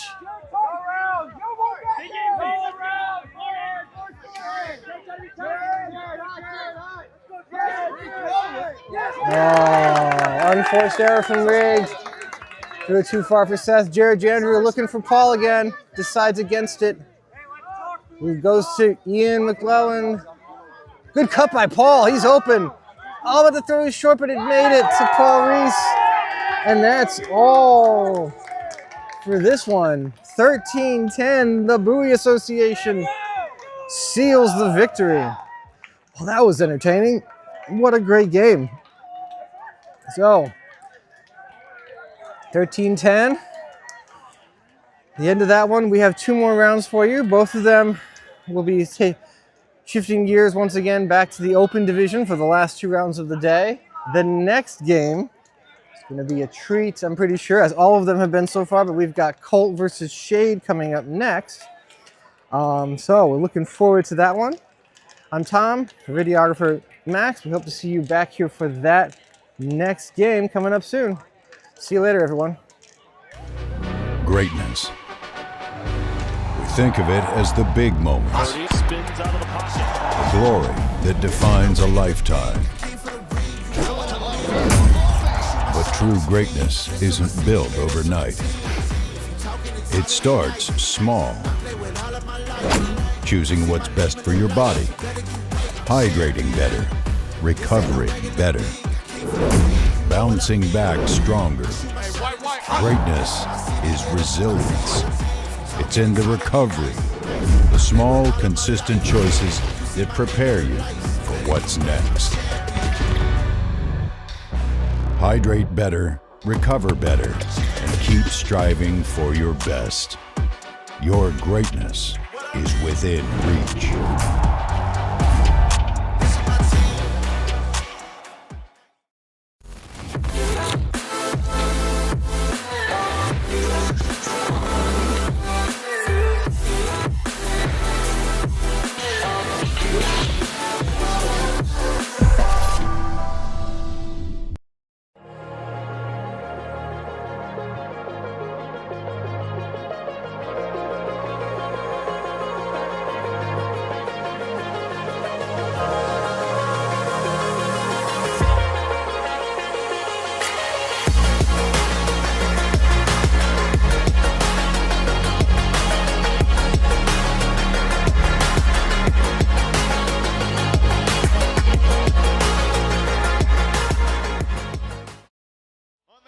Stage to keep possession. Huge bid, gets the touch. Great opportunity for the Germans, and they break it. They throw it the full 80 yards to the field. Are you kidding me? And an incredible catch. You are kidding me. Oh my God! One of the plays of the year.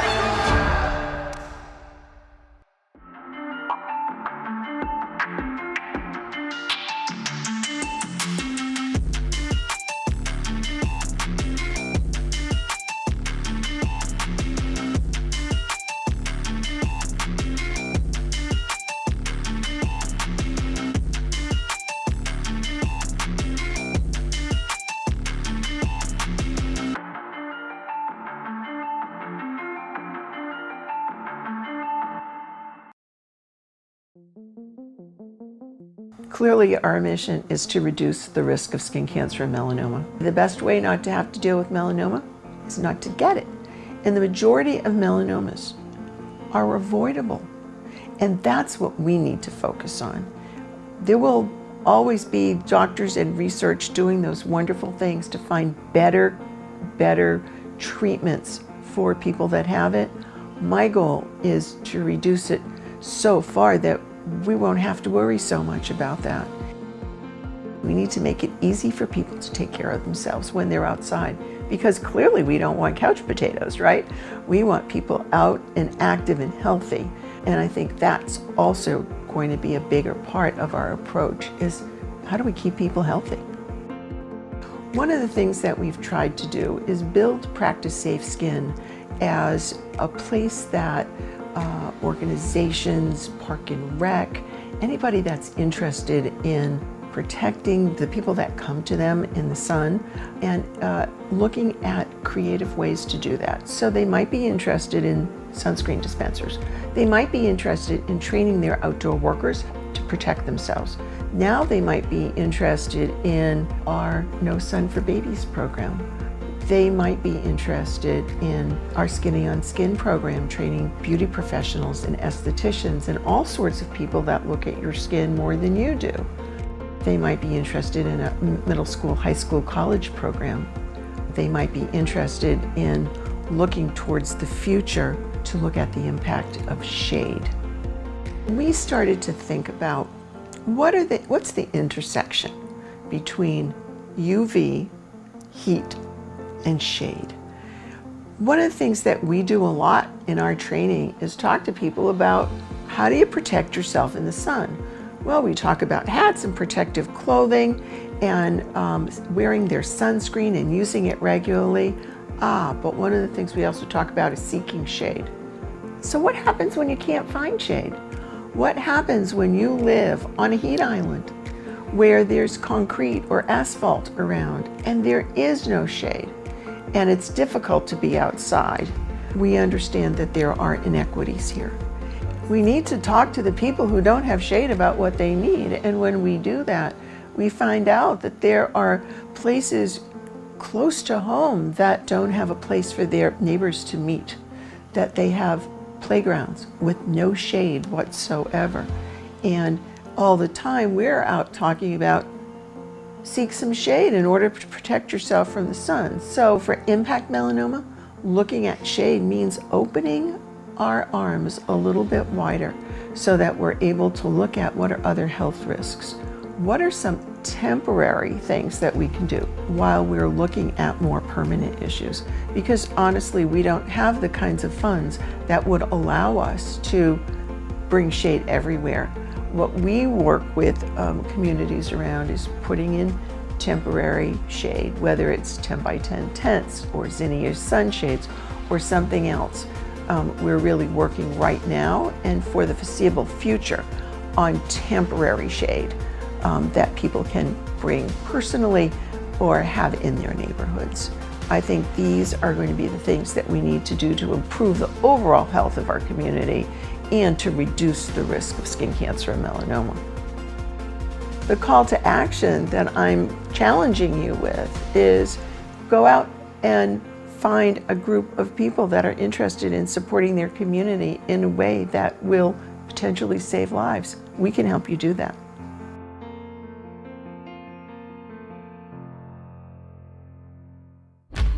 There is a place where we are us at our best.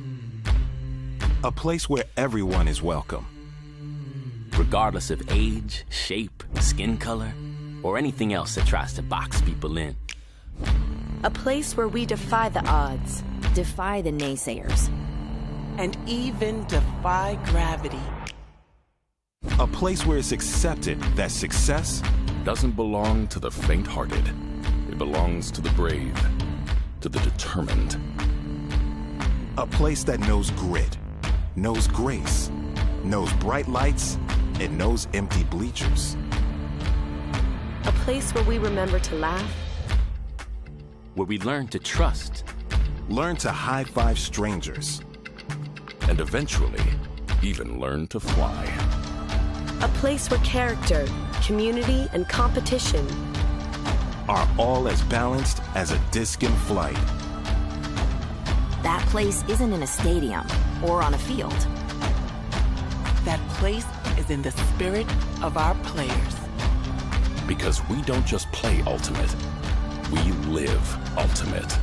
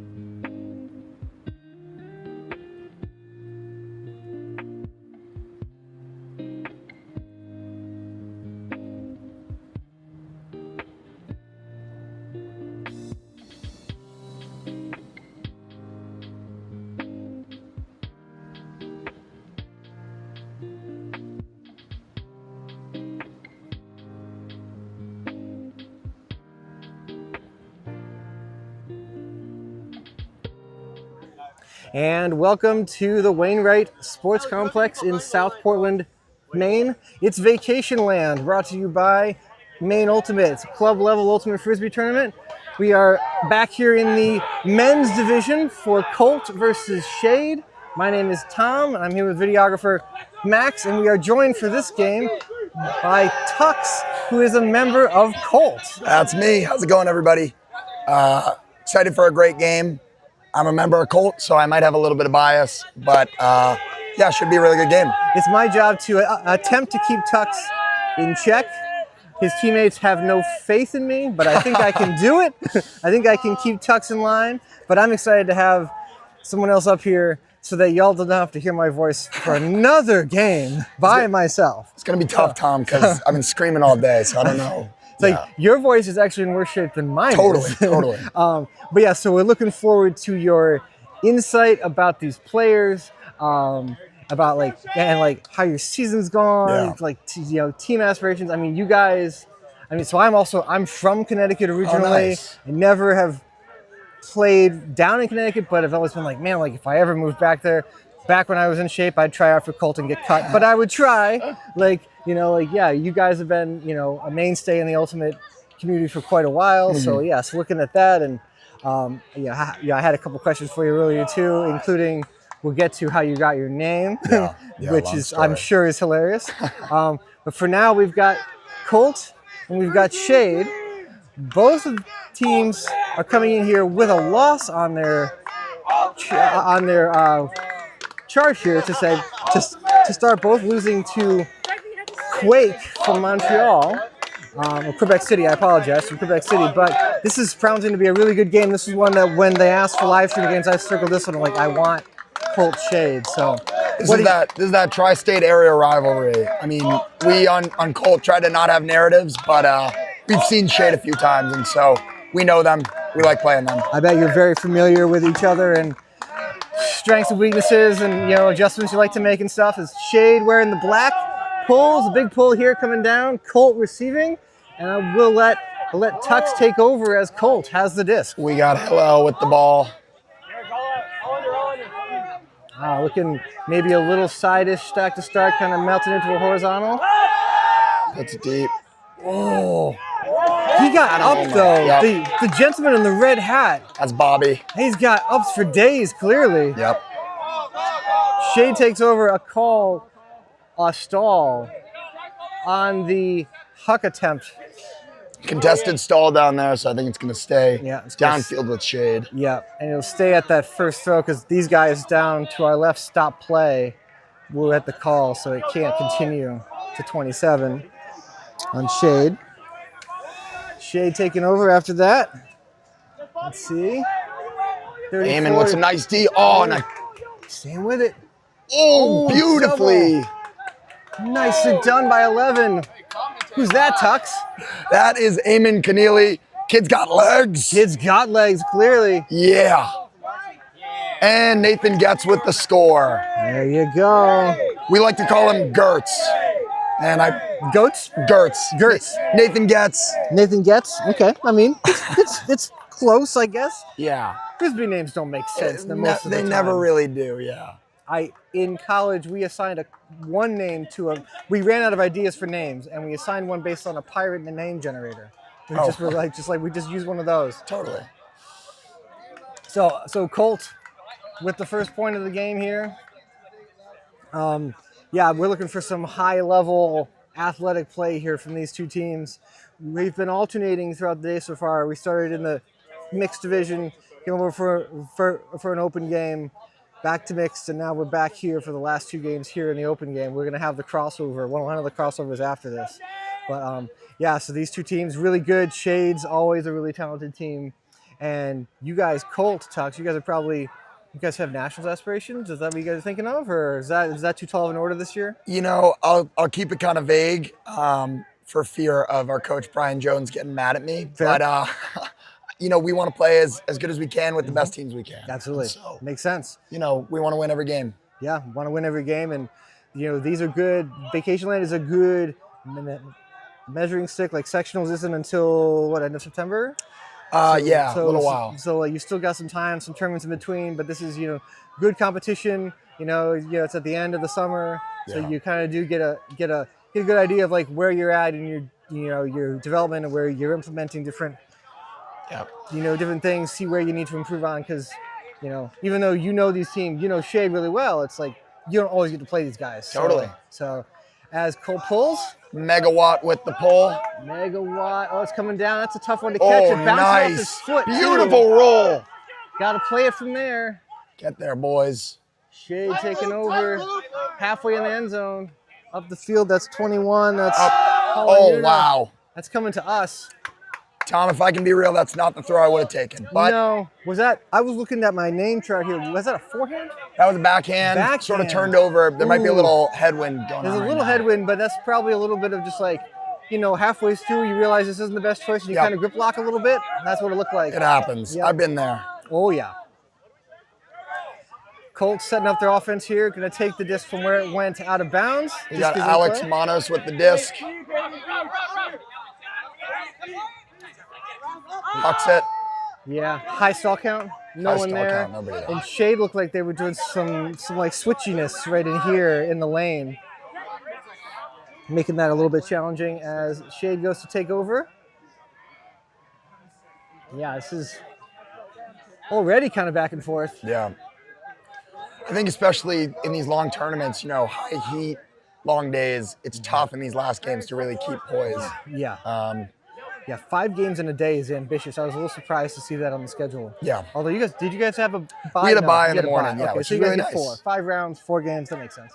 Shade resets here in the middle. That's number 50, who's not on my chart, unfortunately. Colin Dunn with some lockdown reset defense. Good job. With Shade out of the end zone, 50-23.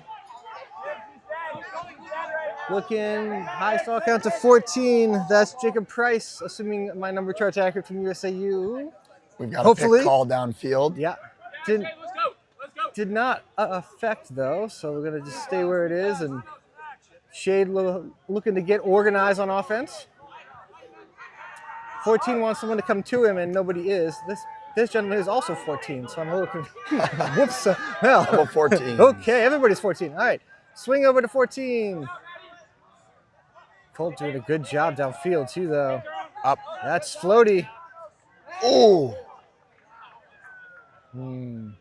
So went up in the air. Foul's been called. Good contest by Manos there. Yeah, great contest. It's hard to. We haven't had the benefit of instant replay.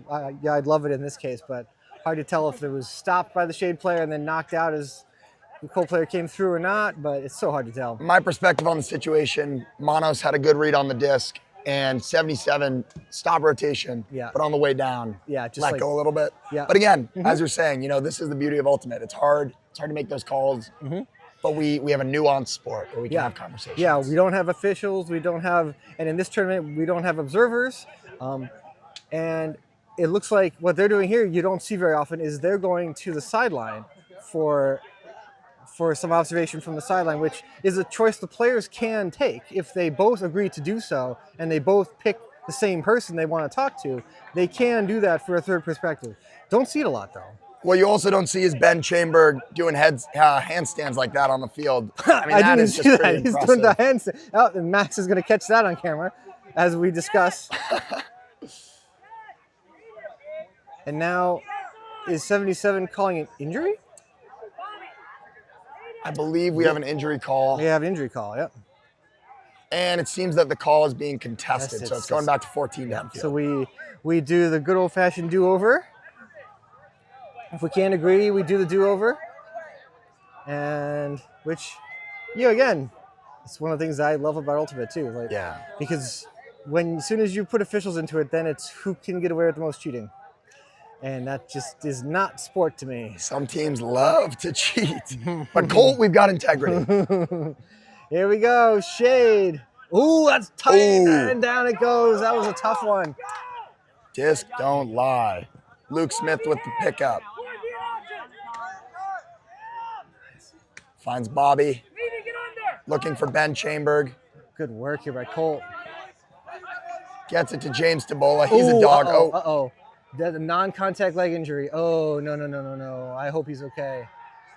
That looks nice. He's grabbing his hamstring. Oh, that did not look good. Okay.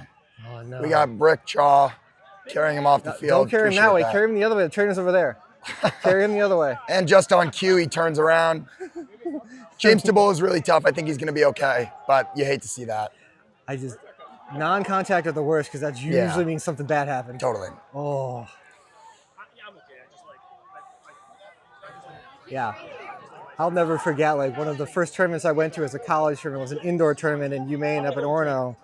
And I watched a guy plant right in front of me, planted to stop, and his knee just basically just imploded in front of me. I was just like, it was so, he came in the next day with crutches and a massive cast.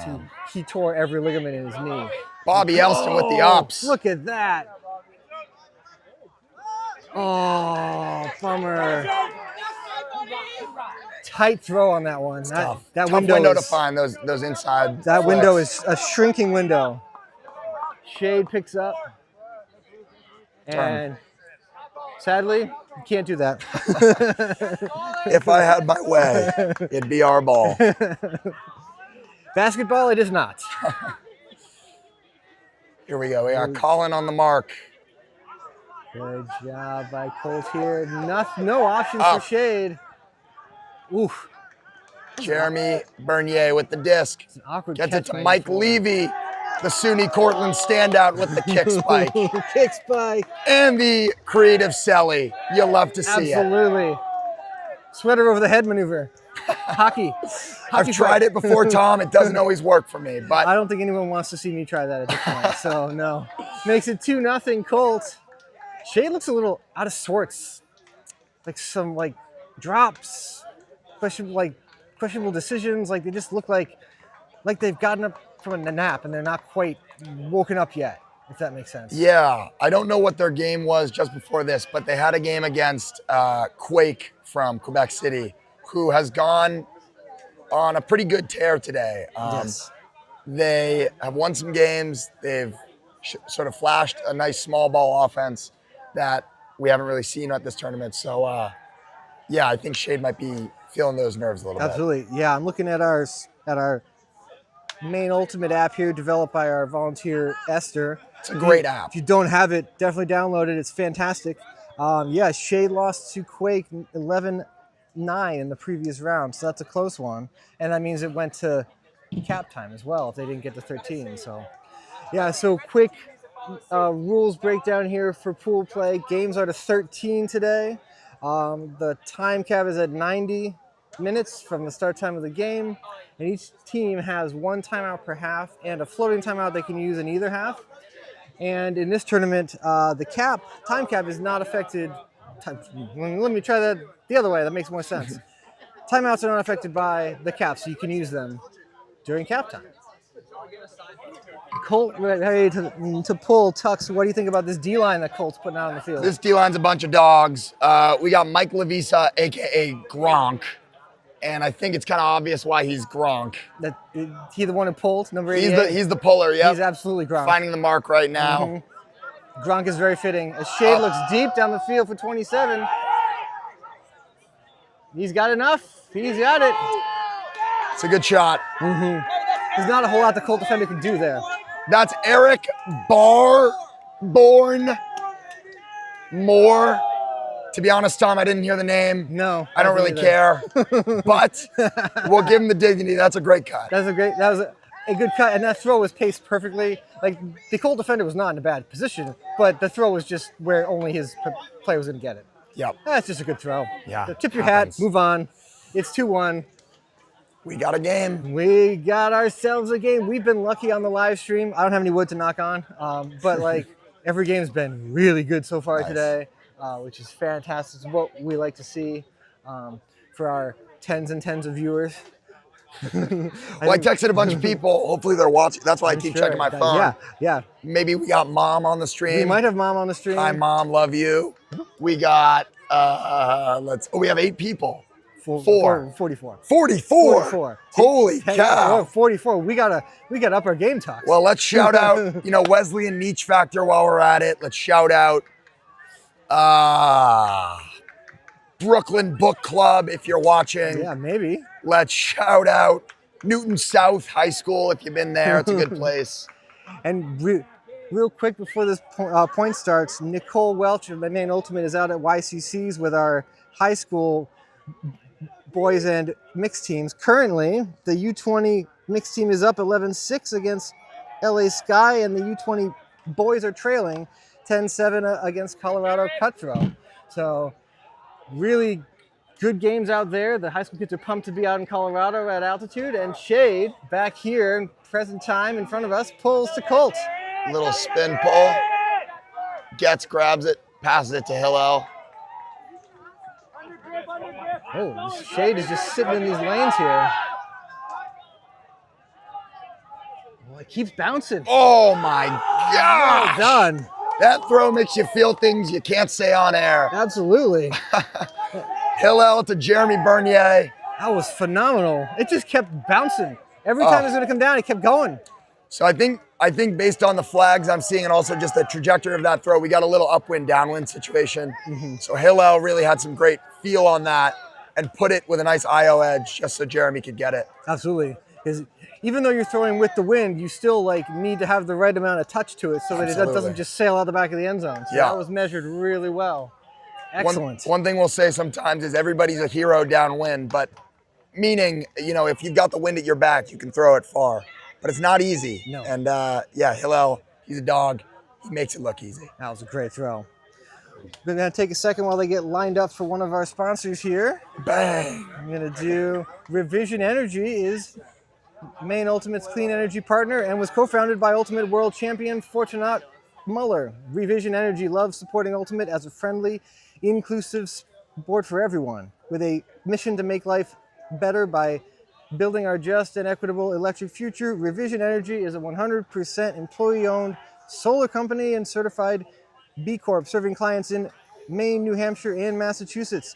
If you're looking to save money and reduce your carbon footprint with solar, heat pumps, battery storage, or electric vehicle charging, head on over to revisionenergy.com. Get solar, people. Get solar. Revision Energy is great. They usually bring some of their trucks here to help us to run our equipment and to run our cameras and some of the power stuff over at Attorney Central. There's one of their trucks he has over there right now, the big black pickup truck over there, that's supplying some of our power to some of our things, and they're going to bring more and more stuff for Lobster Power, which is great because we need it when we have 85 teams here. Yeah. So, so score here 3-1 in favor of Colt as Colt pulls.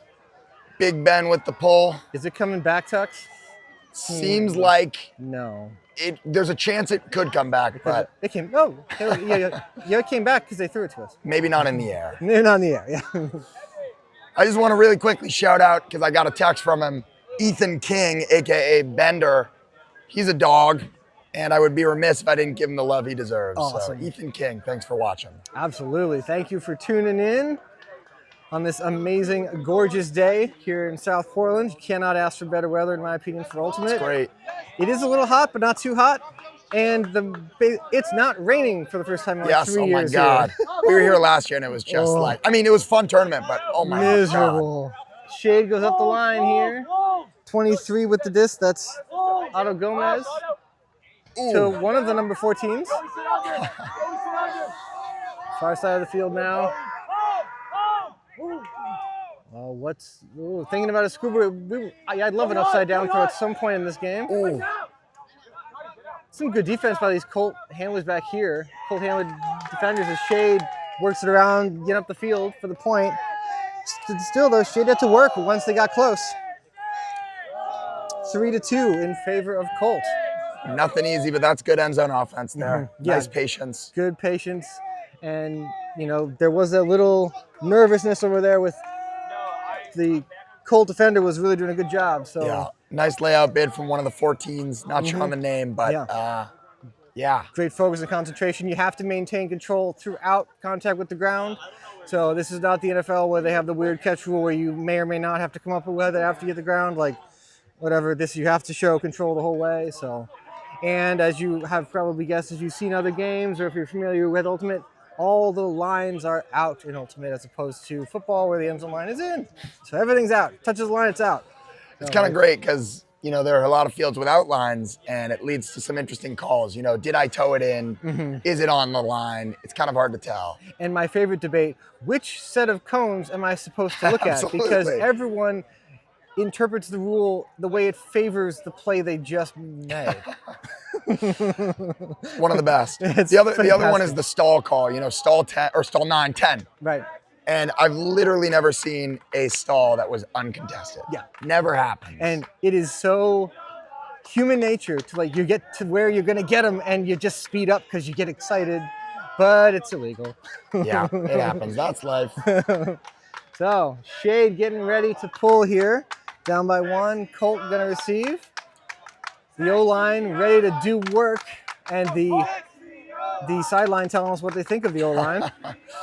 They're an attractive bunch. They are an attractive I would be lying bunch. if I said they weren't. I am not sure how the gentleman receiving the disc right now is playing in a hoodie and long sleeves today, however. He's got ice in his veins. Apparently, he must have a portable air conditioner on board. Adam Dant with the disc. Finds Jeremy. Rocket to Bobby. Yeah, that had some sauce. Pardo with the catch. Oh, the hat came off, though. Is that the source of his power tux? We'll find out at the end of this point, but I think he's a pretty powerful guy. He looks like it. With those cannons. He's got legs. He's definitely got Eamon Connolly on the sideline. Hillo with the disc. Looks to Bobby. Ooh! 7 almost had it. Jer. Oh, that was cheeky. Oh my goodness. That was awesome. Cheeky indeed. High release to Pardo. Pops Tom, I out. think we know he doesn't need that hat. No, he does not. He popped that thing up like an elevator. It went up and then he came right back down again. That was awesome. 4-2 in favor of Colt. So while this point they figure out their lines and stuff, would you care to enlighten us about where Tux came from? I'll do it. It is a bit of a sore subject, so I'll, Pardo, I did. It was beautiful, kid. So back to the meat and potatoes. I played on Wesleyan Niche Factor. Wesleyan's a school in Connecticut, Middletown. Yep. And Niche Factor, greatest team ever. And we have a big tradition of nicknames on the team. When you enter as a freshman, if there's somebody senior of you with the same name, you are renamed. So I won't share my legal name, but I will say that I was wearing a tuxedo t-shirt the first day of practice, and henceforth I was Tux. So I mean, you did that to yourself. I know. Listen, I'm grateful for it. I think it's a great awesome. name. It is. Simple, effective, but well earned and deserved. I think so. Yeah, that's awesome. Could I take it back? I'd love to be like Shredder or like Bullet, but Tux is classy. We'll take it. Yeah. And there's not a lot of nicknames that you get that you can then shorten and it's still being a cool name. So that's really cool too. That's awesome. Thank you for sharing that story. That's so cool. And Wesleyan, so Middletown, Connecticut. I grew up in Southington, Connecticut, which is about 15 minutes away from Middletown. So definitely spent some time on the Wesleyan campus. I wasn't smart enough to get into Wesleyan, but Wesleyan did through powerhouse, right? Yeah. So we just had an amazing season, college season. Wesleyan's, just watching. Yeah, no, go for it. Niche Factor qualified for nationals and had a 9th place finish. And Wesleyan's non-cis male team, Vicious Circles, actually won the national championship. That's so cool. And it was pretty amazing to watch. So Wesleyan is a bit of a powerhouse, and I think hoping it stays like that. We got a lot of good players. Some of them watching. They know who they are. So, yeah, excited for more great games. So cool. Shade with the score. Shade with the upside down throw. We had a hammer that was actually a good hammer. That's only the second good hammer we've seen on this field today so far. That was a good one. Colt got that turnover where Shade kind of threw it right to him, to number 22, and then Colt ended up giving it right back. It happens, but good job by Shade punching that in, and that makes it 4-3. My scorekeeping pen is being silly. 4-3 in favor of Colt. So lots of adjustments being put in by Coach here. I'm guessing Coach for you guys is the sleeveless and the bright. That's that stud with the neon shirt. That would be Chris Enderby. Chris Enderby. Our other coach, Brian Jones, is not here at this tournament. His wife is expecting. Well, that's a good reason. Yeah, super. Awesome. Congratulations to them. Yes. So sending love to the Joneses. And yeah, Chris Enderby's holding it down. He's a dog. And we're making it work. Yeah. Awesome. Oh, it's been a good one so far. Shade down, but coming back, making, showcasing that they are a very talented team, which we knew coming into this. Colt ready to receive. We got the hood is up. We got like a Jedi out here. He's got Jedi powers. Jedi powers over there. Don't want to share much more than that, but he's a bit of a disc bender. So he's this is not the cut you are looking for. Shade ready to pull in the dark black colored jerseys. Colt ready to receive in the white colored jerseys. Here we go. Little floaty pull from Allen, formerly a Colt player. Oh, he joined the dark side literally. Hillel puts it up, aiming, streaking deep. Nice throw. Oh. Wow. 17 on Shade. It's a good play. It's a good play from 17. Wow. 23 on Shade. Forced me to make the call. Wow. But he's a good guy at heart. So that's just, like you want to high point that disc and go up and get it at the highest point you can jump. And his highest point that he could jump was just higher. Like he just kept going. It's tough also when you have a hanging throw. Yeah. Little wind there. So yeah. Yes. Defender can, make a physical play to get there. They can afford to be more aggressive than the offensive player sometimes. So absolutely. Shade takes over. Oh, and floaty throw over everybody. Hello with the D. Wind's starting to become a bit of a factor here later in the day. It was not a factor earlier, but it's DeAnt with the ball. Picking discs up and sailing them over people's heads now. Hammer fake, gets the around. Oh, gets with a nasty cut. Nice cut by 22.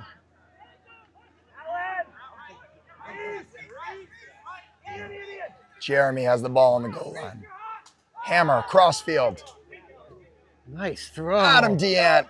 Ooh. Tough call. Tough call here. That was, and unfortunately, the Shade player made the right play. He's not going to make a play on the disc, so he just looked at his feet. He just looked at the line, and he's out. Yep. That's good spirit from DeAnt. Mm-hmm.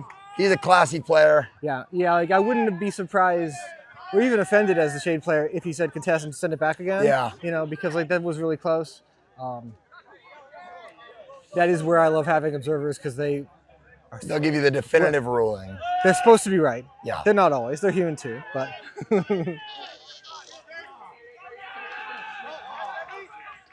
Good play by Shea to get over. Oh, that disc almost dropped out of the sky on number 8 making the catch, Nathan Brown. Hopefully it's Nathan Brown. Shade right now are going a little upwind, so the huck is not as viable. Yeah.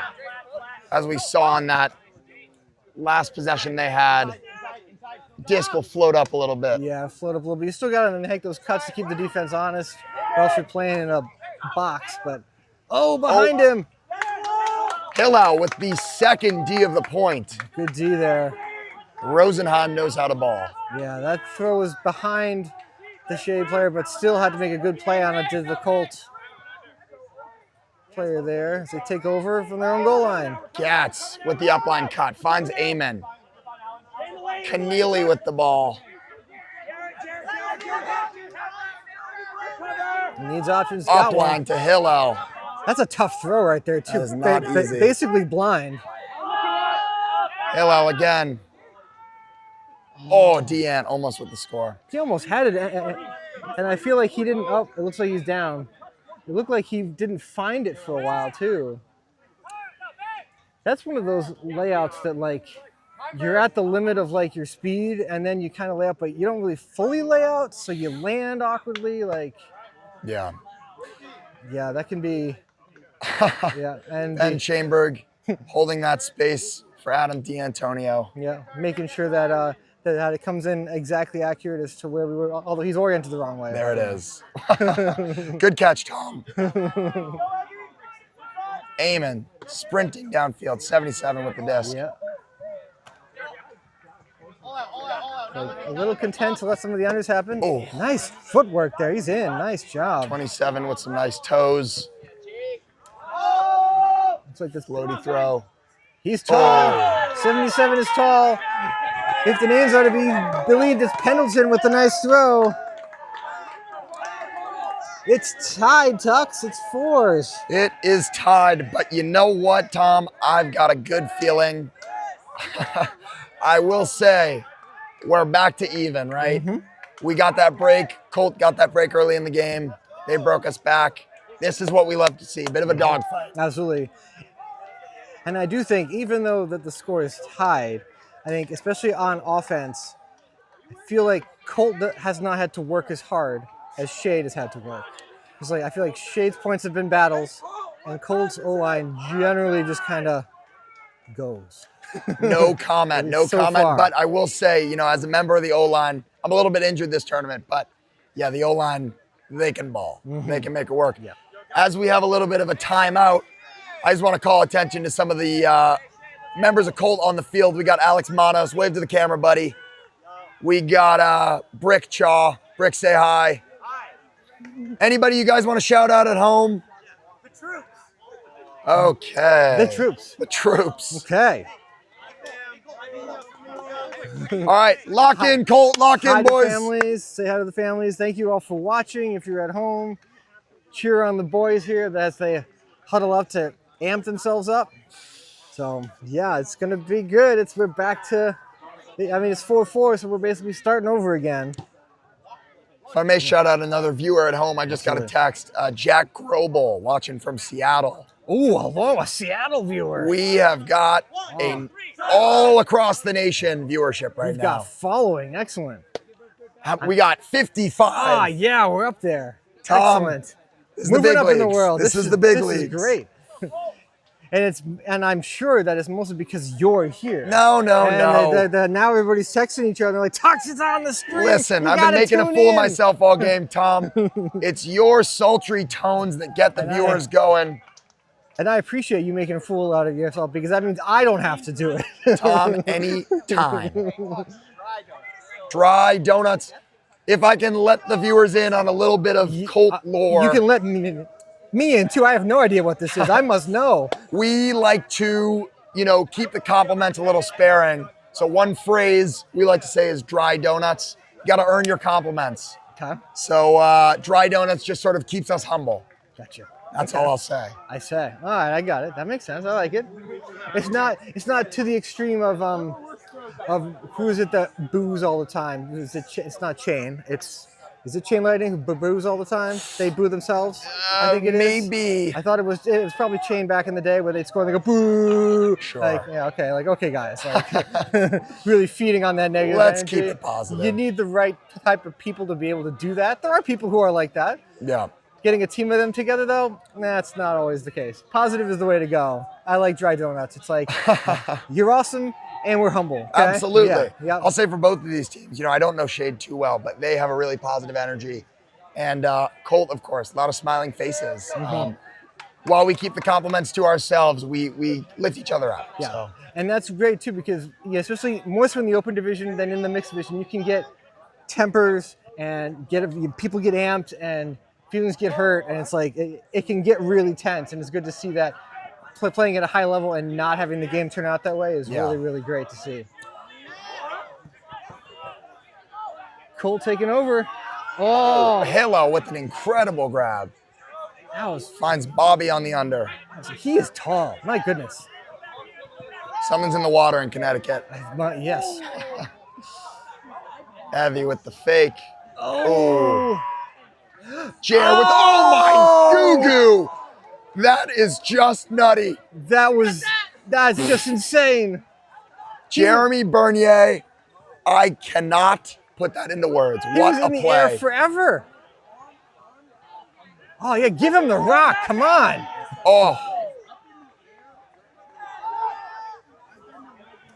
Oh, stay with. Oh, no. Some good D from one of the 14s. Yep. Jeremy Bernier, though, with one of the plays of the tournament, I'm sure. Oh, absolutely. That's the best catch we've seen on the live stream field today, for sure. He's the coach of UConn A and a Connecticut Colt staple, product of UConn as well. Wow. So go Huskies. That checks out. Shade setting up in kind of an angle stack here. And get off this line if they can to one of the number 14s. Here it's number 7, Peter Liu. Downfield to 34. Get rid of that hat. That's right. Oh, Tom, I think the hat throw maybe threw him off a little I think bit. it did. Like Elias Griffin there. Yeah, he kind of took his eye off it to grab his hat and then didn't quite find it again. Listen, I've been there before. I like to wear some pretty dumb hats. They don't always work, so got to find the right time to take them off. Yeah, they don't. And I always play with a hat on from playing the baseball as a kid. And I've just learned to just live by it, die by it. Like sometimes I get lost up there and it's just the way it goes. Because I've tried throwing it off just like he did and I always mess it up if I do. Bit of a hand block from Elias. Oh, Shades, seeing the energy here. 27 to 34. Eric Moore to Griffin, getting it back. 27 points to the camera. It's another break. He's very, very cognizant of the spotlight.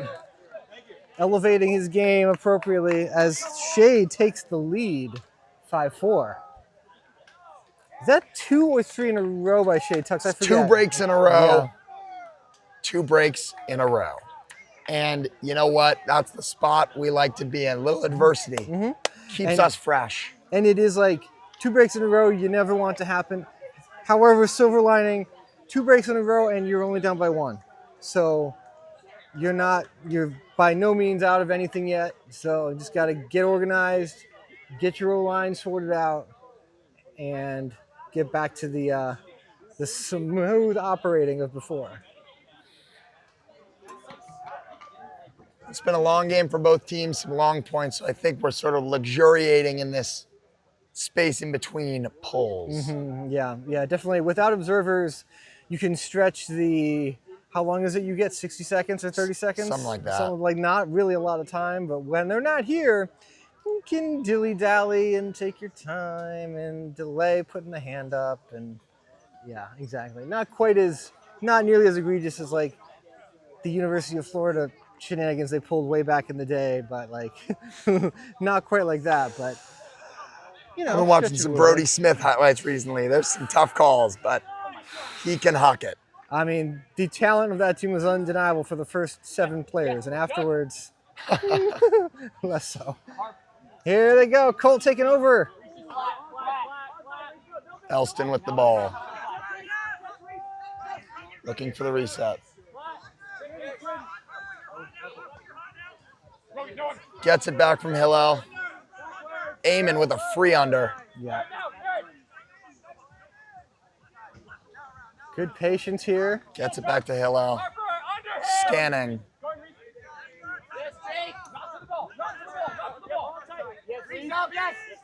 Bobby with the ball from Gatz. Yeah. Really like almost a deliberate pace there.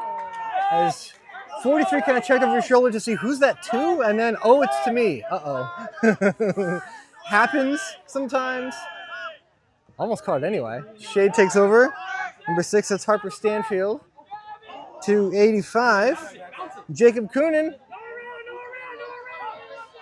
High stall count, looking for the around. Lady throw.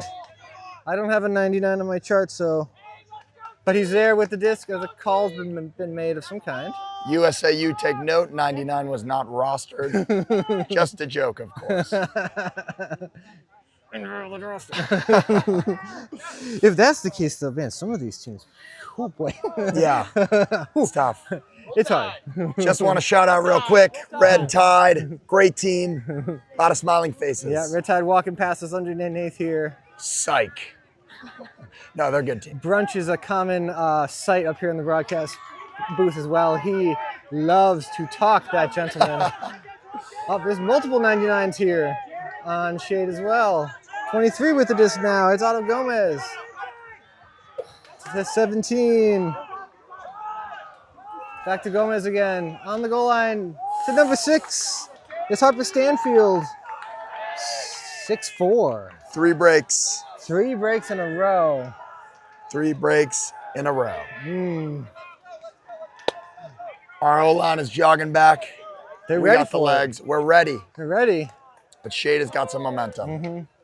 It looks like it's hard to tell if they've used a timeout. I think they have. It looks like it. I certainly would at this point to try and, at the very least, get another point or two before halftime. Definitely don't want to go into half down 7-4. So it looks like, yes, it looks like they did use a timeout here. So while this timeout, Tux, you want to tell us about I Impact would be Melanoma? glad to. There you So, go. viewers at home, did you know melanoma is the second most common form of cancer for 15 to 29-year-olds in the United States? Protect your skin, your body's largest organ, by wearing sunscreen SPF 30 or higher, seeking shade, topical, wearing a hat, and avoiding tanning beds. Check your skin. Melanoma is 99% curable when caught early. Learn more at impactmelanoma.org. Man. Excellent work, Tux. Thank you You've been doing very this much. forever. So staying hydrated and staying in the shade in an ultimate tournament can be very challenging. We have some trees here, not a lot, but if you go to like Devon's in Massachusetts, where it's just a wide open expanse of just open, and you're just baking. It's brutal. It's like we would always bring your pop-up tents, put the sun hoodie on, put the sun hat on. Given my Irish heritage, I have to basically bathe in SPF 10,000 sunscreen. So those are the things that we would do, and obviously hydrate. What are some things that you guys do to help yourself? It's a good question. I mean, you hydrate as much as you can the night before, drink lots of water.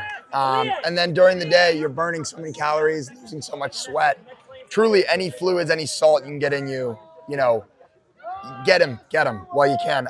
It's impressive how much Ultimate players can eat at a tournament. I find myself, after points, I'll chug a whole Gatorade or I'll eat a whole donut or whatever. Yeah. And it makes no effect. It's like you keep sweating, you keep losing energy. So. Yeah. We had a player from Zero Strategy, a mixed team out of Vermont, up here for their game earlier, and he said that something that he's had to do consciously is remind himself to eat throughout the day. And he and I were the same way when we played. I would always forget to eat.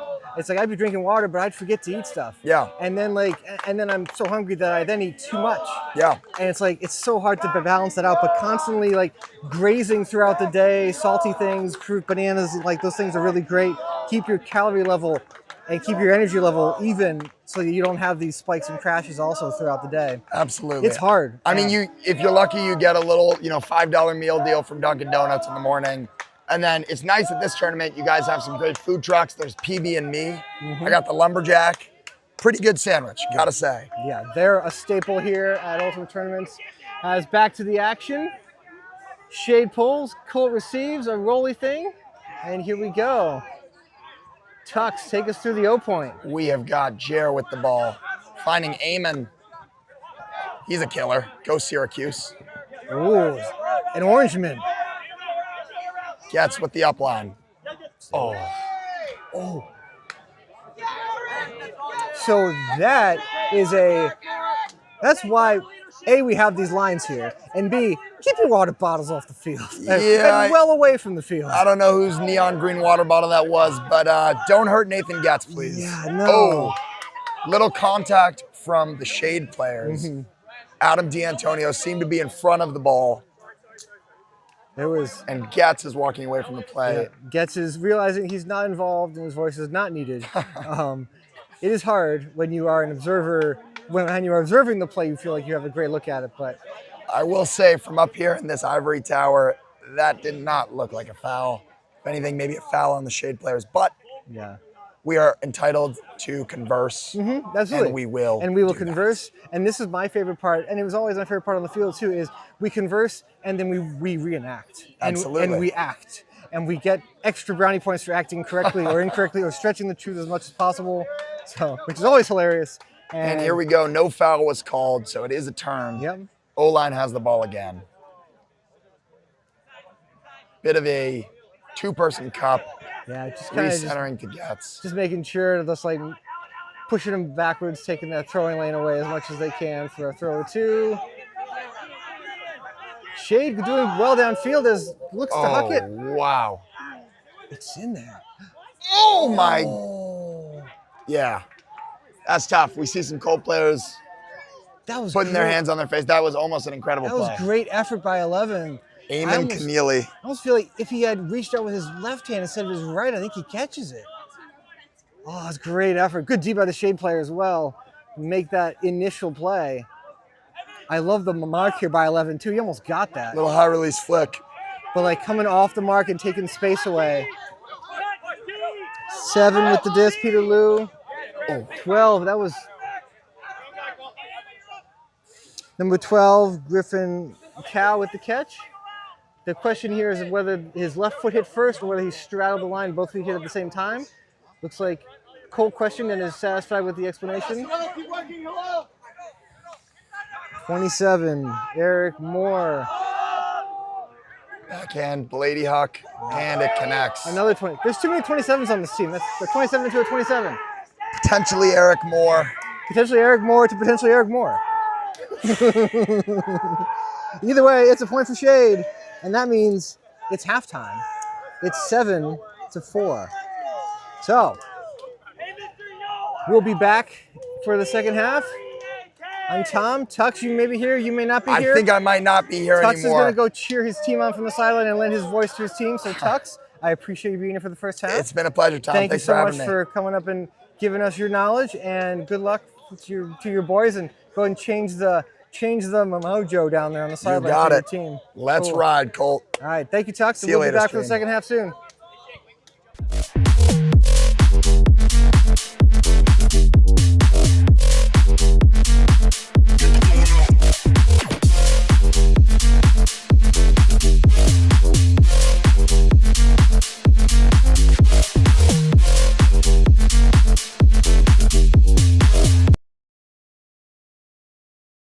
Recover 180 was created as a better way to hydrate. No added sugar, no artificial ingredients, USDA organic certified. Designed for athletes and everyday go-getters. Recover 180 empowers you to hydrate better and recover strong. No shortcuts, no junk, just better hydration. Recover 180, everything you need, nothing you don't.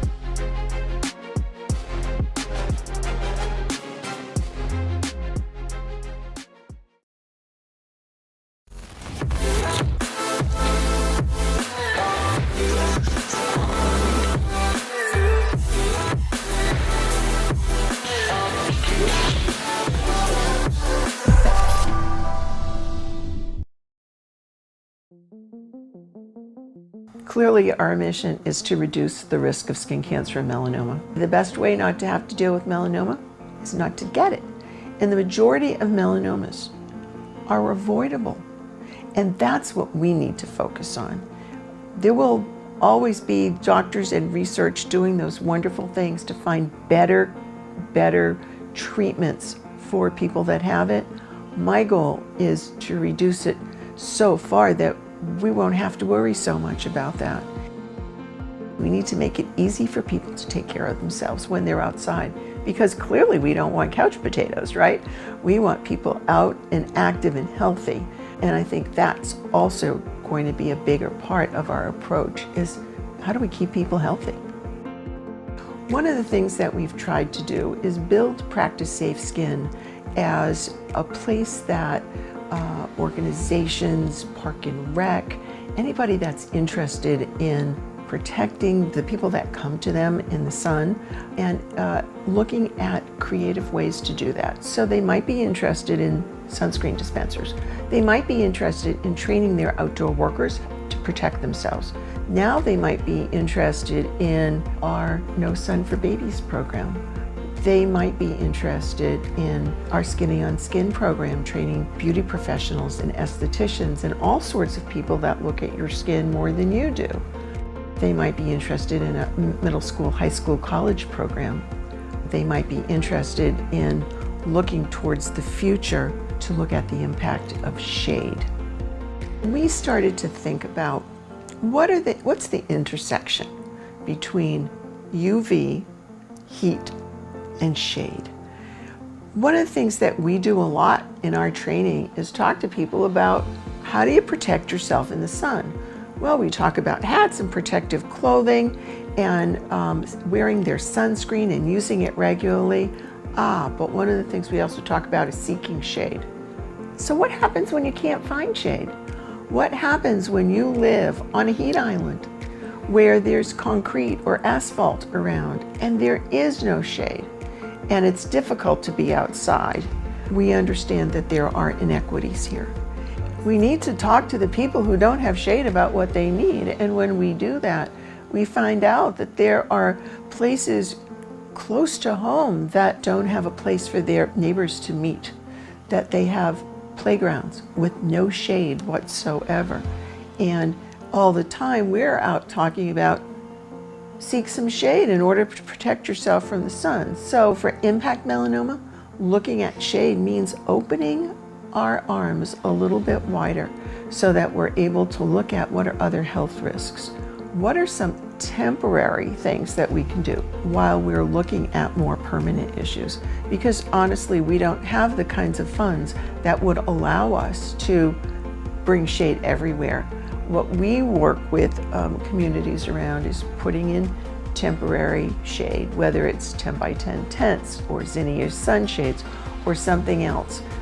We're really working right now and for the foreseeable future on temporary shade that people can bring personally or have in their neighborhoods. I think these are going to be the things that we need to do to improve the overall health of our community and to reduce the risk of skin cancer and melanoma. The call to action that I'm challenging you with is go out and find a group of people that are interested in supporting their community in a way that will potentially save lives. We can help you do that.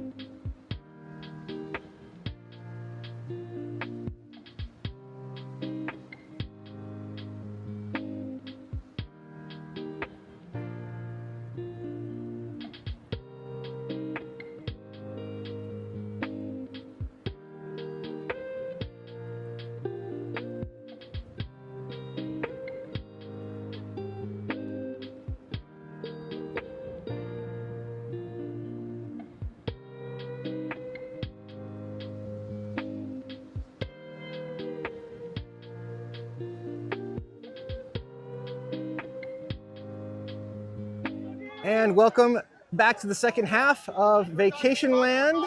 The game here between Shade in the black and Colt in the white. The score is 7-4 in favor of Shade. My name is Tom, and my co-broadcaster Tux left to join Colt's sideline, and now I am joined by Seth from Big Rig. That's right. Thanks for having me. I'm good. It's a beautiful day out here. Grateful to Maine Ultimate having us. It's beautiful. Absolutely. Yeah, and we just did your game before this one. That's right. And you guys are kind of having to buy your game off, so you're just kind of hanging out, and we're like, hey, Tom, why not? Can I come up here? Like, absolutely. Like, more insight, more people. Like, totally, absolutely. So what are your thoughts on this game so far? You've been watching. I have. What do you think so far? It's been fireworks. It's been awesome. Some serious highlight plays. I was saying on the sideline to some friends, like, every score, it feels like it's a crazy sky. So it's been exciting. We hope to see some more of that. Absolutely. Really like up and down action, real quick as Shade takes over. Coming down. Woo, that just was doing some funny movements there. It's 14 with the catch. There are multiple 14s and multiple 27s on Shade's roster right now. Shade continuing back and forth with the handler movement here. Looking end zone. Nice catch by number 50. Back around again. Here they go. Seth, this offense is looking a little, it's patient, but they're not getting any looks into the end zone. It is patient. They're a little clogged up in their stack right now. I think they're being a little cautious. This crosswind going to the far sideline. Nice work. But this doesn't pop there. Yeah, good job by Shade.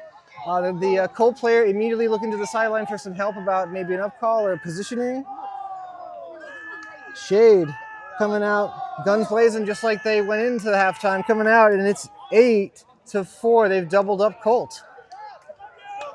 So this game was close, and now Shade just continues pedal to the metal. Colt looking for answers. Yeah, Colt had that first break. Looked like they had some good momentum going, but Shade did a good job stabilizing. Shade had 3 breaks in a row, and that's what broke the commentator who was up here before. Tux was like, I'm out, I'm done, I gotta go help my boys. 3 breaks in a row, man, I gotta leave. So you guys, Big Rig, you've played 3 games already today? 3 games so far. 3 games in a row, that's a lot. And I know you guys had a battle against bench. That's right. That was a universe point game, right? It was one of those universe point games where you realize it's a universe point game halfway through the last point. I love those. Like, oh no, cap went off. Oh no, wait, hold on. Wait, what time is it? What time is it? Yeah. Oh, yep. But it was exciting. I think we came out a little flat in the beginning and took us a little bit to get going. Yeah. So ended up fighting back, but it's good to practice those high intensity moments. Yes, especially because the talent on your team is undeniable. You all are like top to bottom, just supremely talented players. You want getting tested like that is good. It's like whether you win or lose, it's good to have that experience because it's going to come up later on when the games really, really count. Yep. So you have to be there with your team, work through that, the ups and downs and the focus required. So yeah, just grinding out points, a lot of throws, catches, throws, focusing on the small stuff really was what it was for us there. Absolutely. Colt picking up here, and Shade throwing a legit looking zone on him, not a junky thing. This is a 3-person cup. It looks like it anyway. Maybe I'm wrong. Sometimes I'm wrong up here, actually. No, yeah, it looks to be. I think on the sideline they're just letting that third person in the cup side to the reset, but that one popped. There it is. Yep, that's what the zone wants you to make a bunch of throws, and they made a throw that, it worked. They hadn't seen that look yet. Colt hadn't seen it yet, and unforced error. Shade takes over. Really looking to put this game on ice so they can go up by another. Up the field to one of the 27s. To number 8, Nathan Brown. 32. Unclear on 32, but yes, he's on the goal line. Shade knocking on the door. Back to 7 with Peter Lau. Good holster. 17. Right on the end line.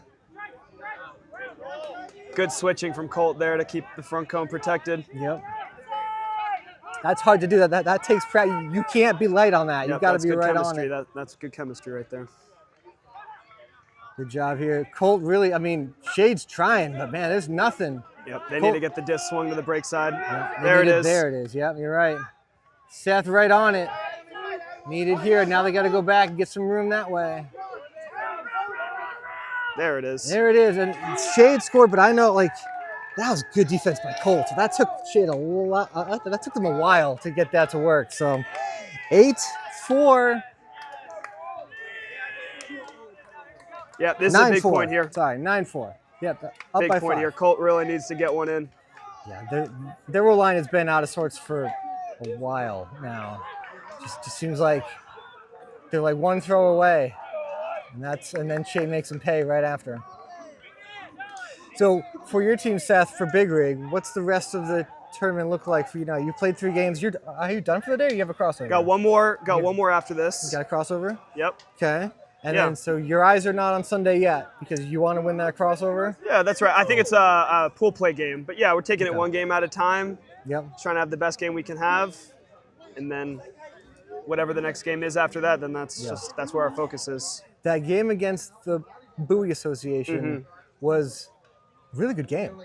Yeah, I know that you guys didn't come out on top in that game, but you battled really hard. And the Bouoys played a much more crisp game than I was prepared for commentating.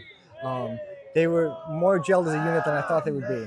So I don't know what you thought about that or what you guys did. Like, I mean, you guys looked very like up and down. Yeah, I was confident in our matchups. I think Bouoy just did a good job taking advantage of some poaches. On offense and on defense, did a good job poaching themselves, getting in the lane, making it hard for us on the fore side. I think we found some success working it up the break side, stretching the field deep.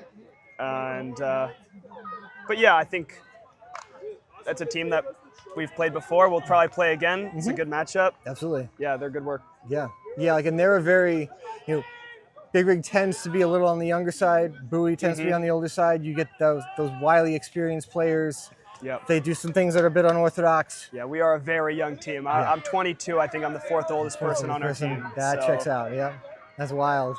As Colt takes over, look, the O-line, as you said before, Seth, they need a point here.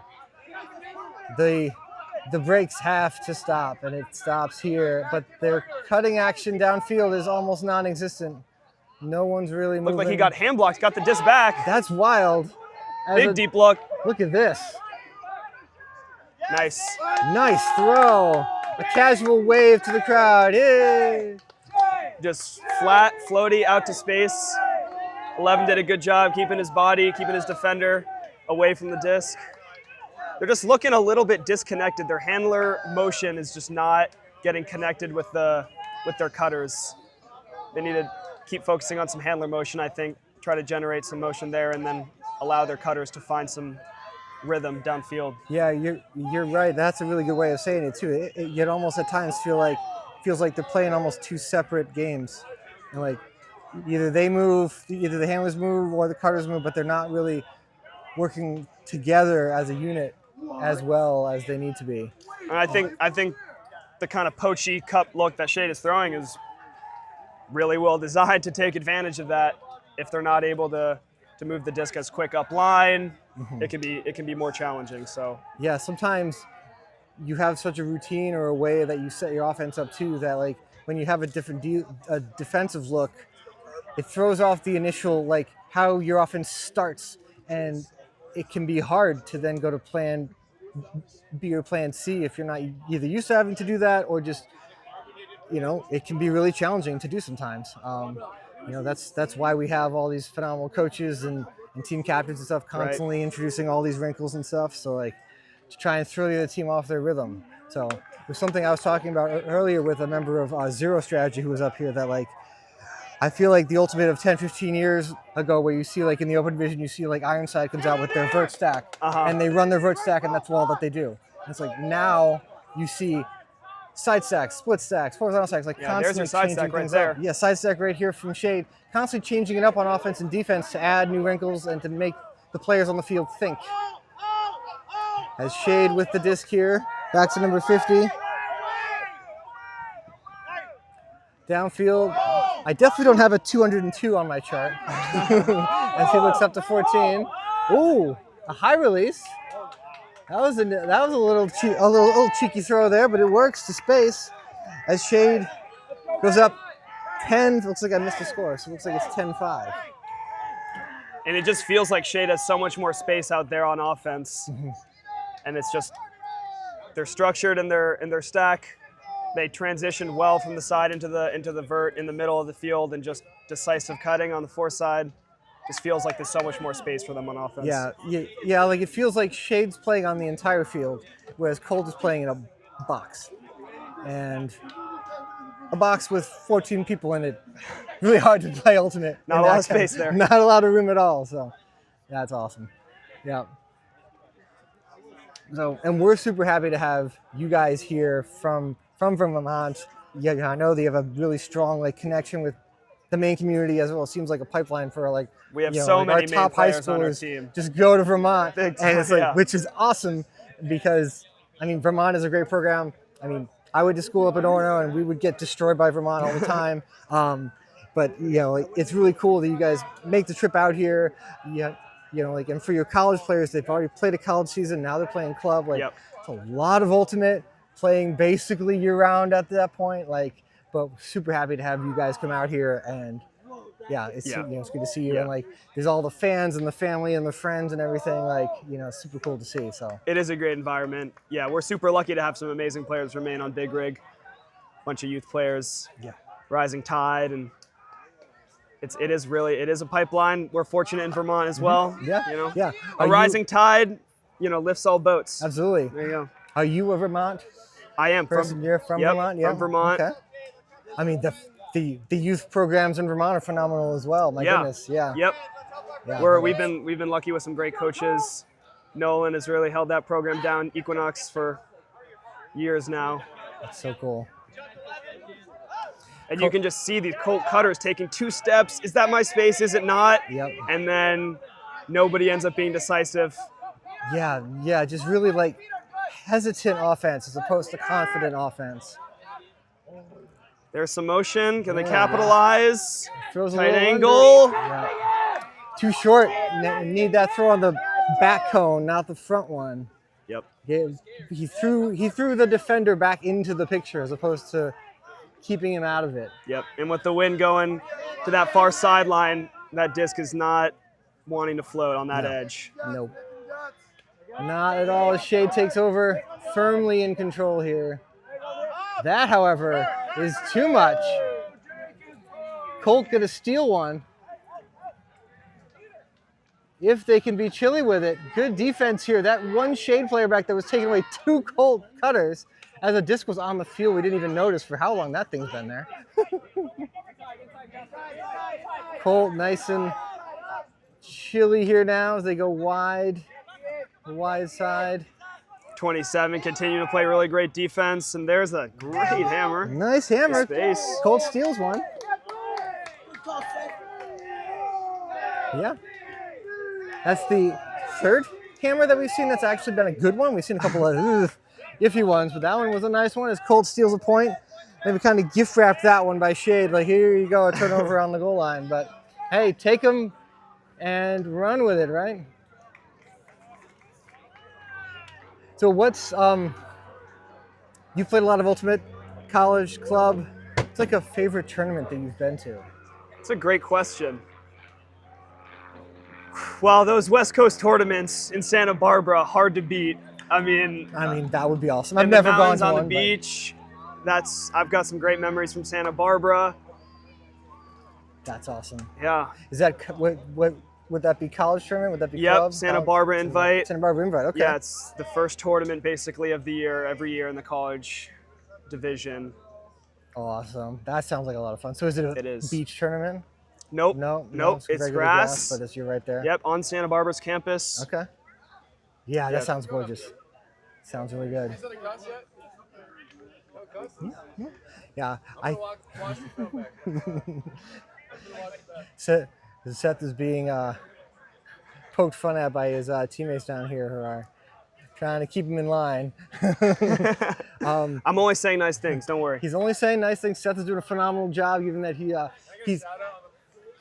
We'll give True Hansen a shout out. Fantastic player. He played phenomenally in the game on the live stream. However, he's the only one who wasn't on the roster. So, you know, it took me a half to figure out who he was. So sorry, it wasn't True Hansen that played really well. No, it was 40. It was number 46. Played really well. Whoever we're not really is. sure who and that that's is. who they were for the first half of the game. So I'm like, I don't know who the person is. They're 46, but they're really good. So then we figured it out. Well, and now he admits to a rookie mistake. Oh, that's unfortunate. But yes, back to the game. Shade receiving. They're up 10-6.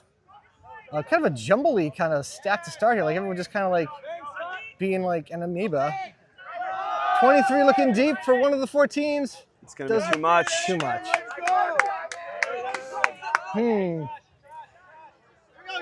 So even though it's a 4-point game and it's an uphill climb, Shade does not want to open the door back up for Colt. Definitely not. Four-goal lead can be deceiving. You think you have the liberty to throw one extra huck, but we'll see if Colt can punish it. Yeah. Coming out with another poachy-looking thing here. It's like probably a little switchy. It's not really it's kind of a zone. It's kind of an in-between. How would you categorize this look here from Shade?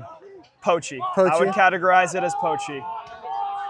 Really trying to just cut off space as much as possible, utilizing the least amount of effort possible. What the old people would call a junkie D. But Colt is off to the races. A piece on defense by one of the Shade players, and then he maxed it up on purpose, which I don't think you're allowed to do. I guess, are you allowed to do that? I think that he can.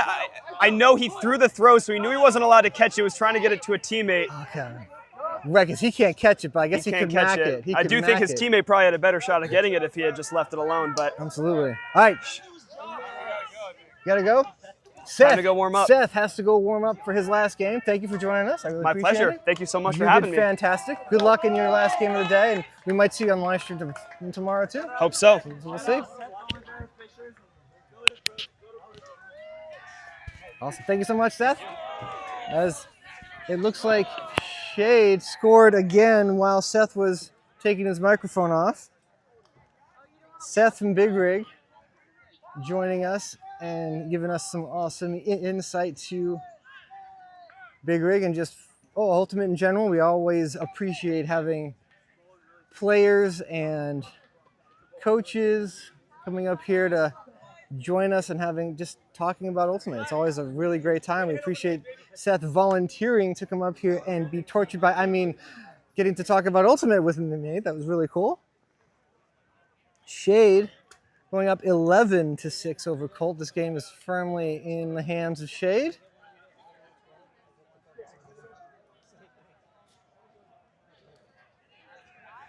As Colt looking quite dejected right now. The game has not gone the way that they wanted to. And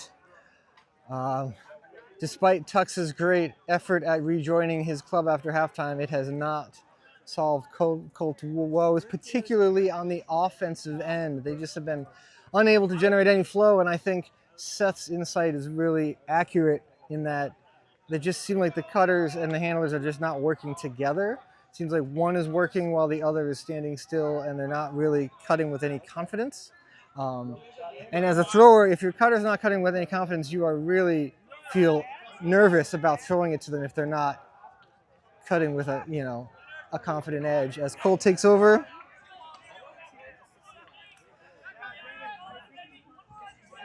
Good look here to number 10. That's D'Antonio out to the far side to the Colt player who dove and couldn't quite get there. Shade taking over. Good effort by Colt, but not quite enough. Shade up to one of the 99s. Thinking about a fancy hammer, but goes under to 27. I think that's Eric Moore. I'm not entirely sure. Coming around over here. Continuing it to number 1. That's Alan Henze. To 27. Colt really kind of poaching on the open side there to make these throws harder as they go back and forth into 27. Shade with another point. And Colt is looking like they're ready for the next round. They just kind of rolling through the motions here. 12-6 in favor of Shade. Shade showing every bit of their talent. They practice together, they work together a lot, and it's showing up in a big way in this game as they are taking it to the boys from Connecticut.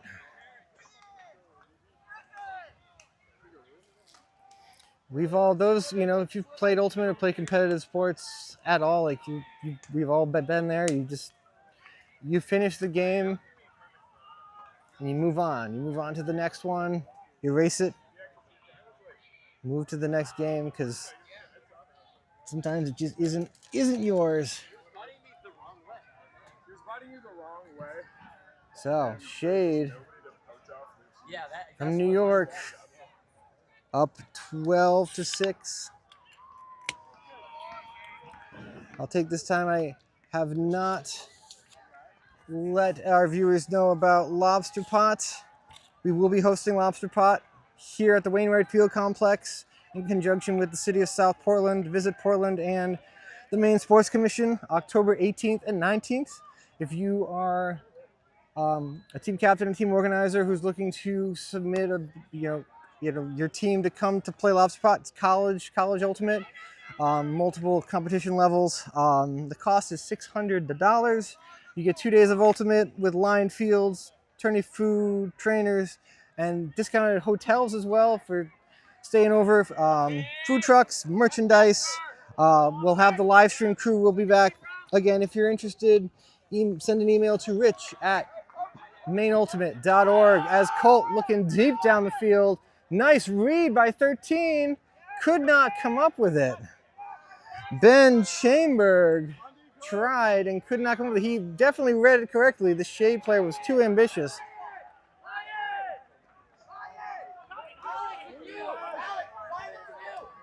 Shade in a vertical. Peter Lou. Back to one of the 27s. We're here to 99. Back to 27. Looking at 12 of the line. That's Griffin Cow. It's 17. It's Pendleton. Looking up the line. Tight window, but he got it. Shade just going right up the line here. Number 8. Nathan Brown up to 27 again, and Shade with another point. And that is all they wrote for this one. It's 13-6. Shade with the victory.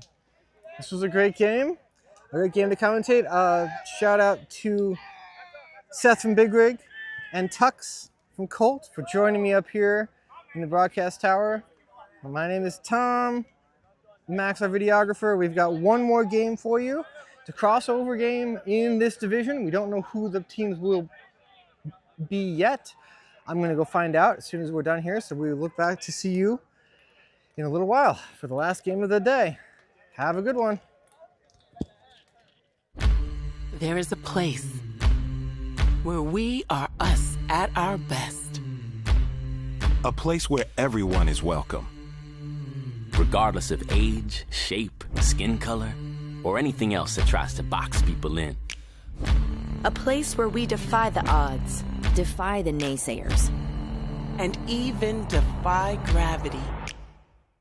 A place where it's accepted that success doesn't belong to the faint-hearted. It belongs to the brave, to the determined.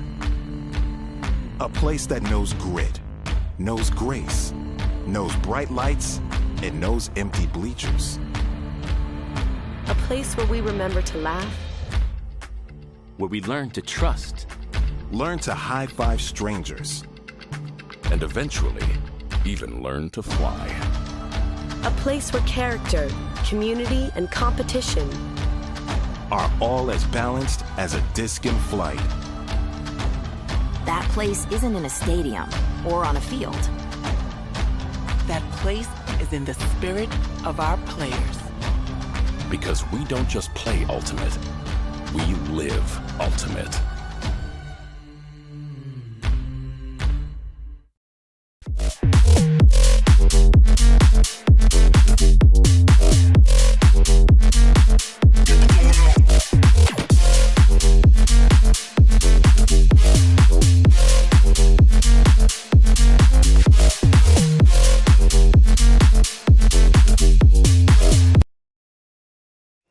180 was created as a better way to hydrate. No added sugar, no artificial ingredients, USDA organic certified. Designed for athletes and everyday go-getters. Recover 180 empowers you to hydrate better and recover strong. No shortcuts, no junk, just better hydration. Recover 180. Everything you need, nothing you don't.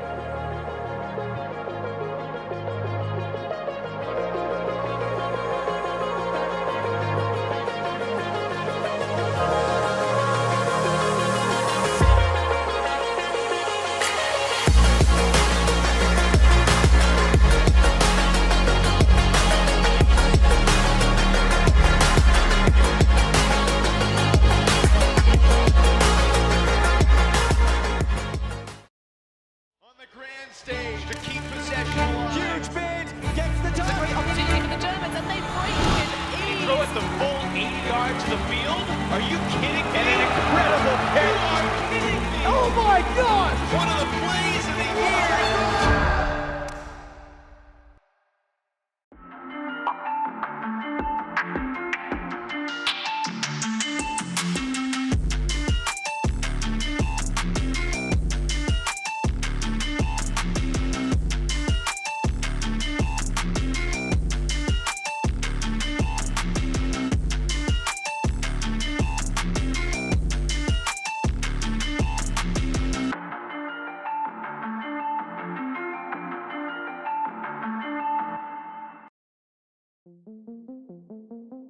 Clearly, our mission is to reduce the risk of skin cancer and melanoma. The best way not to have to deal with melanoma is not to get it. And the majority of melanomas are avoidable. And that's what we need to focus on. There will always be doctors and research doing those wonderful things to find better treatments for people that have it.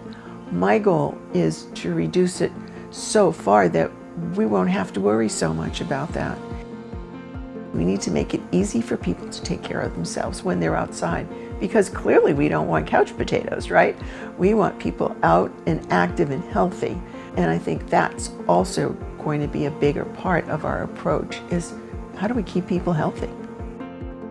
One of the things that we've tried to do is build Practice Safe Skin as a place that organizations, Park and Rec, anybody that's interested in protecting the people that come to them in the sun, and looking at creative ways to do that. So they might be interested in sunscreen dispensers. They might be interested in training their outdoor workers to protect themselves. Now they might be interested in our No Sun for Babies program. They might be interested in our Skinny on Skin program, training beauty professionals and estheticians and all sorts of people that look at your skin more than you do. They might be interested in a middle school, high school, college program. They might be interested in looking towards the future to look at the impact of shade. We started to think about what's the intersection between UV, heat, and shade. One of the things that we do a lot in our training is talk to people about how do you protect yourself in the sun. Well, we talk about hats and protective clothing and wearing their sunscreen and using it regularly. But one of the things we also talk about is seeking shade. So what happens when you can't find shade? What happens when you live on a heat island where there's concrete or asphalt around and there is no shade? And it's difficult to be outside. We understand that there are inequities here. We need to talk to the people who don't have shade about what they need. And when we do that, we find out that there are places close to home that don't have a place for their neighbors to meet, that they have playgrounds with no shade whatsoever. And all the time we're out talking about seek some shade in order to protect yourself from the sun. So for impact melanoma, looking at shade means opening our arms a little bit wider so that we're able to look at what are other health risks. What are some temporary things that we can do while we're looking at more permanent issues? Because honestly, we don't have the kinds of funds that would allow us to bring shade everywhere. What we work with communities around is putting in temporary shade, whether it's 10 by 10 tents or zinnias sunshades or something else. We're really working right now and for the foreseeable future on temporary shade that people can bring personally or have in their neighborhoods. I think these are going to be the things that we need to do to improve the overall health of our community and to reduce the risk of skin cancer and melanoma. The call to action that I'm challenging you with is go out and find a group of people that are interested in supporting their community in a way that will potentially save lives. We can help you do that.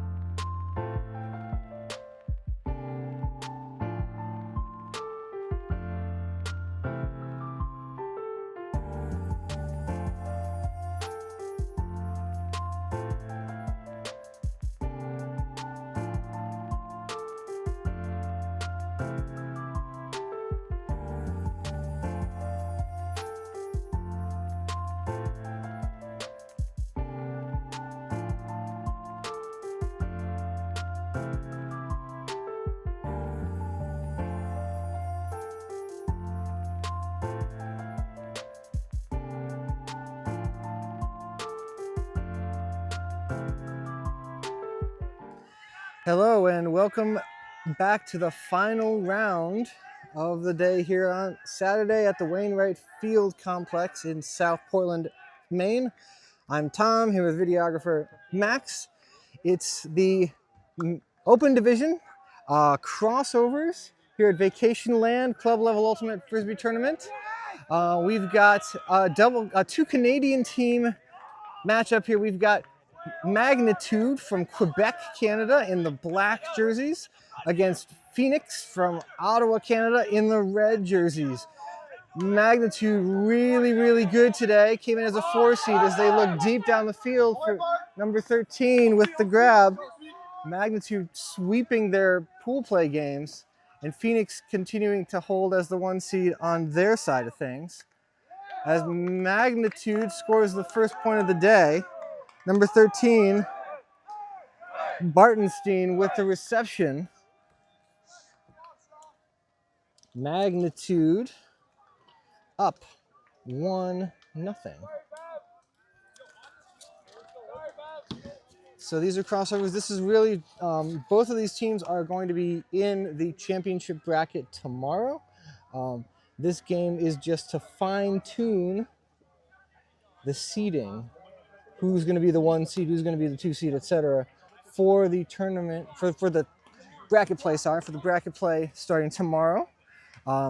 Again, Magnitude, you know, one of the Canadian teams. If you joined us for any of our earlier broadcasts where we had Odyssey from Montreal and we did a game with Phoenix earlier today too, I mentioned that it is hard for the tournament directors to put the Canadian teams in the right spot in our brackets here in our pools because they don't play the same number of sanctioned games. The USA Ultimate algorithm doesn't have as much data on them, so it was harder to place them correctly. So clearly, based on their performance, we had Magnitude ranked lower than they should have been because they rolled in their division.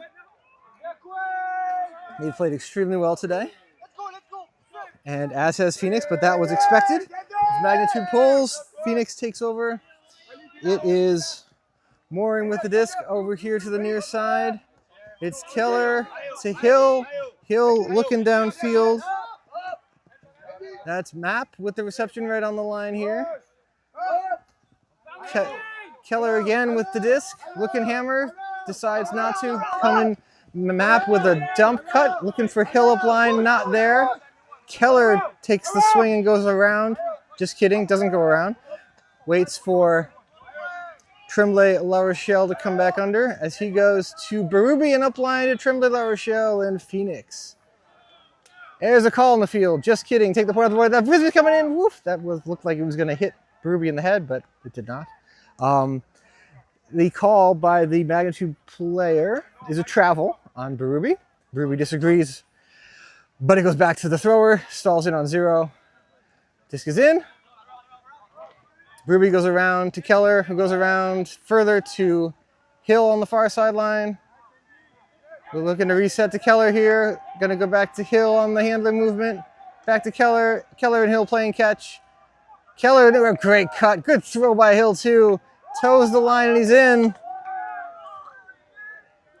Phoenix answers 1-1. So these two teams did a fantastic job in pool play, and they're here to decide who will be the overall number 1 seed in the bracket for bracket play tomorrow. That does make a difference.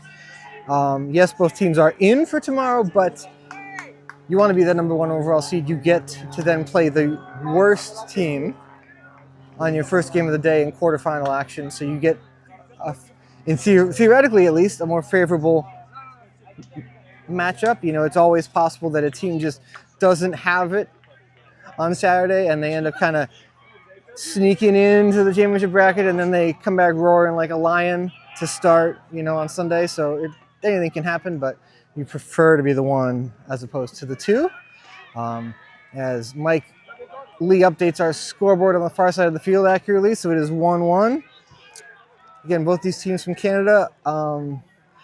Magnitude, I asked during our last game.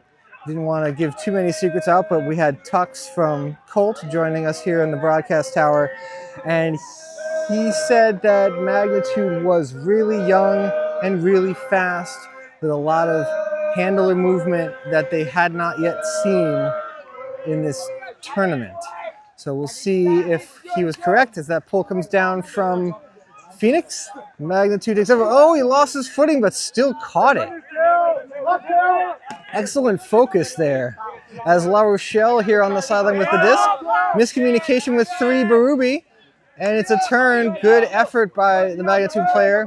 As Munoz picks up and immediately defended by number 0.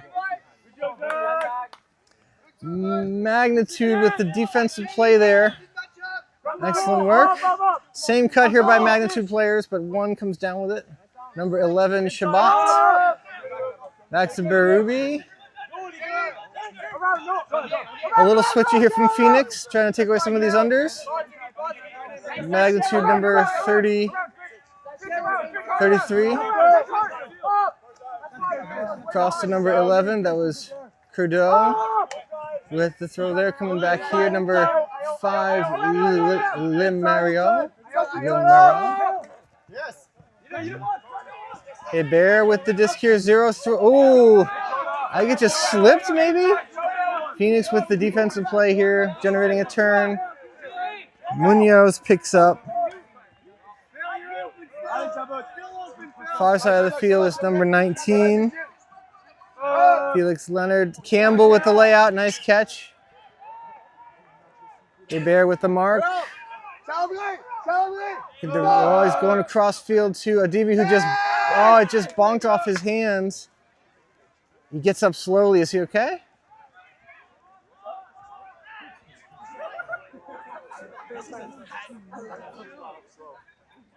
Adibi got up slow. Everyone's just kind of making sure he's okay. Disc is in. Curdo back to Berube. Magnitude with the disc. Trying to clear out spacer. Dubois cuts back in. So handling movement here from Berube. Back to number 5 as Curdo with the disc on the near sideline. Looking to go back around again. Ledmaro with it. Nice flick to the far side, number 9. Going to the end zone. Magnitude with another point. 2-1.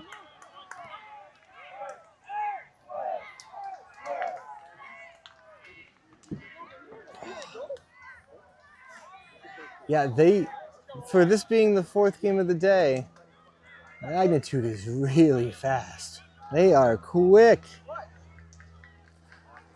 So, Maine Ultimate in conjunction with the city of South Portland, Visit Portland, and the Maine Sports Commission is looking to host Lobster Pot in October on the 18th and 19th here at the Wainwright Field Complex in South Portland, Maine. If you're interested, if you're a college team that's interested in coming to this tournament, the cost is $600. You get lined fields, food trucks, a really cool tourney central with lots of merchandise for sale, from friction gloves, layout gloves, brake mark, Maine Ultimate, discounted hotels, trainers, tourney food, shuttles to and from the parking lot. Yeah, it's a fantastic tournament. We're going to have the live stream going as well.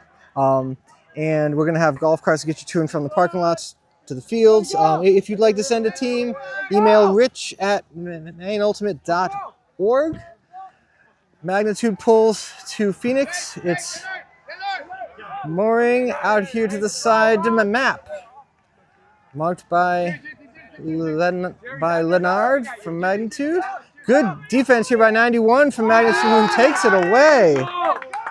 Number 91 on Magnitude making the play there. Is that Gamache, I think? We'll get his name as he gets closer. Leonard picks up for Magnitude. Right up the line. And defended by Tremblay La Rochelle. Maybe too quick of a decision there from Magnitude. We could have gotten something a little bit easier. As Tremblay La Rochelle walks up for offense here for Phoenix. Phoenix in the horizontal as Dagler clears out. Map's doing work in the middle of the field, but Morin goes across to Degler. Hill with a big backhand, looking for Berube. Berube bodies, but can't come down with it. Turnover by Phoenix. Magnitude setting up vertical stack here. Good D by Mooring there from Phoenix.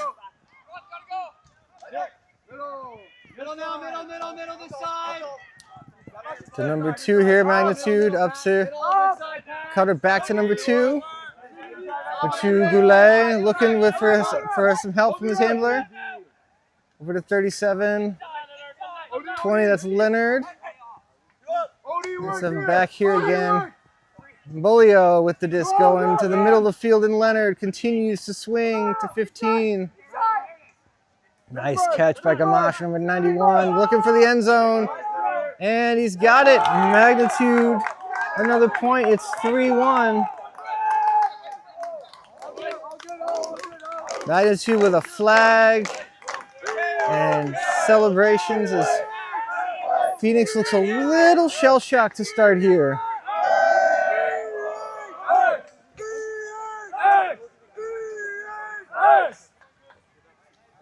It's a long day. It's a lot of ultimate.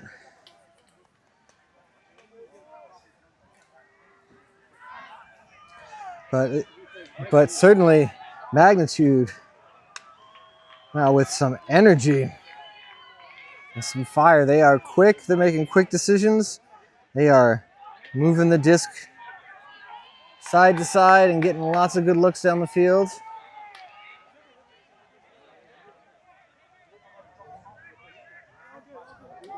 We'll see what Phoenix has left in the tank here. So coach gets them ready to go. Trailing 3-1. It's important for Phoenix in this game to not get in their heads. Which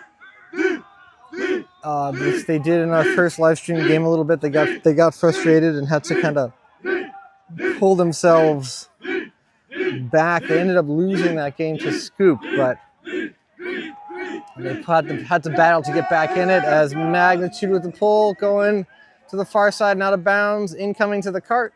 Almost got it. As Phoenix will set up in the middle of the field. Looking like maybe a little bit of a side stack.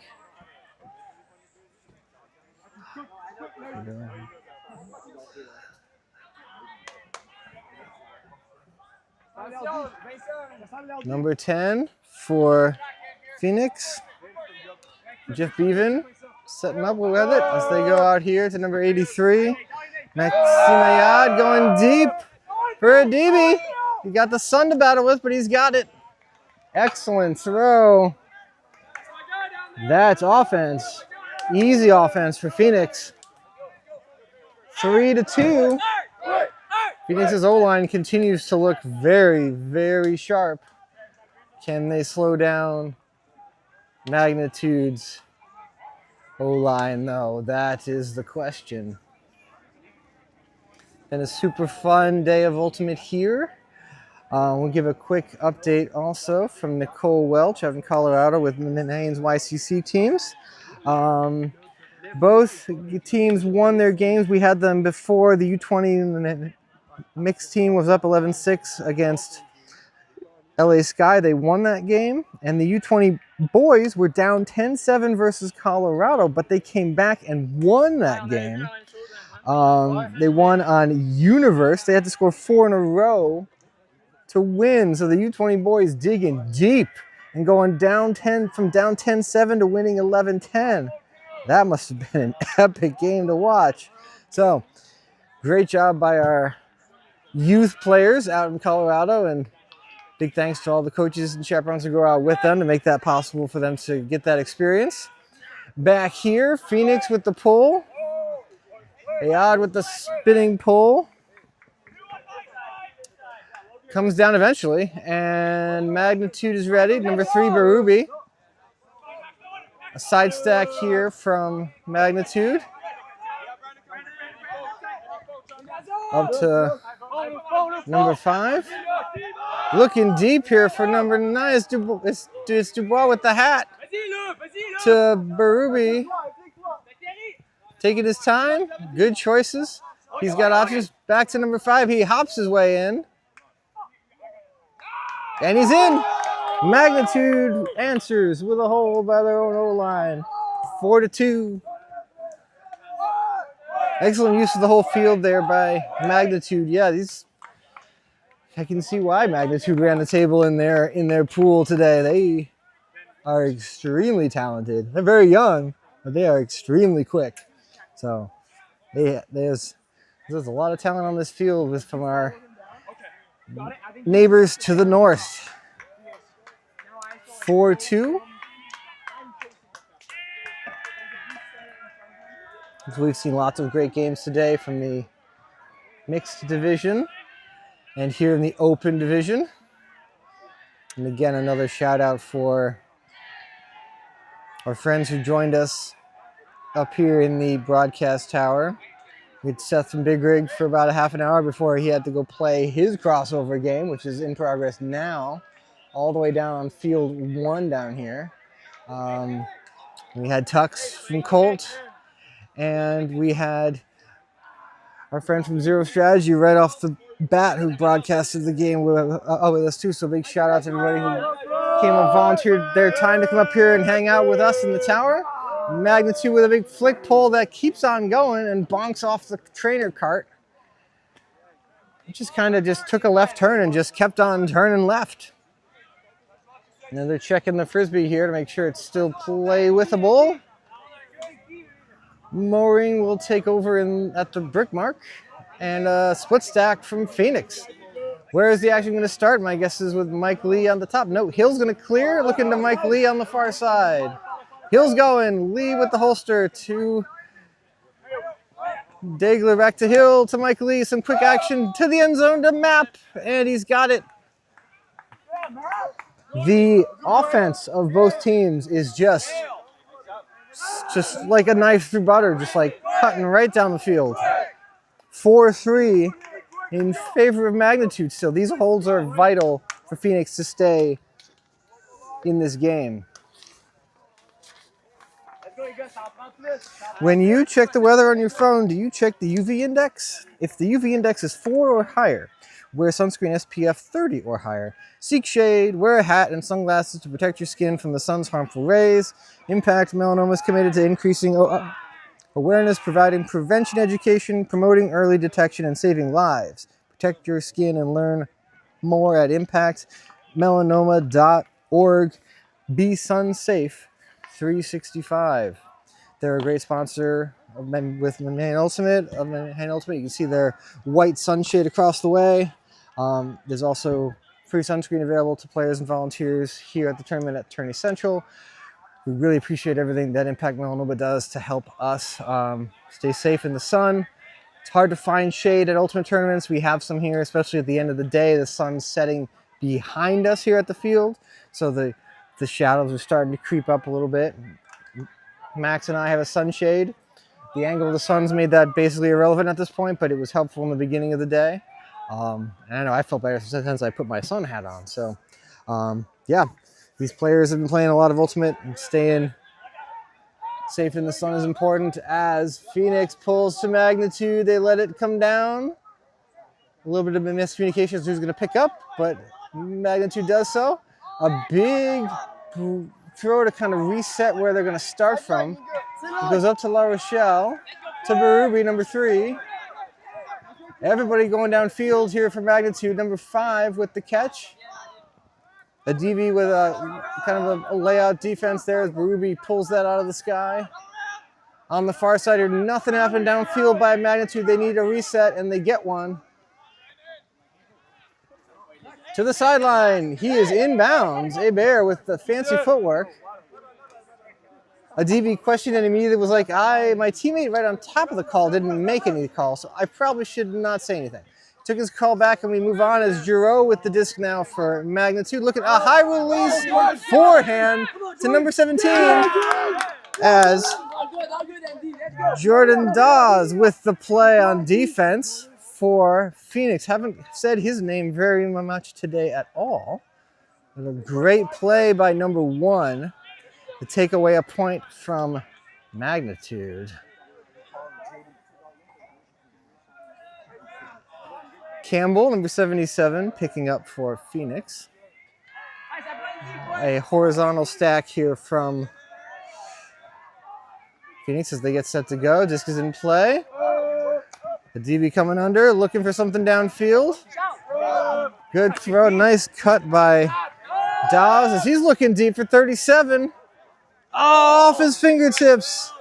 A Simovic with a great layout, almost had it.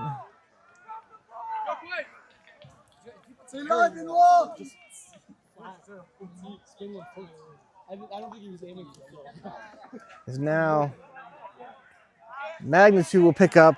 Lemoreau going back to pick up the disc. Phoenix setting up a poachy defense here, and Lemoreau's just like, I'll just go to that guy you're poaching off. I'm just going to put it right on him. As Hebert with the disc here, number 0. Looking up line. Good defense by Somerville. Just straight hand block up. Hebert kind of rushed it, didn't really pivot out, just kind of turned his body and tried to sneak it around the corner. As Campbell looking for a DB in the end zone, he's got it. And a little flip and a little look to the defender, and a DB is pumped. He plays with fire and passion, clearly. And that's a big, because now Phoenix is right back even with Magnitude, 4-4.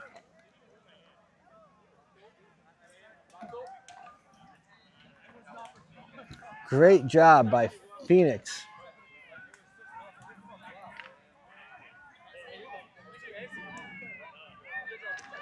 So the rules for this game are the same as the others. So like all the games today are played to 13. First team to get to 13.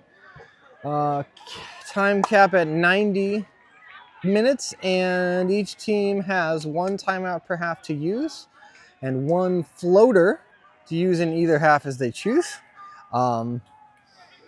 We have no officials, we have no observers. These games are entirely self-officiated. Sometimes you'll see hand signals. Just like a travel signal in basketball, the travel signal in Ultimate Frisbee is the same. It's also the false start symbol in American football. Those are all, yep, that's what the travel is. And a foul is an X, where they kind of, they kind of make an X with their hands. That's the symbol for a foul. No contest is like a no good signal. So those are kind of some hand signals you might see throughout the game. Kind of help figure out what the calls are. That's what I'm looking for. Also, we can't really hear what they're saying on the field, so that's what I'm looking for to try and help figure out what's going on. As the Phoenix player decided to try and launch that pull into orbit. It did come down eventually.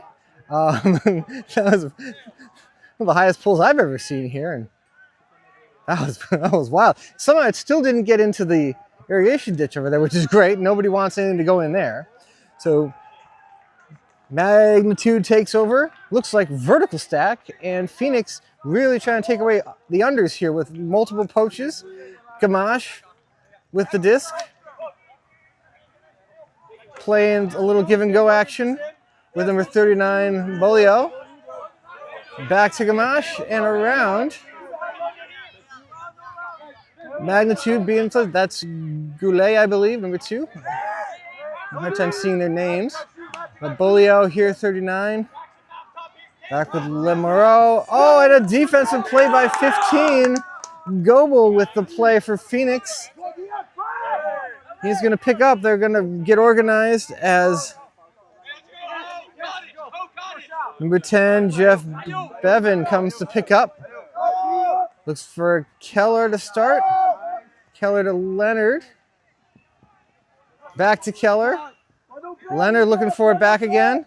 Doesn't have it. Good patience here by Keller. Going to look for Goebel. Yep, Goebel with the defense right on him.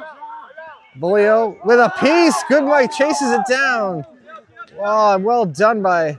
Sorry, that's not Bouoy. That's that's Curdeau. Curdeau. I'll get it right. Curdeau.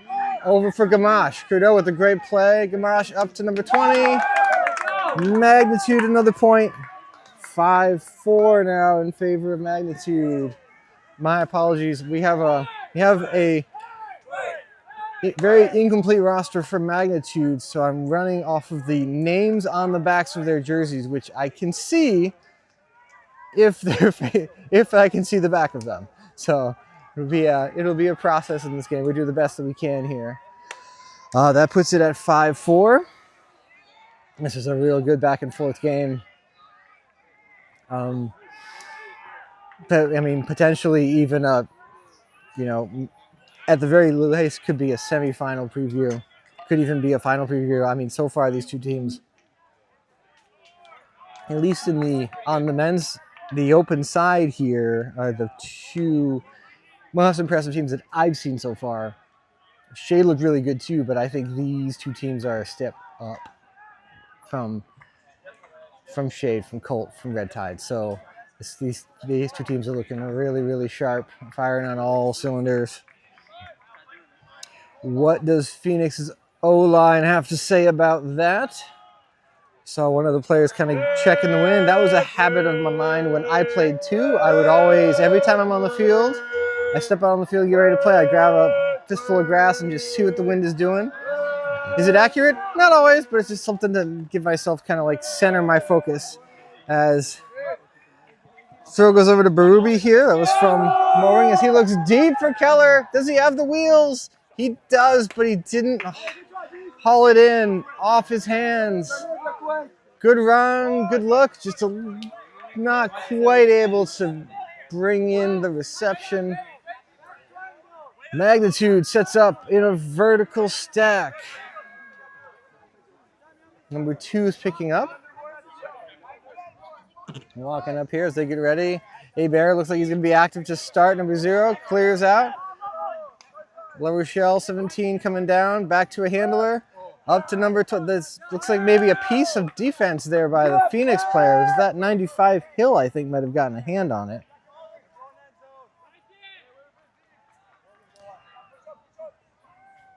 As Phoenix picks up.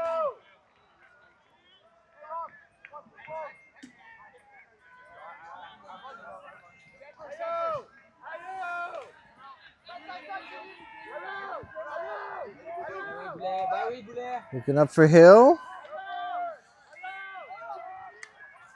Hill to Degler. Oh, Blady.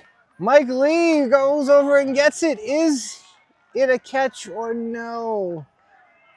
It is up for debate.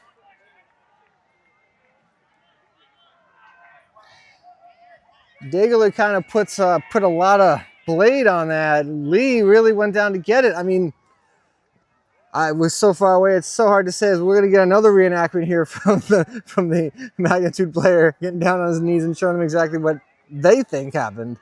I just think that there's, in order to come up with that cleanly in your hand, I don't see how it's really possible. There we go. They set a score. There's a cameraman over on that side of the field who snapped a picture of Mike Lee catching the disc. So they went and checked photographic evidence of his hand under the disc. That's so cool. That gentleman was right on top of the play and caught it on camera. And the players went to the photograph and is proven correct. I just don't think that you can come up with that cleanly if it bounces on the ground, which is what Magnitude was saying. I don't know how Mike Lee would then be able to catch it. That was a great play, though. Great grab by Lee, and that ties it back up at 5.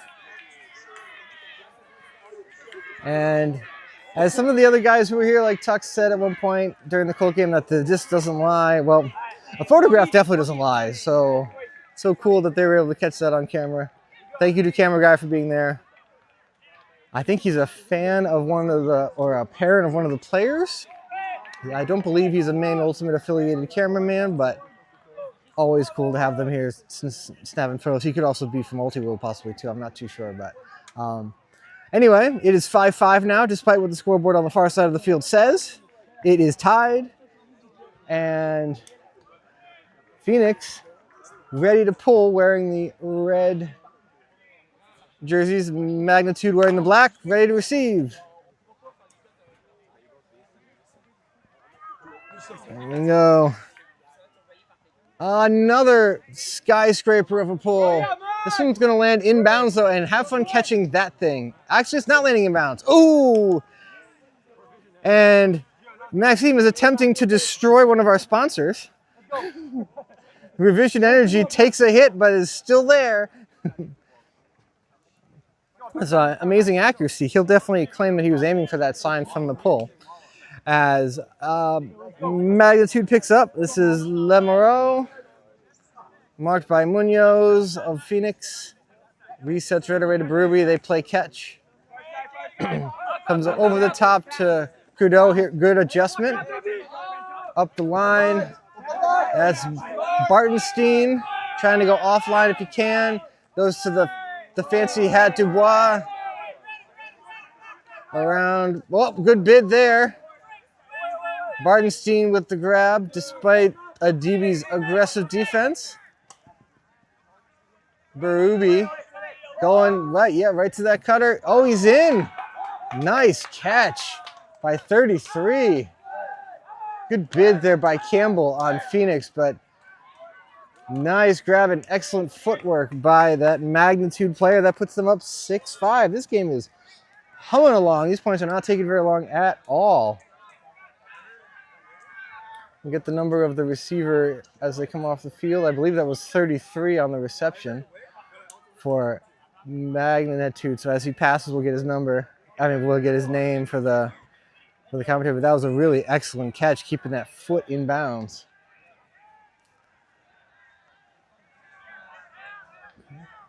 Curado. 33 Curado with the reception. He's making a lot of plays for Magnitude here, as it looks like.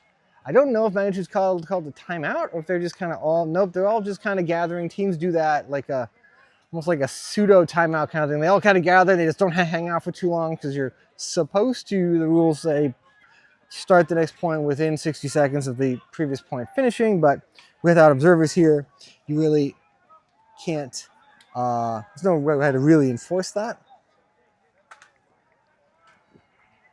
There's also offsides. That again, without observers, really is hardly enforced unless it's really egregious. The pulling team has to remain behind the end zone line, the front end zone line. They cannot cross the end zone line before the disc is released by the puller. And the receiving team has to have 1 point of contact on their end zone line until the disc is released. That's either violation is an offsides on either team, and the penalty is being able to take the disc further and further down the field. That's what the penalties would be, or either further down the field or further back, like in your on your own goal line. As Phoenix continues, coming back around this way. Lee with the reception here to the middle of the field to Hill. As Magnitude was trying a bit of a zone, but now they're going to melt into honest person defense as the throw goes to Keller from Tremblay-La Rochelle. Back to Tremblay-La Rochelle. Hill is being poached. He's open. Keller on the goal line. He continues walking, though. Mike Lee with the reception. I mean, if I was on the field, I would have called a travel on Keller because Keller, yeah. And they did make a call. Keller caught the disc and just kept on walking. And then threw it eventually. So I would have called that too. But they took it back. Okay. All right. I guess they decided it didn't really affect the play. I thought that was the right call because he kept on walking. But that makes it 6s. So the next point will put us at halftime. And I'll take a second before halftime to tell you about Revision Energy, the sign that got beaten up over there by the pull from the Phoenix player. Revision Energy is Maine Ultimate's clean energy partner and was co-founded by Ultimate World Champion Fortitude Muller. Revision Energy loves supporting Ultimate as a friendly, inclusive sport for everyone, with a mission to make life better by building our just and equitable electric future. Revision Energy is a 100% employee-owned solar company and certified B Corp, serving clients in Maine, New Hampshire, and Massachusetts. If you're looking to save money and reduce your carbon footprint with solar, heat pumps, battery storage, or electric vehicle charging, head on over to revisionenergy.com. So, Phoenix and the coach looking to set up the right matchups here to slow down this magnitude offense that has been operating on all cylinders. This is turned into the game that we were hoping. It's looking a little bit like Magnitude might run away with it early, but Phoenix has definitely recovered. And it's a real treat here. 6-6, the last game of the day. These teams playing for who will have the top overall seed for bracket play tomorrow.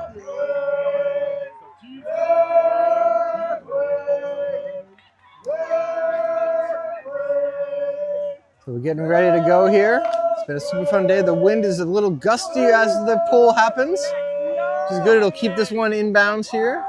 The wind is definitely picking up. It bounced, and I believe he touched it. So he's got to play it. If it rolled out, he would have had to play it from where it rolled out if he touched it.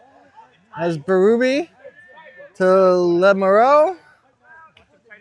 Back to Berube, and Phoenix is really ramping up the intensity. They can smell the Callahan as they go to Curtero. Coming back here, Lemoreau around to Berube again.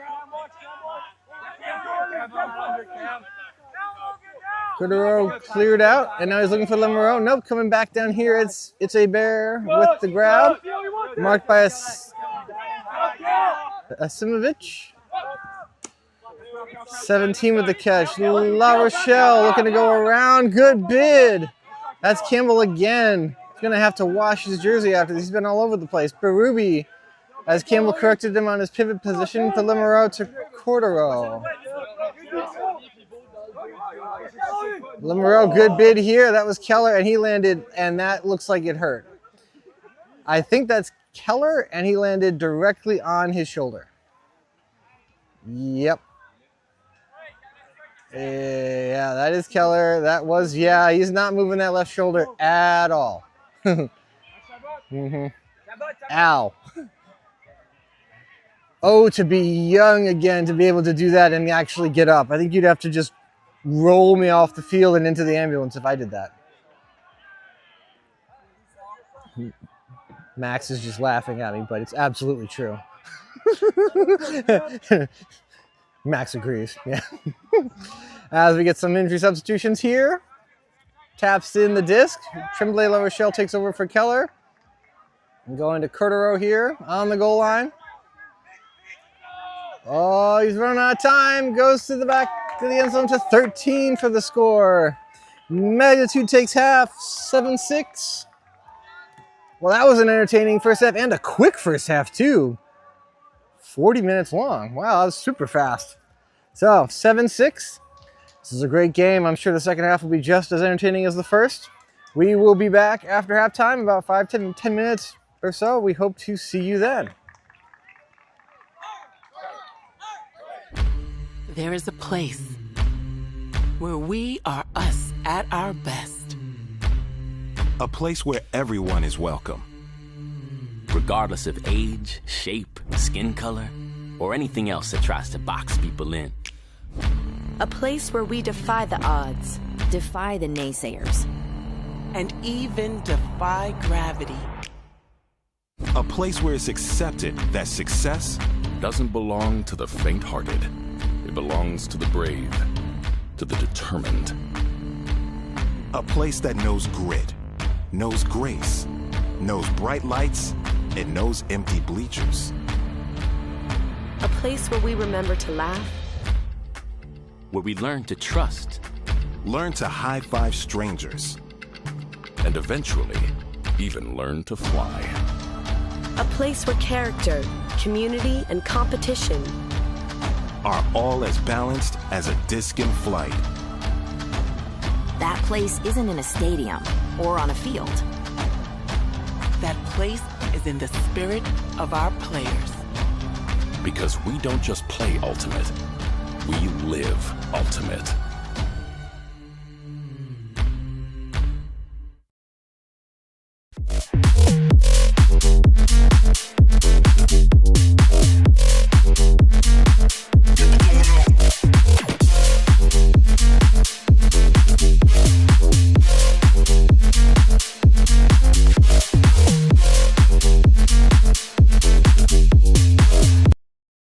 Recover 180 was created as a better way to hydrate.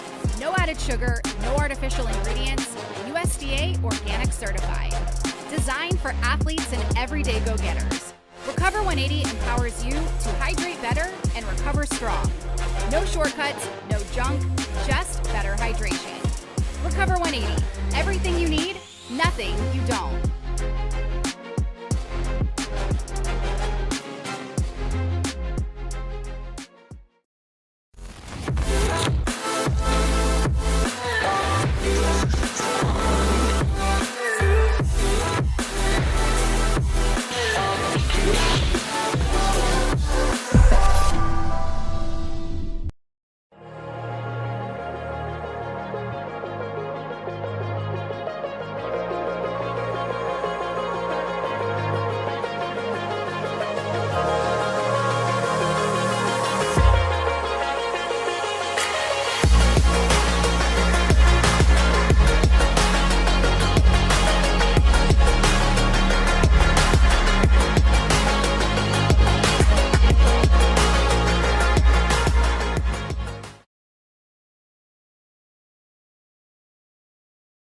My first few years of college, I threw every single day. Of course you want to be a champion. Of course you want to be working towards winning titles. Be happy, but never satisfied.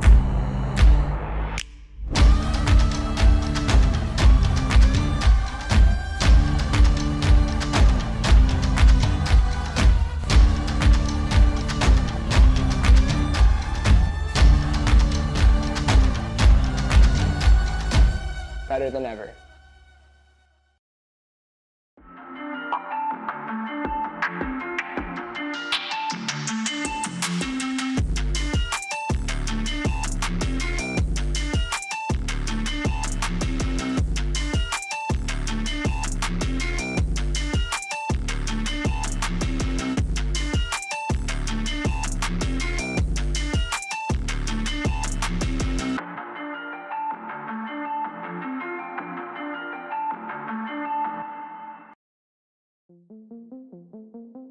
Clearly, our mission is to reduce the risk of skin cancer and melanoma. The best way not to have to deal with melanoma is not to get it. And the majority of melanomas are avoidable. And that's what we need to focus on. There will always be doctors and research doing those wonderful things to find better treatments for people that have it. My goal is to reduce it so far that we won't have to worry so much about that. We need to make it easy for people to take care of themselves when they're outside, because clearly we don't want couch potatoes, right? We want people out and active and healthy. And I think that's also going to be a bigger part of our approach, is how do we keep people healthy? One of the things that we've tried to do is build Practice Safe Skin as a place that organizations, Park and Rec, anybody that's interested in protecting the people that come to them in the sun, and looking at creative ways to do that. So they might be interested in sunscreen dispensers. They might be interested. And welcome back. We're getting ready to start the second half of action here at Vacation Land Club Frisbee Tournament at the Wainwright Field Complex in South Portland, Maine. I'm Tom with videographer Max. We're here, second half of the game between Phoenix and Magnitude. Magnitude in the black jerseys, Phoenix in the red jerseys. It is 7-6 in favor of Magnitude. A really good game. Magnitude went up by a couple early and Phoenix got themselves back into the game. And yeah, 6-6 with Magnitude taking half. 7-6, a great game. This is crossover, so we're done with pool play. This game is both of the top seeds. So the top seeds in Pool A and Pool B, the top teams playing each other to determine who's the #1 overall seed in the bracket for the bracket play starting tomorrow morning. So both teams are in the bracket. They're simply playing for seeding purposes, which might also be why we saw by far the fastest halftime of the day. The teams are ready to be done with today and just get on with going to have dinner and getting to sleep, as Phoenix picks up a good pull by Magnitude. Mooring way out here for wrap on the near side, marked by Lemoreau. Degler back to mooring. Berube coming under, number 13. Declined Hill's cut and goes to Tremblay La Rochelle instead. Hill declined again. Looking to reset here. Oh, almost got it. Number 2, Goulet almost got it for Magnitude as they continue working wide. Tremblay La Rochelle keeps going. Mooring with the disc now. Number 6 for Phoenix to Lee. Tremblay La Rochelle with a nice cut. Taps it back into play. Phoenix getting ready here. They're on the doorstep.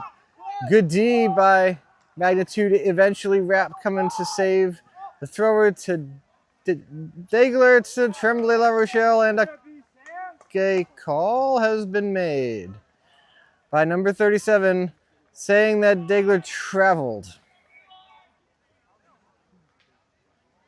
So they will debate and discuss and maybe make dinner plans for later. We'll see us coming back to the thrower. Okay. They agreed to disagree, and we will put it back into play. Everybody is set where they were. Phoenix looking to tie us back up at 7. Disc is in.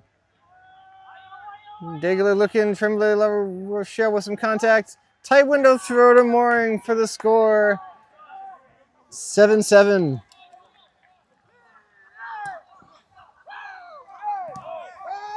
It's gotten much quieter here as well, it seems. It seems these two teams being from Canada don't have as many fans watching. Also, all the games all the buys are over, so there aren't teams mingling about watching games. Everybody who has a game to play is playing right now. It is possible that some of the teams on the other fields have started to leave as their games are over, but currently all the fields on this strip of fields are active and games are being played, as this game is now 7-7. Magnitude showing every bit why they were able to win all of their games in pool play, proving that they belong right here, hanging with Phoenix.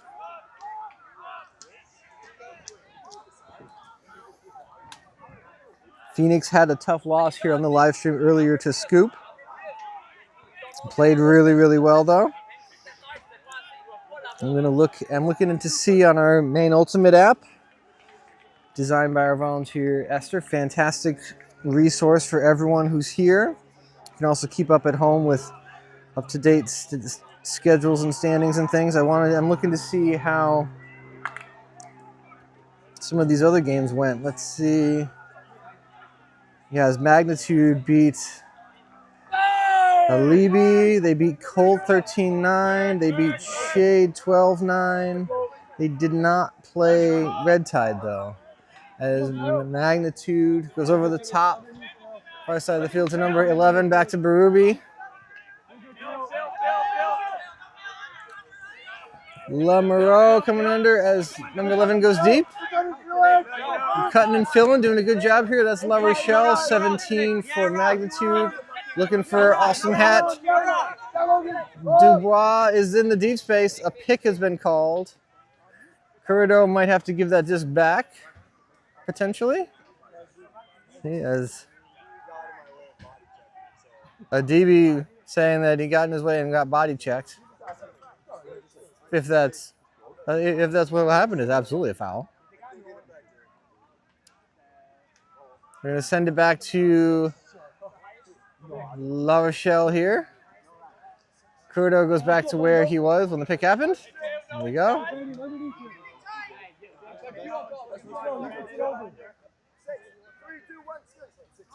Corrido comes back and gets it anyway. La Rochelle looking, and La Moreau making the same cut for Magnitude, which is, you don't want to see two people doing the exact same thing. A break throw here. Dubois looking big for La Rochelle. He's got space, and he's there. Nice throw. Dubois channeling the power of the bucket hat. Magnitude 8. Phoenix 7.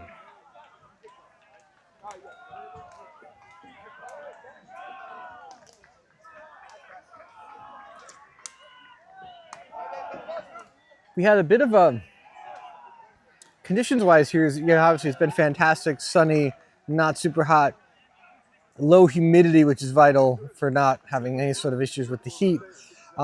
Early in the morning, our first game of the day between Odyssey and Zero Strategy in the mixed division had a little bit of a gusty wind at times, very inconsistent, but it was there, here and there. Well, it went away for pretty much all of our games for the rest of the day. Now it's back again. You can see the flags kind of flapping on the other side of the field over there. Our vacation land flag, our lobster pot flag kind of moving. I can feel it behind us too. It's also kind of swirly. You can see across the field the vacation land flag is moving in a different direction than the Discraft flag directly in front of us. So the wind is definitely kind of swirling around, which makes throwing a real pain if you don't know what's going to happen to it after you let it go.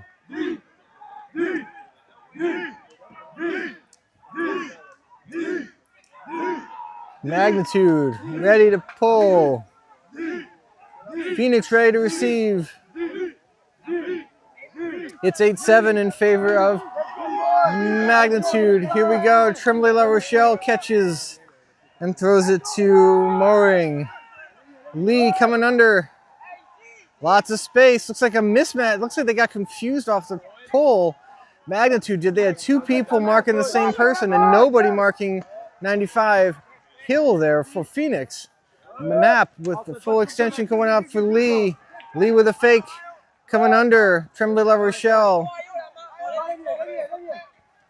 With the mark here by the Magnitude player. Stall's getting high. Hill with some body by Bear. Tremblay La Rochelle with space. Nice throw by Hill to throw him into that opening. As Lee going up line, but too tight of a window for Tremblay La Rochelle. Resets to Hill. Hill and Tremblay La Rochelle work together to get it off the line as they keep going to Mooring here. Laser to Lee in the front corner. And Phoenix, the O-line holding, tying it back up at 8. This is going to come down to who has the disc last, I think. The O-line is just answering every single time. Super fun. Both of these teams definitely worthy of the 1 seed.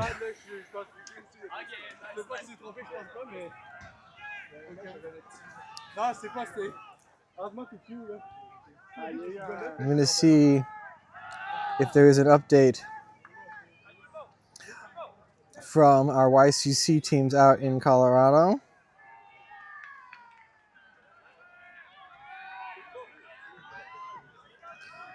But so far, it sounds like our U20 mixed and boys teams are doing quite well so far.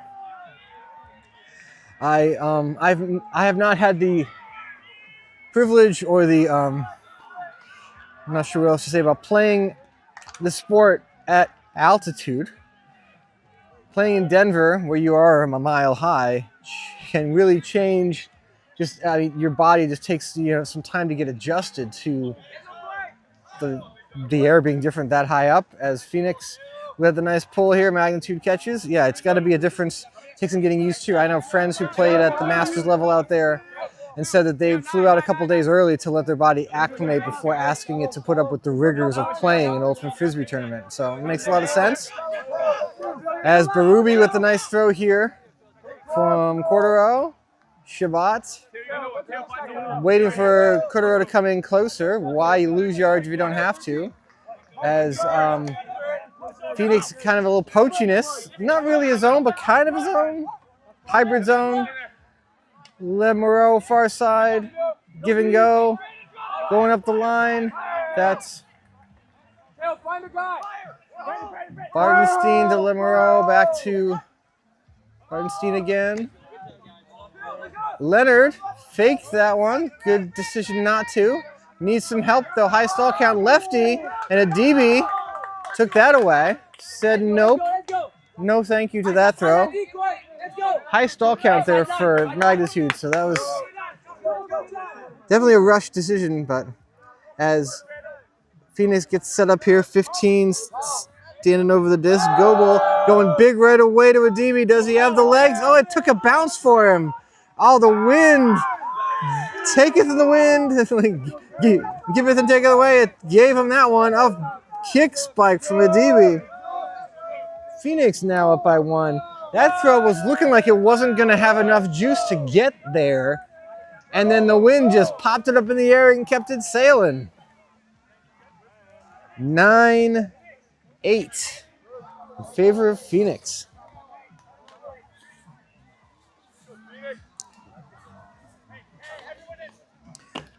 This has been a lot of fun. These teams are really good. I'm so happy that they're able to come down here too. It's good for them to play competition that they get to see here. It's also good for them to get qualifying games in that are USAU sanctioned, because a lot of them will also play US sectionals as well. They are eligible to play both. So Canadian teams getting enough sanctioned games in to get an accurate rating, get a ranking really, helps when sectional regionals happen, for them to be seeded appropriately and to get enough games to be able to come down and play for those. I've had the privilege in my long ago club playing days of playing multiple tournaments in Canada. As I said earlier, I got to play with Mike on a open team at Jazz Fest, which is a tournament in Montreal that no longer exists, I don't think. It happened at the same time as a jazz festival. It was usually 4th of July weekend in Montreal. That tournament was a lot of fun. And I had a great time picking up with that team a bunch of guys from the New Brunswick area. And we were invited by them when we were in college to go play up at to play other college teams at an indoor tournament called Fruit Bowl, which was in Fredericton, New Brunswick, and also Parley Beach Ultimate as well. We got to bring a team up there every year to play in Shediac, New Brunswick on the beach, which was a super fun time every year, bringing some Mainers up to Canada to play against a bunch of Canadians out in the sand. And even though it's Canada, it's still really hot out there. That was in the middle of July. We got to do that too. So lots of fond memories of going up to Canada to play Ultimate, and lots of friends that we still have up in particularly the New Brunswick area, but also Ottawa. So then thank you guys for coming down to play. Well, I hope your fans at home, friends and family are watching. As Phoenix pulls another big pull from Ayad. It's going to hang up there forever, and it's going to land in bounds too. Nice pull. Got to play it from there. As I'd really dislike having to play from the corner like that is Magnitude got to go back deep into their own end zone. Trying to use this base given as Phoenix plays a zone. They're trying to communicate, but 37 is just standing in the middle for Magnitude, just getting every reset. As they go over the top swirly, and a defensive play by 83, and a foul. Ayad and Barubi. Hard to say here. Definitely contact. My view of the play, and what Ayad is saying by gesturing like that he's going over his head, is saying that the contact happened well after the disc was already gone. And that Barubi, number 3 on Magnitude, had no play on it, is what Ayad is attempting to talk about here. From my view, I would tend to agree with the Phoenix player that the contact did happen, but that it was after the disc was already over Ruby's head and was almost on the ground, actually. So the Magnitude player has taken his call back. There is no foul. The play happened, and we're gonna go. When we're moving on, it's a turn. Phoenix takes over. Excellent spirit here. They debated, they fixed it, and they're moving on. Good job by these guys. Goebel to Ayed. Ooh, some contact here. Adibi.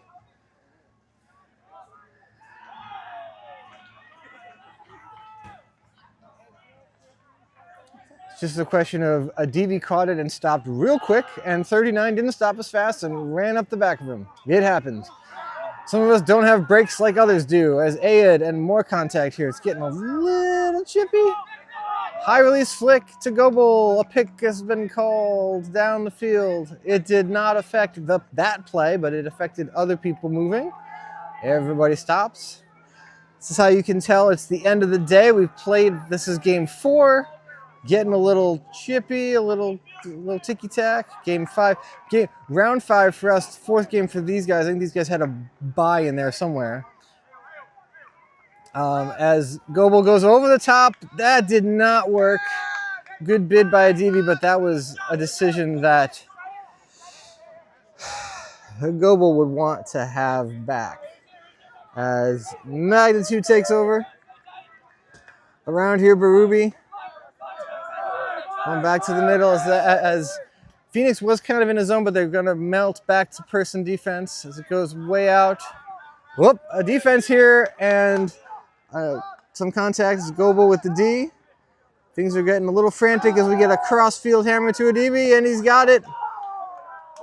Another foot spike, a different foot spike. I have a feeling that Adibi's got many different celebrations here. Every time he scores, there's something different happens. That makes it 10-8, Phoenix over Magnitude.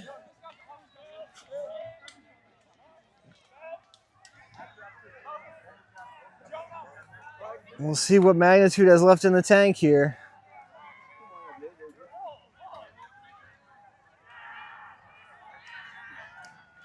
So that was a battle of a point there.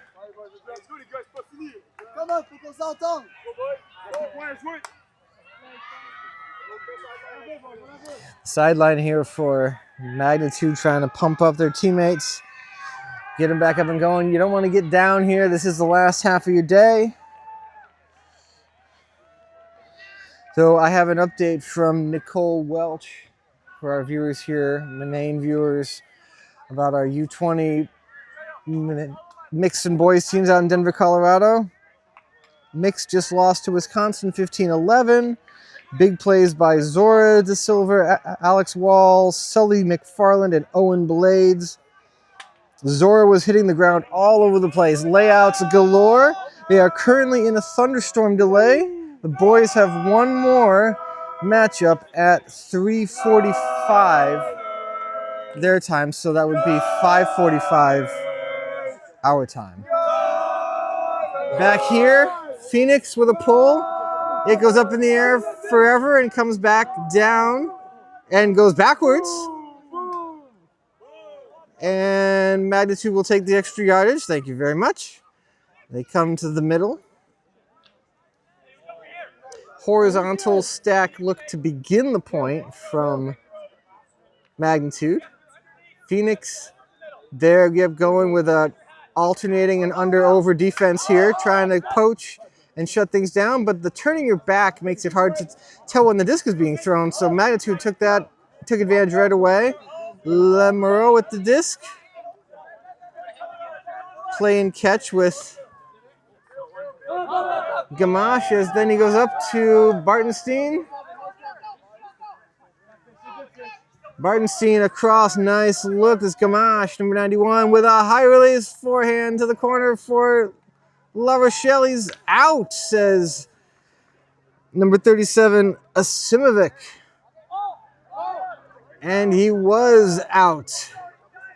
He was in by the like taped line, but not by the actual line.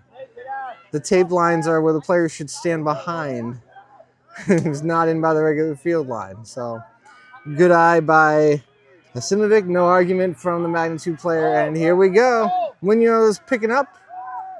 Coming in here, that's 42 Somerville, I believe. Yeah, Somerville. Keller putting it out to space for someone. Munoz is coming in from the back, and oh, they ended up defending each other.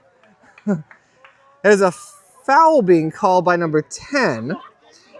Number 10, Bevan, is calling a foul. The unfortunate part is, at least from the broadcast tower, it looked like Bevan and Munoz, both Phoenix players, fouled each other, and the magnitude players were just watching the action. So there's no denying that there was contact, but Bevan thinks the contact was from La Rochelle 17, but the contact was actually from his teammate 24, Munoz, as they defended each other.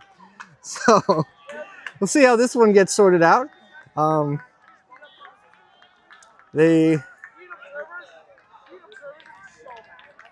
And Keller, number 9 here from Phoenix, is just imploring them to contest it and send it back so he can throw it again.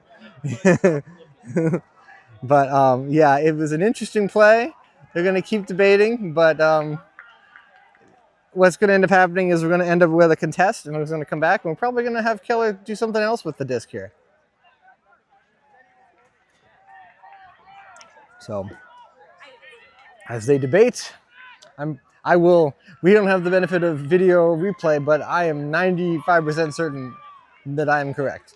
They fouled each other. Those of you at home, feel free to go back and watch, but yeah, and they're going to contest it and send it back, so Keller, go back to where you were, here it comes. And we'll do it over. Not a bad throw from Keller. I think he was actually looking for Bevan, number 10, in space, and Munoz came into the play and then brought his defender with him, and then chaos ensued. And then now Keller's got to figure out where he was when he threw it. He's about there, so. As we're going to tap it in here in a second. It was a pretty quick throw. We'll see what the stall count's going to come in on. Coming in on 0. Back to 0. Because he pretty much caught it and hucked it anyway, so that makes a lot of sense to me. Keller goes to 77, Campbell. Back to Bevan again. Dubois, oh, it's the baseball cap versus bucket cap as Bevan goes out here to the wing. Somerville. Keller, nice catch. That is really a challenging grab. Behind him, fading away. Keller, Campbell up the line. Campbell wants something deep. Decides to come to Asimovic, back to Campbell, and to Keller. He got it. Bartenstein was trying on magnitude, but couldn't keep up. Keller with too much speed. And it's 11-8. Phoenix is pulling away rapidly. For whatever reason, this Phoenix team is a lot, I wouldn't say a lot crisper, but definitely sharper than the Phoenix team we saw against Scoop. I think the biggest difference is Scoop didn't give the disc away at the same rate that Magnitude is. Magnitude is turning the disc over, whether that's their own offensive miscues or Phoenix's defensive intensity is ramped up. But definitely Phoenix looks sharper in this game than they did earlier today against Scoop.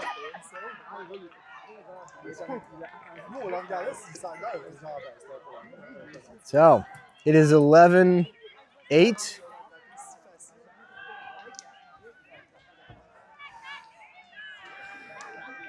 How many Phoenix players does it take to get the scoreboard right on the far side? We have 4 of them over there right now.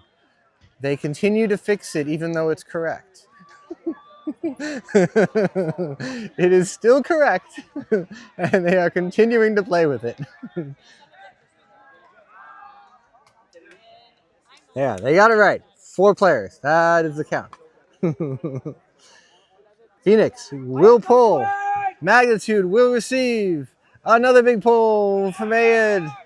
It's kept floaty, floaty, floaty. And it does come down eventually. Berube didn't take the first one or the second one. Ends up to 37 here.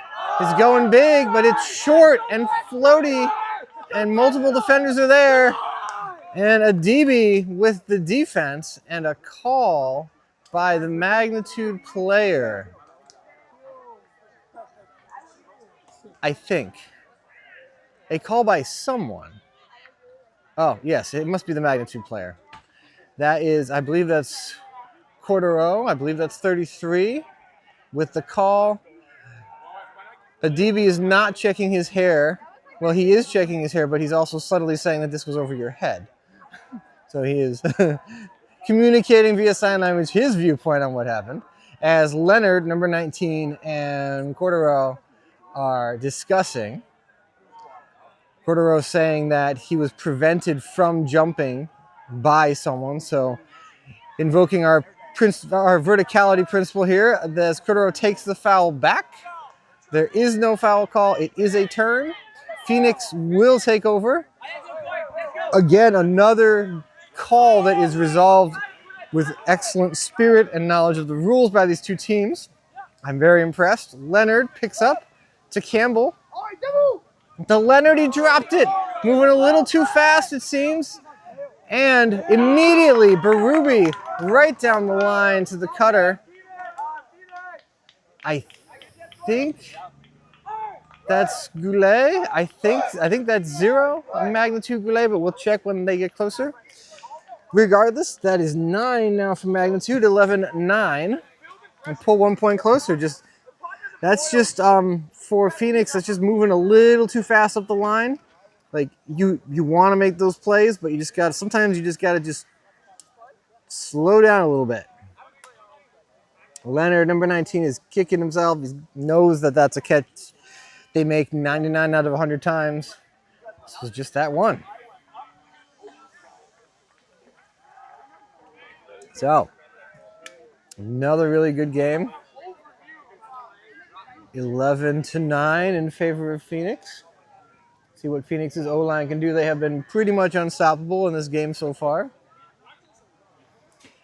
Magnitude not necessarily rolling with an offense and a defense line at this point. Some of the players who were on that last one just are continuing here. Choosing not to substitute. Well, that wasn't a very long point anyway. Coach imploring a sideline. The players will probably join on the sideline. Yeah, there they come. They're just hydrating. Here goes the pull from the magnitude player. The pull's coming down. It was Goulet, I was right. With the pull, he was the one who caught the score as well. Mooring to start here to Berube for Phoenix. Marked by Goulet. It's a low throw. Nice catch by Degler to Hill. Hill the map. Degler's gone into the back corner. A switch by the magnitude defenders to help take that away. Hill comes and collects the under. Nice job by Hill. A tight window throw to Tremblay La Rochelle. And that makes it 12-9. Phoenix O-line. Really, really crisp in this game. It's not effortless. They're working very hard, but all their decisions seem to be really like high percentage throws. They're getting yardage chunks at time. Really, really good offense.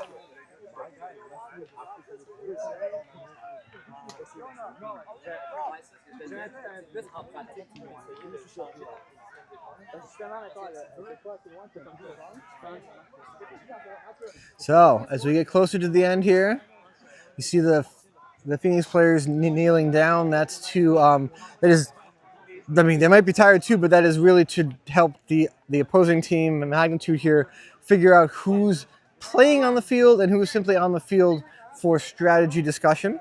So the players kneeling down are not a part of this point, so they do not have to account for them when they are figuring out who to cover.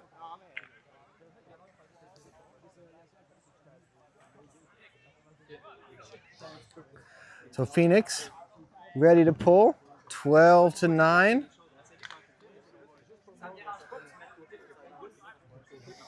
Ayed has had some really massive pulls today. Let's see what this one is. It's going to be a spinorama and a real high one. He puts every ounce of weight into that as he puts it way up in the air and is coming backwards though.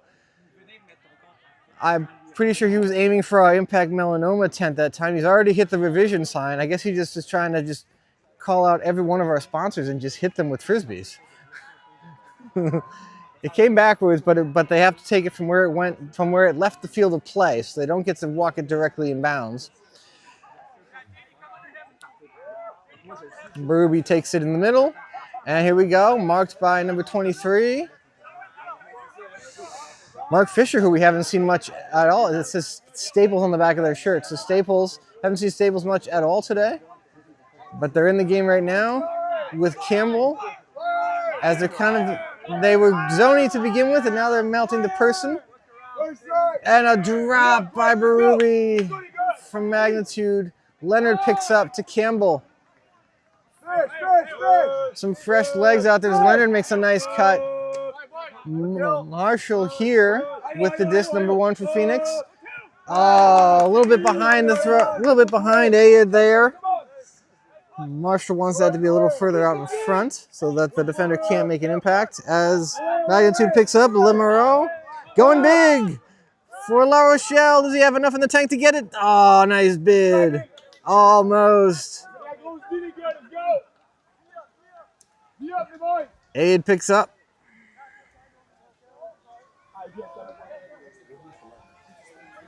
Horizontal stack here for Phoenix. As it looks like Asimovic first with Leonard.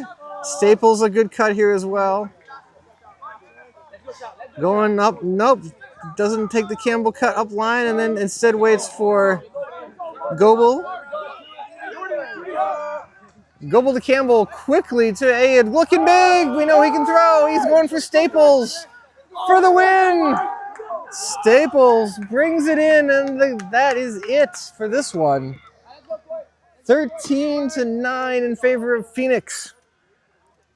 What a way to end the day here. That was a fantastic day of Ultimate. So, with that, pool play's over, crossovers are done, at least in the open division. Tomorrow we will have 3 games for you. We will have one of the finals at 1. I'm working backwards. The finals will be at 1. Semis at 11, and we'll have probably a quarterfinal game or maybe a crossover from the mixed division. It's unclear what will be the 9 o'clock game yet, but that's the schedules for tomorrow. I believe we're going to have men's opens finals at 1 and a semi from the mixed division. So it's mixed division semis at 11, open finals at 1, and we'll see what the 9 o'clock game will be. But for Max, our videographer, I'm Tom. Thank you for tuning in today. We'll see you all tomorrow for some more Fantastic Ultimate here at Vacation Land. Have a good evening, everyone. There is a place where we are us at our best. A place where everyone is welcome. Regardless of age, shape, skin color, or anything else that tries to box people in. A place where we defy the odds, defy the naysayers, and even defy gravity. A place where it's accepted that success doesn't belong to the faint-hearted. It belongs to the brave, to the determined. A place that knows grit, knows grace, knows bright lights, and knows empty bleachers. A place where we remember to laugh, where we learn to trust, learn to high-five strangers, and eventually even learn to fly. A place where character, community, and competition are all as balanced as a disc in flight. That place isn't in a stadium or on a field. That place is in the spirit of our players. Because we don't just play Ultimate, we live Ultimate.